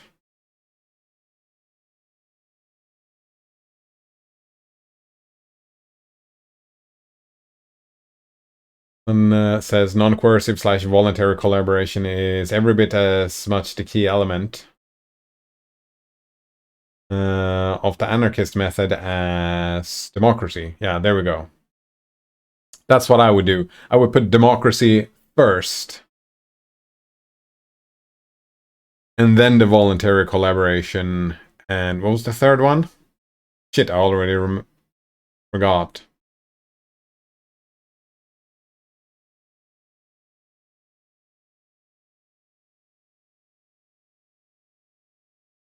Voluntary cooperation. Fuck. I don't even know.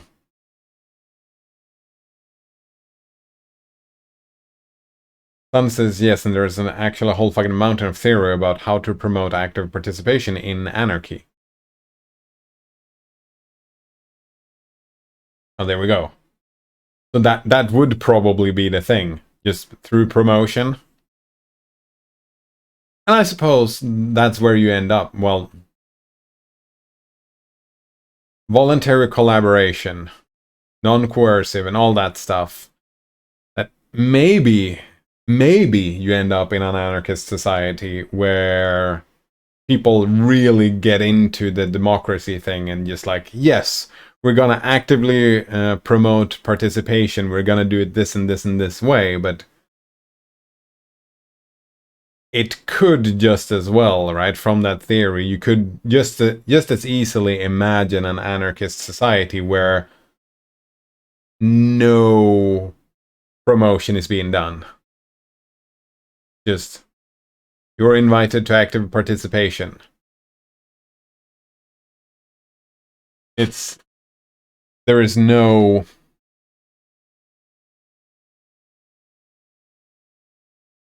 sending invitations to meetings even, right? It could just be that, oh, the people who show up, them's the ones who we consider the people who voluntarily cooperate, right? The people who show up without sending out any messages or whatever. You can imagine that as well as an pure anarchism. And that's kind of the, like, I share a lot of stuff with anarchism itself, but now we're falling into that trap that I was kind of problematizing from the get-go, right? Where we have this abstract methodology, this abstract idea of stuff to bring into a society, right? And we're making that mistake why I reject the notion of joining. Yeah, we're starting to create what I called an ideology before, where we're trying to create an anarchist society. And that's always a mistake, right? You should bring in a few things from anarchism. Yeah, the non-coercive voluntary collaboration, big thing. The freedom, big thing. The skepticism of authority, big thing, right? Trying to do all that stuff, but we're making that mistake that we start staring blindly and just saying, aha, we're trying to create a perfect system, which is never gonna be a thing, right? Because we're just talking in the abstract. We're not talking in the real. So the solution to promote active participation is not a solution that we should look for in anarchy, and maybe it is a mistake looking for that in anarchy. Maybe there's another way, another aspect of how we organize society that does not stem from anarchistic thought or methodology. And that's how you build a society, because that's how the real world works, right? There has never been a pure implementation of an ideology or a methodology before. Like, one representative democracy is super popular today, but one representative democracy does not look like the other. They all look very different in practice. Oh man, even when I myself have this idea that you're not supposed to do this, even myself fall into this trap of doing that type of thinking. Sun says that an anarchist would argue you can't have true democracy. That is a democracy where everyone have equal say if there is any kind of coercion involved. Yeah, and I feel like that's just an anarchistic view of democracy, right? Oh, you can't have true democracy because the anarchist thinks that democracy has to have a anarchist definition, which you could make a democratic definition that does not require anarchism.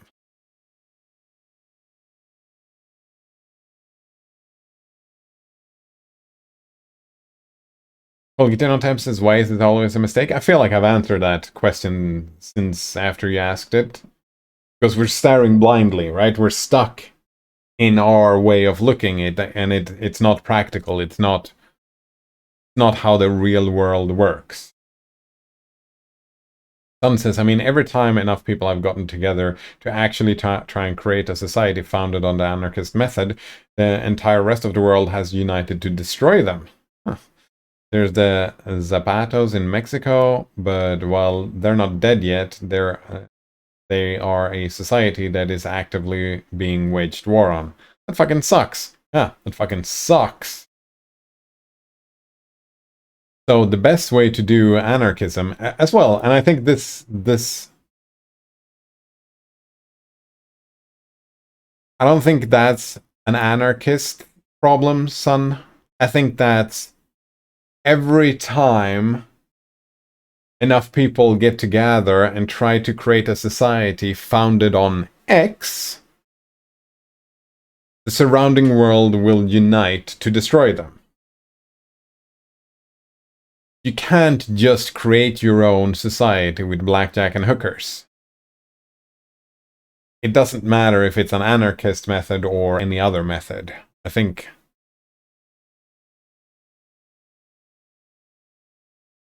yeah. So I think the best way is to bring all these anarchists, and I think that's mostly what is happening, right?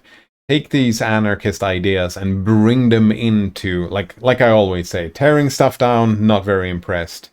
Just leaving other people behind because you can do better. You fucking can't. That's just, you fucking can't do better. It's not realistic. That's thinking like an ideologue, thinking in the abstract, when you think you can do better.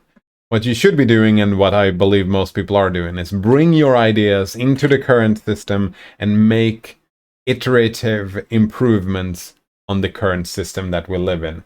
Have these conversations about anarchism and improve anarchistic ideas and methodology, but fucking bring them into the current system and help improve for the future. That's the way to do it, I think. It's not about us. It's about our children and our grandchildren and their children and so on and so forth. That's the guy who doesn't have any children and won't have any children. Sun says, you may be right, it's very possible. Yeah, that's how I think about it, yeah. Anarchist societies would all be wildly different too, arguably way more so than what we see in the world now. And yeah, that's another problem with anarchist societies. But again, I think that's... we already have that problem today as well with segregation, right? There's a problem with segregation, which you would have like in purely... if we're doing the thought experiment again with abstract anarchist societies, like how can they live as neighbors if we are all living on the same planet? Oh fuck. That's the thing, right? That's why I'm a big fan of democracy and going that way in, because there are a few issues that affect every single human being on the planet, right? There are global questions nowadays. And I think those has to be handled globally, because that's the level that problem exists on. While building a bridge, for example, if we need to build a local bridge, then none of you fuckers should really be involved in that decision, because it doesn't concern you. Like, not really. It doesn't really concern you. We can do all that stuff locally. Sun says, of course you can. There's endless ways to have a democracy. Well, there are better and worse ways to do democracy. Sun says, I mean, the world kills anarchists because anarchism doesn't neither a ruling elite nor an economic exploitation with the majority of the population. Wait, the world kills anarchists because anarchism doesn't neither... that's a double negative. I fucking hate double negatives. I don't know what we're talking about anymore in that sentence. Alright, so the world kills anarchists because anarchists... Oh, doesn't have a ruling elite or... Ah, I see. It doesn't have a ruling elite nor an economic exploitation of the majority of the population. I disagree, yeah. I don't think that's it at all. Yeah, I think people just...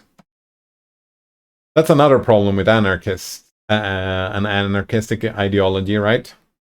Where's the military to protect your society? Oh, there is none? Oh, well... If you have no military to protect yourself, you're just gonna be fucked, aren't you? Yeah. You are just gonna be fucked. Because the world that you live in today is a world built on top of force. And people deriving authority from the use of force. And as long as you live in that society, anytime you try to build a society, you're gonna be stepped on by the bigger guy. Yeah, we're living in a society of bullies. Yeah, so sure. Partly because of that. Because you lack the power to keep the anarchist society alive. Which kind of highlights my point that, yeah, the people who get together and create this kind of society, they live with their heads in the clouds. They live in the abstract. Doesn't account for the actual world. Too bad. Sun says, like the people with the guns would be rotting in prison if their society suddenly became anarchist. Maybe. Well, Gitun says, Snyder, does this topic get you bewildered? You rarely tell people what they should be doing.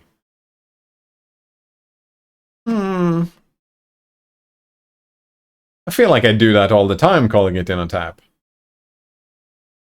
I mean, I'm not telling them what they're doing, I'm just giving my hot takes, right? This is why they're doing a bad job, right? This isn't how the world works. I'm just presenting my worldview on this stuff. I feel like that's what I'm always doing. And I feel like when I get bewildered, I don't even know what that word means. Confused? It's because I share a lot with anarchists, I think. Because I feel like, oh man, there are so many good ideas. And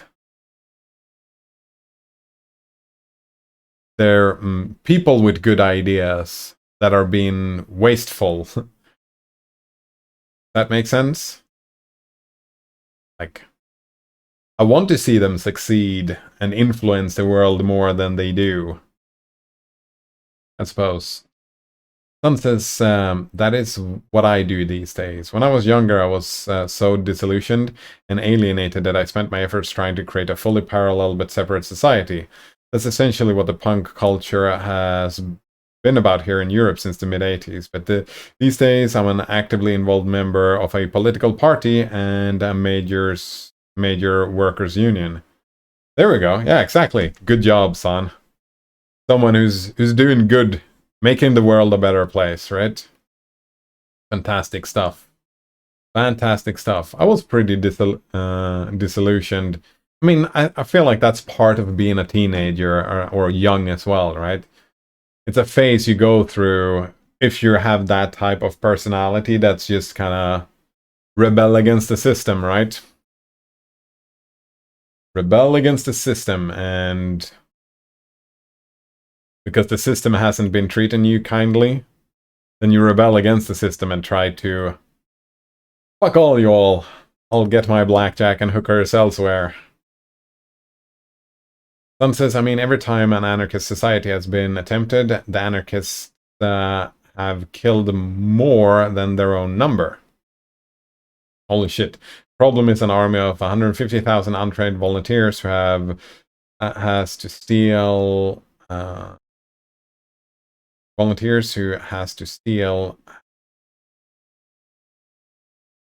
had their armaments, just cannot defend itself against the entire world. Yeah.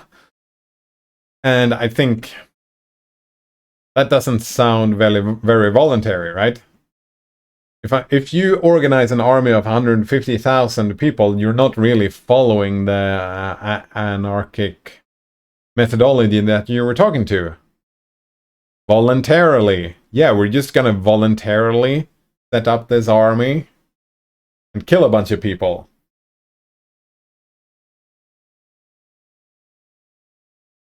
I suppose it is a defense killing of people, but still. Yeah, and I can understand then, because that's kind of the situation you end up in. I suppose you could, in theory, create an anarchist society like that, but 150,000, that's not enough, right?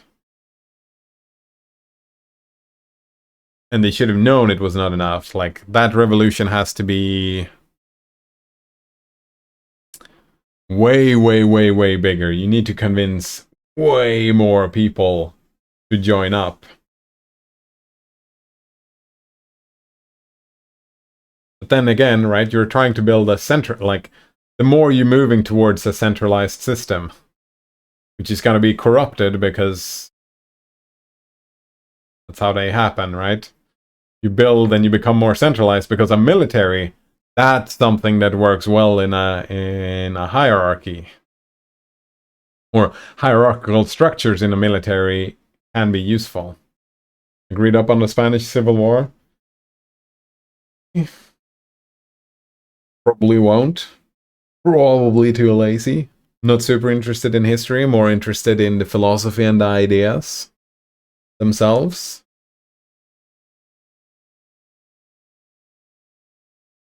I'm assuming that was the example, right? 150,000 untrained volunteers who just fucking died. Well, Gideontab says, I disagree. I do not speak in the form of... What you should be doing is representing world ideas. I think in this instance you were telling how Sanif should go about managing their own world ideas. Oh, it's more abstract than that, Colgitonotap. Like, if you want to achieve your goals, this is how I believe you should be achieving them, Colgitonotap.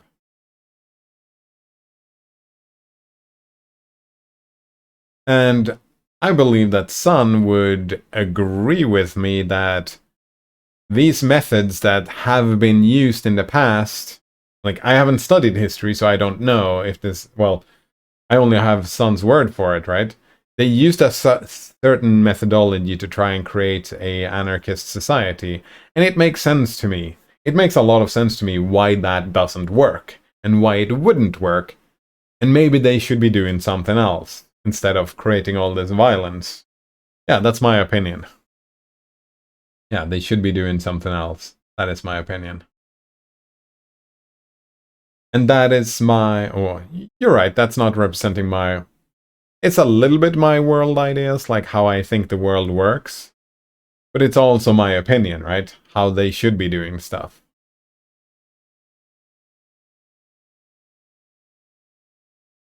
And, oh, actually, that's not only about anarchists.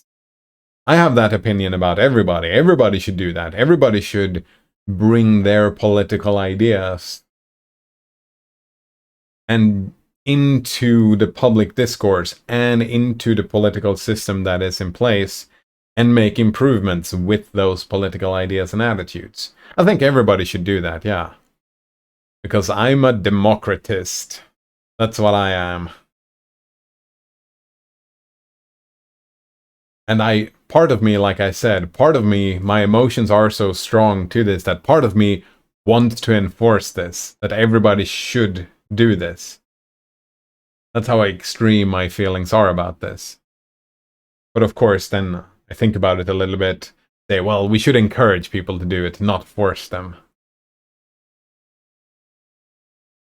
Sun says, I mean, the police shot me in the fucking street for protesting about an assault on the Danish democracy when I was 15. Holy fucking shit.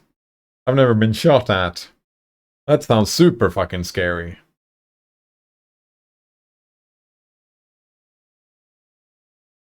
Sun continues, it is hard to see how a society that does that is the society you can in any way work with. Yeah, for a 15-year-old, very difficult to see how you can work with that society indeed. That makes sense. You do what you can with what you have. I mean, sometimes I would argue that is working with the society, right? You're protesting, you get shot at.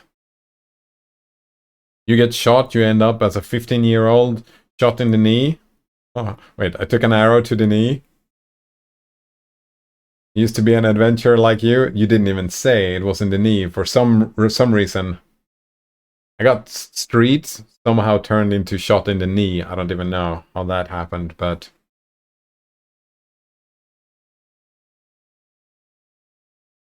that is something that is democracy, right? Part of what you can do.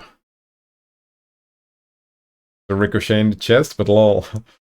Oh. I thought that was a little bit funny. In the chest? Holy shit, that must have been scary as fuck.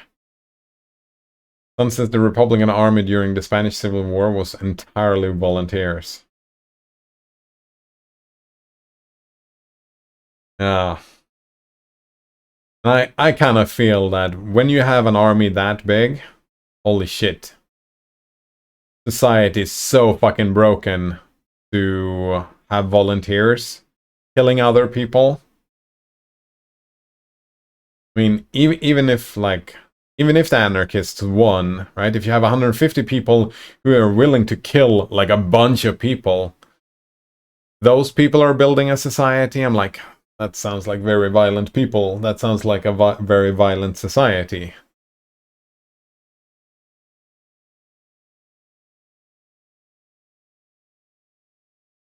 Building another society on top of violence, because that's what we need more of.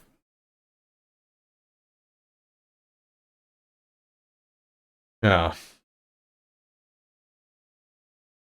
Sucks, but it does.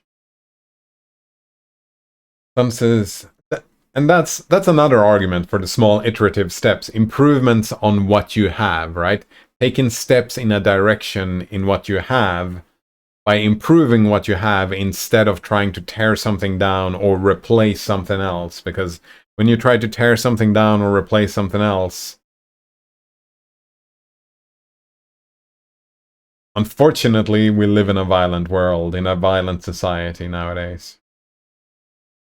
Some says they did actually use a somewhat normal military chain of command, but for example, they did not have the concept of desertion. If you didn't want to be there, you just walked away. Yeah, exactly. Yeah. And that's an example of a hierarchical structure that is a good one, right? You can have an hierarchical structure without a lot of like hierarchical structures that does not necessarily imply a lot of authority. Right? You can have people at the top giving suggestions, but anyone can just fucking leave and do their own thing. They don't have to follow the suggestions. However, it is beneficial to follow the hierarchical structure and follow those orders, or let's call them suggestions instead. Which is a efficient and useful hierarchical structure. Some says, I mean, the method has worked fine. We just couldn't defend ourselves against an overwhelming force. And I mean, they worked fine.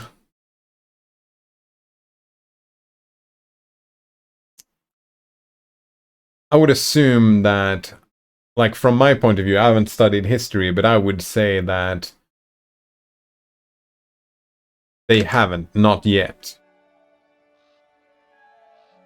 Like a stable, functioning, non-warring anarchist society hasn't been a thing, right? So saying that it has worked fine, I don't know. Did you live in Christiania, by the way, son? That's what it's called, right? Christiania? I never been. One of my regrets that I didn't go as a kid. I think I had the thought a couple of times I wanted to go there. Just to hangout or whatever. I don't even know a lot of stuff about it. Just rumors and hearsay is what I knew. Kind of why I wanted to go there, I suppose. Well, Gituna Tab says, what if someone does not care about that stuff at all? What do you mean? Politics? I feel like that's not really true, calling it in on tap, because everybody cares about their own life and where they find themselves, right? Because in the end of the day, that's what it's about. It's about your life. Don't you care about that? Well, get on tap says, if someone gives in and says something under coercion, is that going to present their actual political views, or was that just first nonsense that came to their mind, they said, just to get rid of you?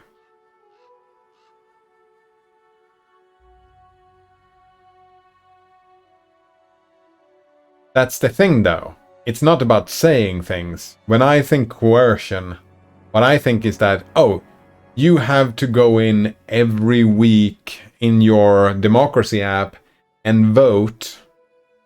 You need to spend an hour every week. Let's say that, whatever. Random amount of time. And you need to vote on something. That's how I would coerce voting. I don't actually look at what you're voting at. I'm just making sure that you actually go in and do your voting every week. That would be the coercion. And again, I want to point out, Colgate on tap, that that's just my emotional thing. I think that coercing this, I mean, it looks stupid, right? When I say it out loud, I hear how stupid it sounds. That's why that's my emotional thing, and then my intellect pops in and says, well, we can't just go around coercing people because that's fucking weird. Instead, what maybe we should do is incentivize people. Make sure they get paid. Yeah. You go in and vote every week, you will get extra money.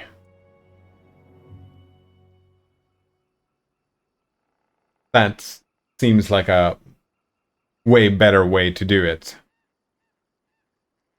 Even though I emotionally want to coerce them because I want everyone be on their democracy app and doing their doing their voting. That's what I want. That's my emotional thing. I just want to fucking vote. I want to force you. But I understand that. Yeah. Nope. Sun says it was just a flesh wound. Come back here, I'll bite your legs off. Okay. It's just a flesh wound. My best friend got shot through and through the neck. And the police held back the ambulances more than half an hour. Which I spent with my fingers buried inside the hulls of my friend so he didn't die. Holy fucking shit. Scary trauma. Oof, man. That is rough. The first I found out I'd been shot was when a nurse realized I was bleeding like hell and sat in the waiting room. Holy shit. Did your friend make it? Hey, you said he didn't die. Fucking hero, man. Hero. Sun says, it is actually a pretty hot topic among anarchists whether the military organization used during the Spanish Civil War was the best way to do it. I mean, they failed, right? So, hindsight 20. All in all. Right? Hindsight is 2020 and all in all. Right, I considered myself, when I was a kid, the naive kid, I considered myself a pacifist. So my immediate, emotional response to that, well, you created a military, that was your first mistake, right? Creating the military? That's... You're doing stuff with violence, then that kind of tells me that, that was not the best way to do it. I'm not a pacifist anymore, by the way. I don't consider myself an ist in any kind of way. Well, Gitano Tab says, would you implement basic income that way? Vote and you may eat. No, but I think it would be a great addition, right? We have the basic income, and if you vote, you get a little bit extra. right? If you, well, no, that's not the same system though. Because a universal basic income couldn't have, like, it's not a universal basic income if it has any sort of hindrance to get it. So no, I would not like, yeah, an addendum 2, something on the side, right? If you do this, you get paid. It would be more like a part-time job, right? You have a job, your job is to vote, and if you vote, you get paid extra. But definitely not implement basic income that way. For basic income to work, everybody has to get it. Well, you would have to, like, practically, every citizen would have to get it, and then have some hindrance to how do you become a citizen. Couldn't just have people going on vacation to your country and just, oh, here you go, have some universal basic income. We also can't have that because maybe there would be a flood of immigrants because, holy shit, I want universal basic income. Like the type of person, like me, the type of person who's terrible at actually doing work, that type of person would flood to that country for, like, for the sake of universal basic income. I know I would consider it, right? Try this. This is for me because fucking can't work.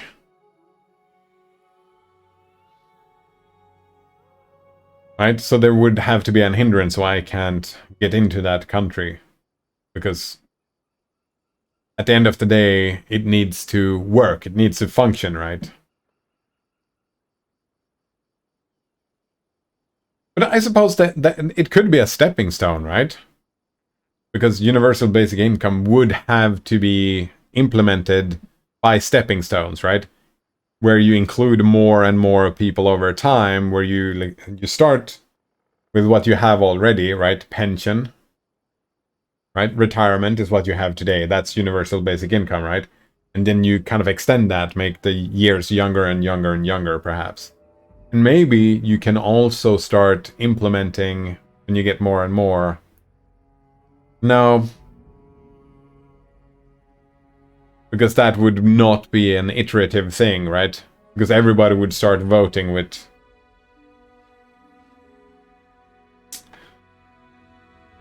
Yeah. Great for democracy, not good for for the basic income. Sun says, I mean, in terms of prosperity, education, healthcare, welfare, and such, the territories of the Republicans outperformed the fascists almost by a factor of 2. It is the only reason the Civil War went on for so long, considering how one-sided it was. The few other examples of societies adopting anarchist methods saw similar results. The Zapatistas prospered stupendously the first 10 years too, but they're being annihilated ever so slowly. Ah, fucking tragedy. Fucking tragedy.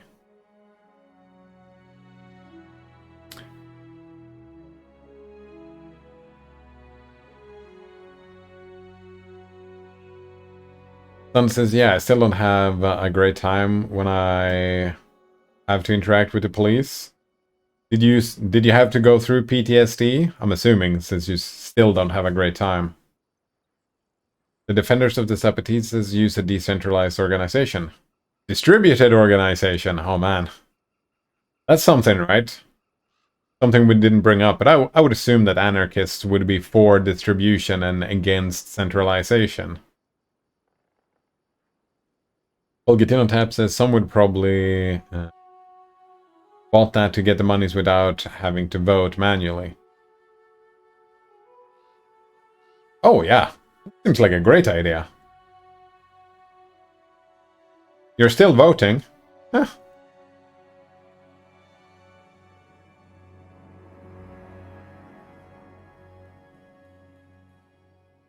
Maybe the app... Alright, call Gatino Tap. That's what we're gonna do. We're gonna have the app... Oh, fuck, that's not gonna work. Well, it doesn't matter, because you can be identified. That's a big problem I have with that whole idea, is that the app is not gonna be anonymous, right? And voting really... Well, no, that's... You just have to live with. Voting is not anonymous. It just can't be on, unfortunately.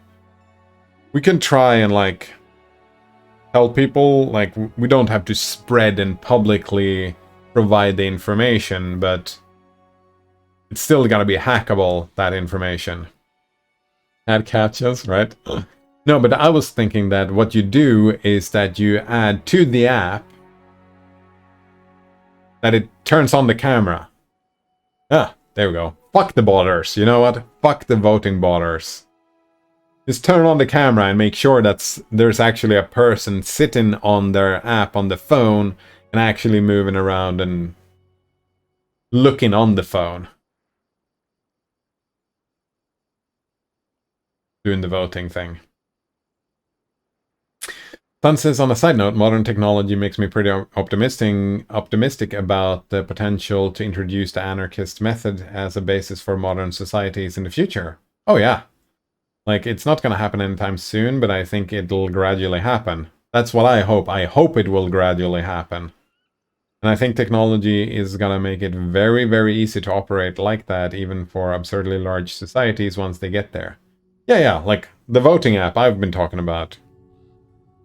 I've seen a lot of people trying to build apps and implement apps, voting apps, that could be a source of information for the current day governments and parliaments, right?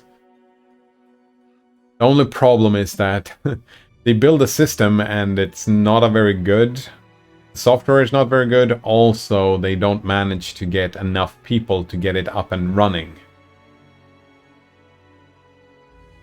That's usually direct democracy that people work on for that. The thing is that they're building a system in place, just something that people would have to find useful, right?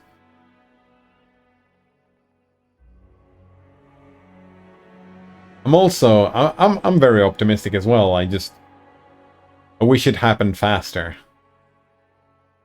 Sun says I don't have full-on PTSD from that night.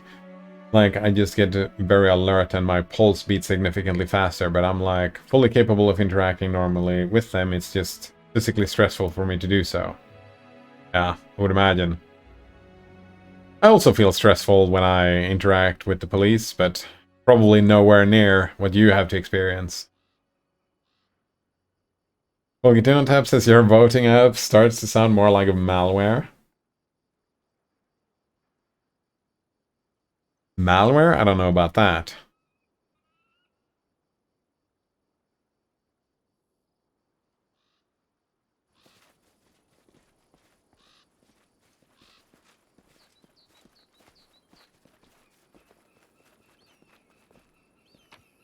I suppose... Oh, wow.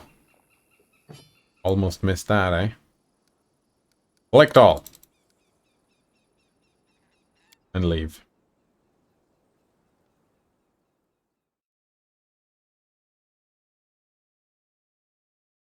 What's your definition of malware? Might be. Malicious computer software that interfaces with a normal computer, functions, or sends personal data about the user to unauthorized parties over the internet. From this definition, I wouldn't say so much.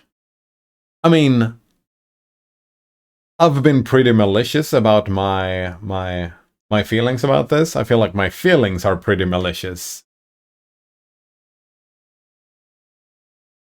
And it does send personal data, but the parties would be authorized. And it would be sent over the internet. So yeah, it would be authorized, and it wouldn't interface with normal computer functions. It wouldn't do that, actually. So, I don't even know. Sun says AI advances are probably going to enable people to train their own personal AI assistant to participate in many low priority democratic decisions on their behalf, and also ensure they're aware of and sufficiently informed about decisions they feel strongly about. Actually, what I think when I imagine voting in an app like that, I would make a tree structure, an hierarchical structure, where you have categories of questions, right? That kind of works somewhat automatically in the system itself. And what do I mean? What do I mean by that? It's that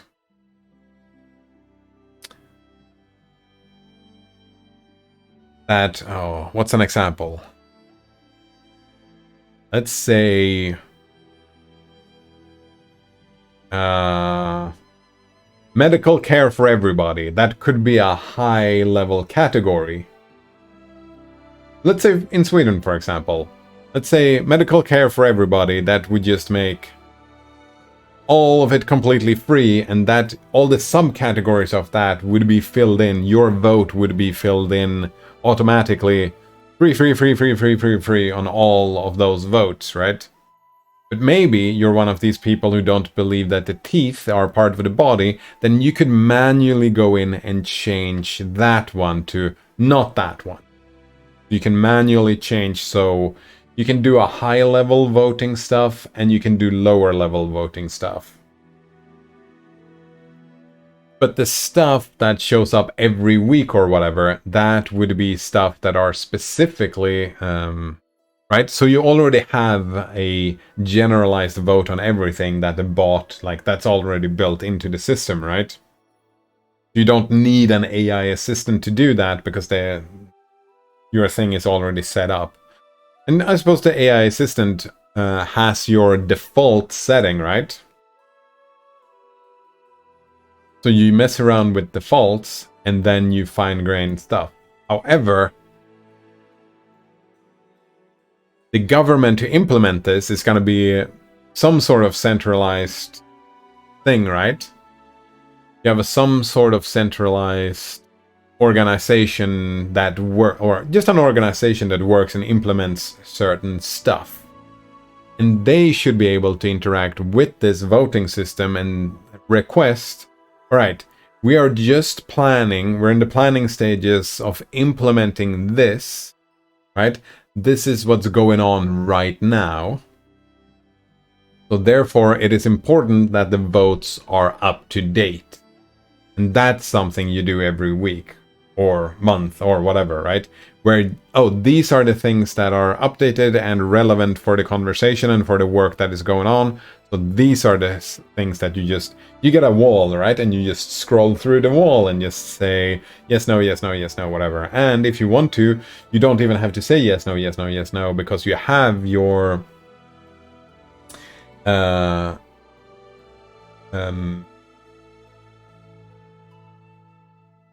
your app doesn't care about what you vote, right? You don't have to vote on those things. That's what you vote is completely up to you. So if you just want to spend time, you stare blankly at the screen and not do anything, I mean, you're still doing something, you're reading something, right? Or if you want to spend all the time reading about a specific political question, you want to read and learn more about it, that would be part of the voting as well.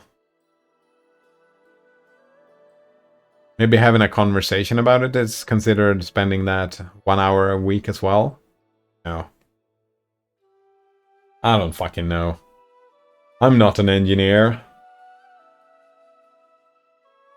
I'm just a philosophy dude. I'm just a hot takes armchair philosopher. What the fuck do I know? Alright. Sufficiently informed about decisions they feel strongly about. That, yeah, AI could probably help bring stuff to light. What do you care about? Well, getting on tap says trees and cats. Sun says, I think I get exactly what you mean, but those aren't mutually exclusive things. Shit. Missed the context. Don't know what is mutually exclusive. Oh, AI. Yeah.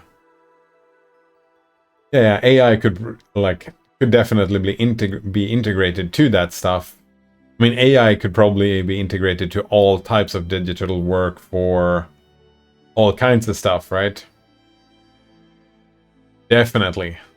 Adding a personal AI assistant on top of that just increases usability and probably also accuracy. Yeah. Yeah, definitely not mutually exclusive. What about the people who do not have smartphones? Well, I would say that a smartphone, like that far into the future, calling it in on tap, a smartphone, I would consider infrastructure. Yeah, that is part of the infrastructure. Everybody has a smartphone. Everybody has money for food and water. But that would have to be part of that political system, right? Everybody has to have a functioning smartphone.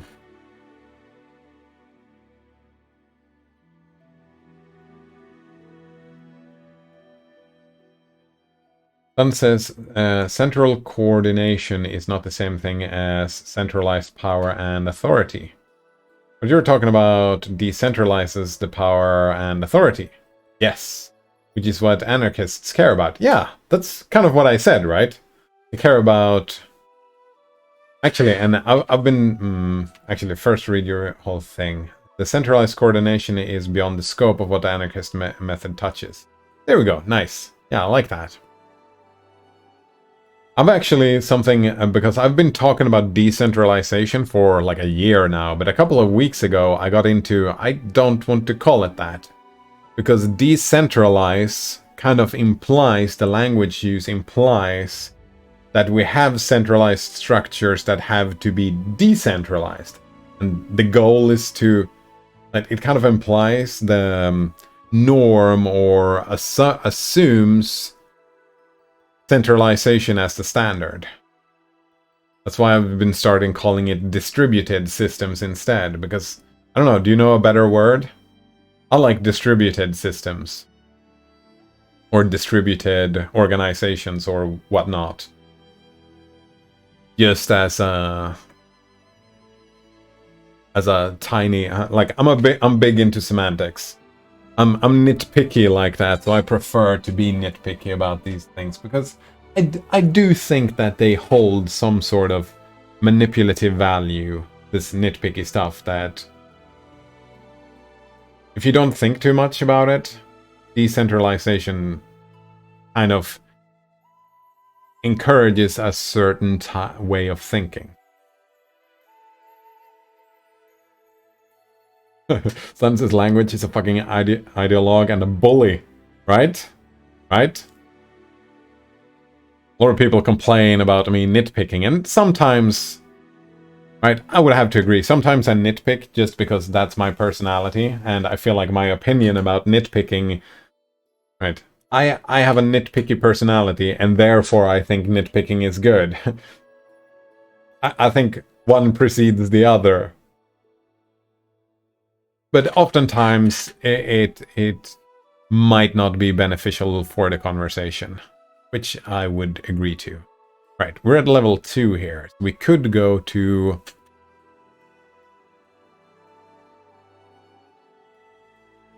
we could go... Oh, wait. Number 3 here. We could unlock finesse training. Right. First level, a rogue gains finesse, weapon finesse, a bonus feat. In addition, starting a 3rd level, she can select any one type. Wait. In addition, can select any one type of weapon that can be used with weapon finesse, such as rapiers or daggers. Once the choice is made, it cannot be changed. Whenever she makes a successful melee... Oh. She adds her dexterity modifier instead of strength for the damage roll. Oh, wait. Ranged weapons already are dexterity, right? If any effect would prevent the rogue from adding her strength modifier to the damage, she does not add her dexterity modifier. The rogue can select... I mean, we could turn ourselves invisible and do...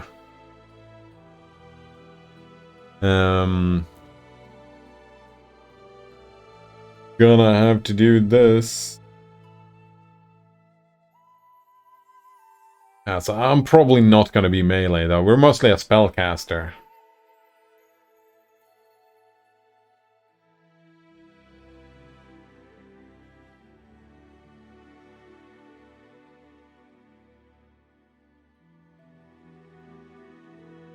Right, but what is this? Danger Sense. At 3rd level, a rogue gains +1 bonus on reflex saves to avoid traps. Ah, that doesn't help me either. The only thing that really helps me is the sneak attack this level, and I don't even know, what does this mean? Like, if we take a...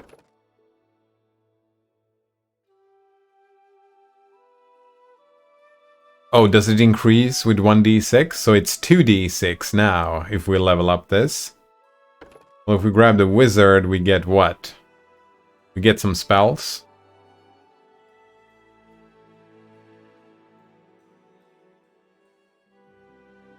Spells and sneak attack, eh? You know what? I think we're gonna go with rogue here for the sneak attack. What is this? Debilitating injury. Whenever a rogue deals sneak attack to a foe, she can also debilitate her target, causing a penalty. Oh. Sun says the last 20 years or so, anarchists have increasingly used cluster instead of decentralized. Cluster system.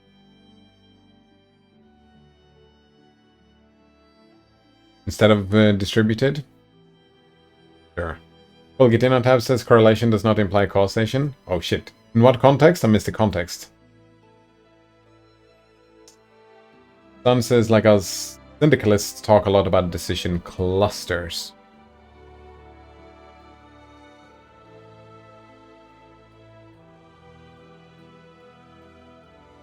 You know what? When talking about decision making, decision clusters, I like that. Decision clusters. I really do like that. And distributed is more about organizational structure, right? Decision clusters, like that's politics in a nutshell, right? That's society in a nutshell. We make decisions, we implement decisions. So implementation could be distributed systems, right? To implement and do stuff. And the actual voting and decisions and whatnot is made in clusters. That even makes sense? I kind of like it from just from a get-go. I'm trying to remember that stuff. Also debilitate.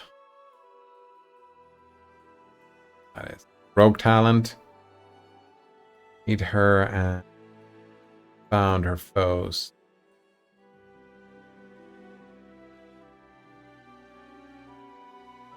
Problem here is we don't have a lot of spells, like a lot of good spells. Oh, holy shit. You know what? Let's do rogue first. We're gonna go back and forth anyway, so let's start with rogue. It's fine. We're gonna take wizard in the next level. What was danger sense? Yeah, reflex. Well, traps. Doesn't help at all. Sneak attack, though. We are using the sneak attack. Or the sneak damage. So that's pretty useful.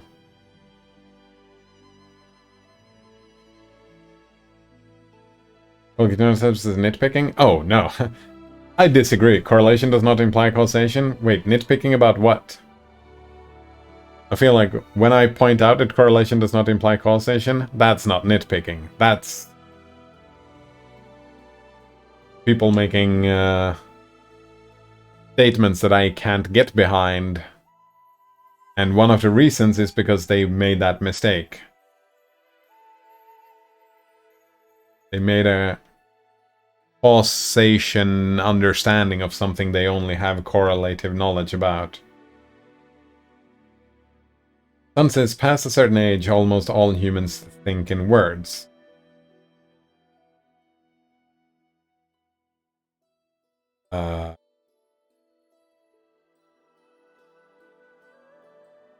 Alright, let's read the entire message. Sun continues, and there's overwhelming scientific evidence to support that whatever language normalizes are what people also consider normal. Like, I don't know if anyone has studied this particular case, but it's been demonstrated over and over in the context of things like gender, religion, race, and ideology. I think that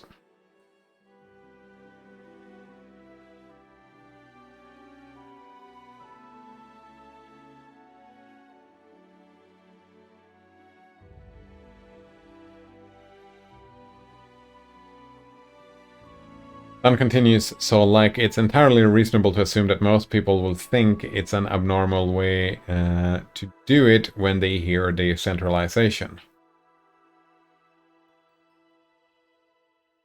I think I agree with the conclusion, but I don't agree with the premise. Don. Or what you do is a very broad definition of language. Someone showed me, this is something I learned about just like half a year ago or something. Oh wow. Don't have a... Thought I was gonna have a bookmark for this. This here, the Overton window is a range of policies politically acceptable to the mainstream population at any given time, also known as a window of discourse. Right? You have stuff that you feel like, this works. Yeah, this is what we have and this is fine. And I'm thinking more about your own personal, right? Everybody, ourselves, have our own personal Overton window, where there are certain polities or stuff that is just unacceptable to us. Stuff where we're just like, we're not even prepared to think about these things because they are unthinkable and just awful, awful things, right? Right? And that this Overton window is very informed by norms. And norms are partly built by language. Or if you take a very broad definition of language. I disagree. I feel often, and only from my own personal standpoint, I often feel like words does not express my thoughts perfectly. Like, yes, words, language is a tool that is being used for thinking. And like, I find myself often using English words to do my thinking when I just do thinking because I speak so much English nowadays. But the thought is primary. Yeah, the thought is always primary. The language is just a tool. So I just want to highlight that words don't necessarily create thoughts. It's more norms that do this. And words are used as a tool to normalize tools and opinions.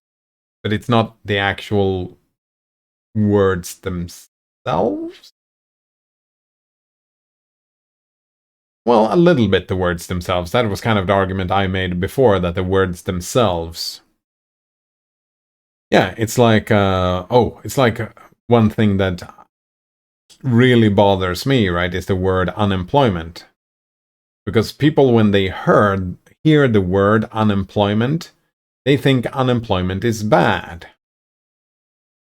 And that is an opinion that is kind of enforced by an Overton window. So yeah, the problem is a little bit the language in itself, but it's the idea that follows the language.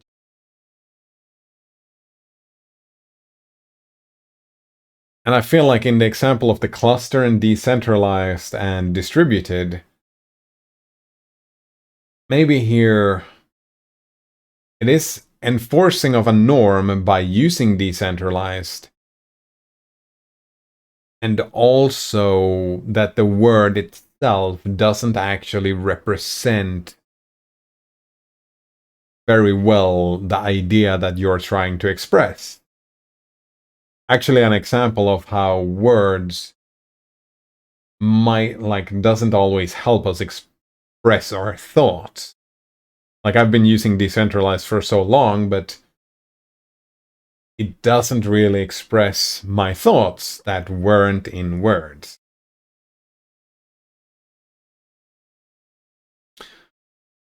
Sun says I know what an overtone window is. Oh man, this was a reasonably new thing for me. I think it's way more interesting as a personal overtone window, right? Rather than the mainstream or whatever. I mean, that's an interesting thing as well, but I find it way more interesting to question, what do I find unthinkable and why? Because if someone else can think it, why can't I? Why isn't it allowed? Why can't I talk about it? Why can't I consider it and talk about it? And I feel like that's a character flaw about myself. Well, Gaduno Tab says, there is no more GNU Linux in the title. Fuck, now there is. I mean...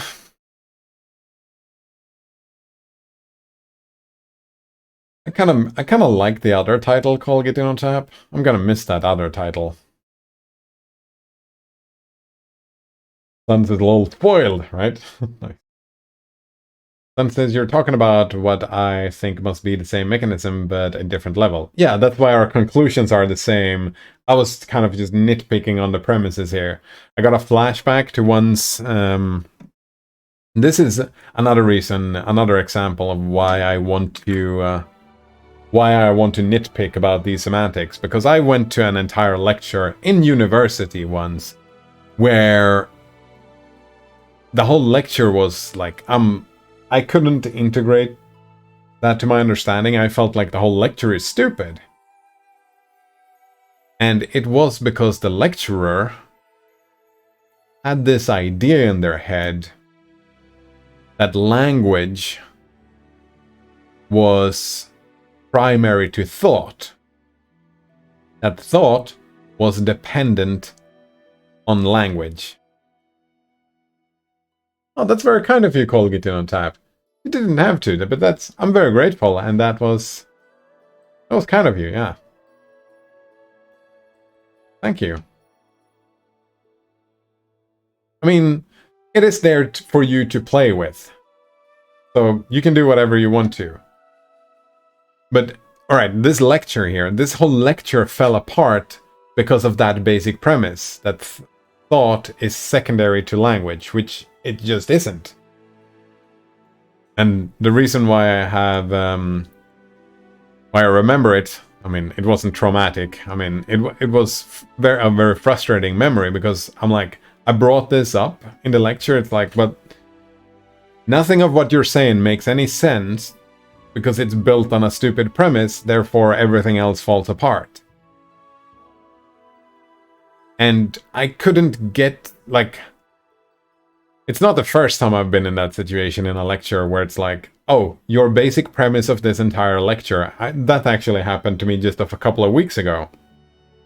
Your basic premise to this lecture doesn't work, which means your whole lecture falls apart.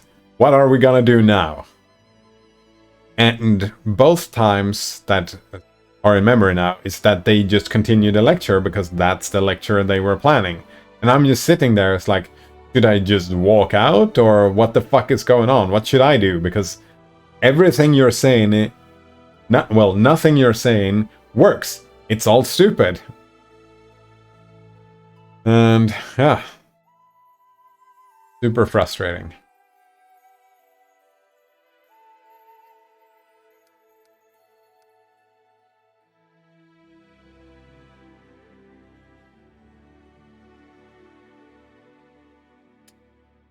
What else? What else?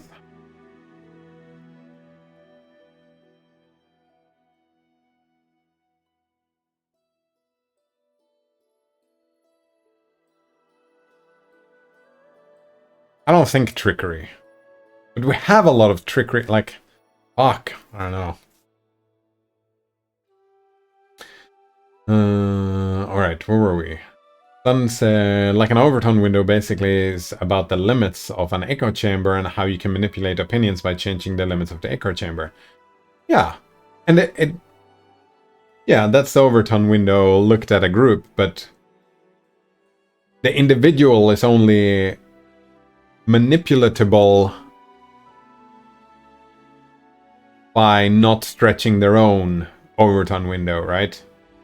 And I think something that would be good for democracy and for people in general, for politics in general, if people were like, if we had this exercise where we just make it bigger and bigger and bigger, and then suddenly we don't find anything unthinkable anymore. And that is a kind of hindrance to be manipulated by that overton window.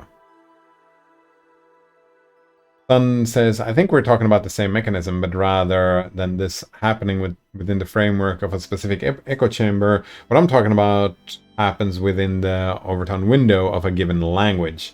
Yeah, and that's why I was saying that, yeah, if you make a very broad definition of language, like you have to give a pretty broad definition of language for the language to bring, and it does, right? Unemployment is considered bad in Swedish, right? That word is a bad word, like it has negative connotations within the language. So yeah, I mean, yeah, I completely agree with you.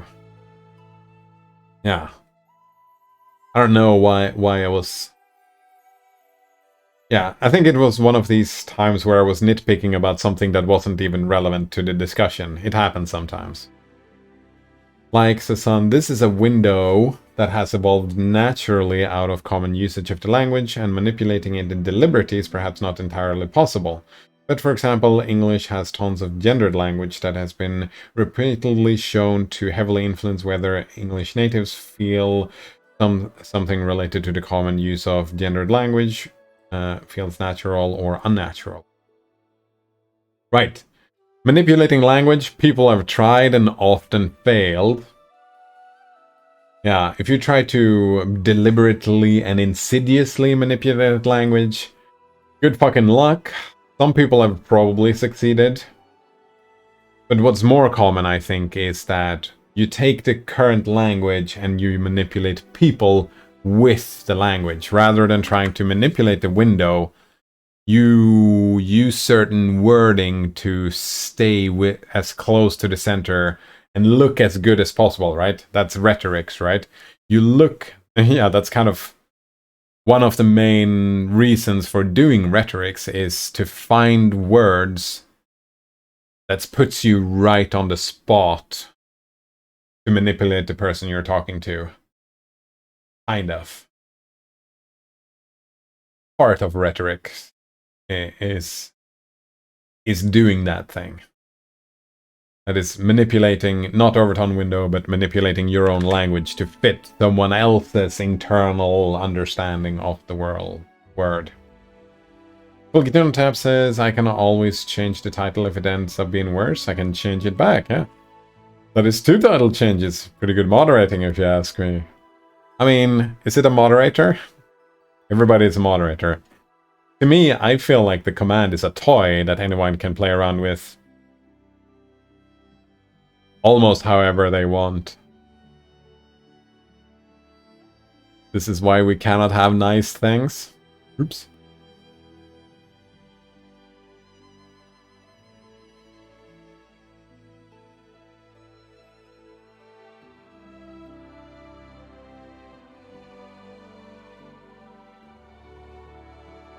Man, it's interesting. I get more choices and it's more difficult to pick stuff. Yeah, it's more difficult to choose what do I want. What do I want? Maybe Arcana. Identify magic items and monsters. Borrow spells from spellbooks. Alright, you're Arcana. There you go. That's what you get. Since I don't know what to do, let's just grab something. Accomplished Sneak Attacker. Your sneak attack damage increases by 1d6. Your number of sneak attack die cannot exceed half your character level. Ooh, I think that. Or spell focus. No. Let's do accomplished sneak attacker. That's the sneak attacking is why I did the thing, didn't I?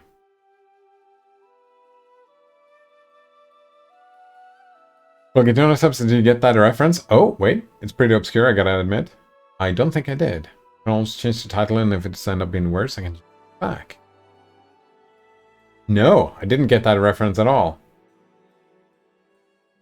Sun says, yeah, you pitch shift the language through judicial application of euphemisms and general double talk to make it seem like an idea that violates the boundaries of the echo chamber might somehow fit within those boundaries. I mean, yeah, and people do this, but I think usually though, it's even worse than that. Yeah, the double talk is already internalized. It's an internalized double think. Like, most people are not liars like that.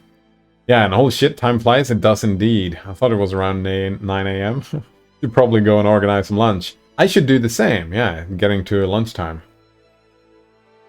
Alright, Colgate Type adds, quote, it helps to realize that the key difference between a big decision and a small one is whether you can fix your decision afterwards. And a decision can be made small by just making sure that if you were wrong, and you will be wrong, you can always undo the damage later by backtracking. Suddenly, you get to be doubly managerial for making inconsequential decisions, the wrong one and the right one, and people will even see that as true leadership. Bullshit. Nice. That was a reference to that, and repurposed for Twitch chat moderating and title changes. Nice. That was a pretty good quote. I mean, I don't think I've seen that before. Sun says, thanks a lot for the chat, and sorry for completely derailing the stream and monopolizing Cider. Oh, that's not a derailed stream. This is what my favorite streams looks like. Yeah. Talking about stuff. Huh. Have an awesome time zone, peeps. I like that one. I'm just gonna finish this level up. And maybe after this level up, I think we're getting towards lunchtime. Management style. Oh, nice. Have to look into that later, maybe. Alright, what do we have? Finesse training. Successful melee. No. Claw. Successful melee. Finesse training... Oh, fuck, it has to be a weapon. Star knife, add dexterity modifier. Shit. Nunchaku. Oh, a light shield? That might be an idea. Alright. Rogaine, weapon finesse as a bonus feat in addition to... She can select one type that can be used with weapon finesse. Oh, right. Whenever Rogue makes a successful melee, she adds her dexterity modifier instead of her strength to modify... Claw?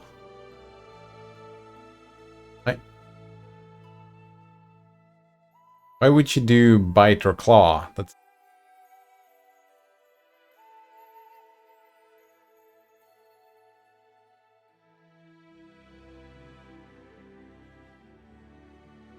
I wonder if she can hold a shield or if that fucks her over.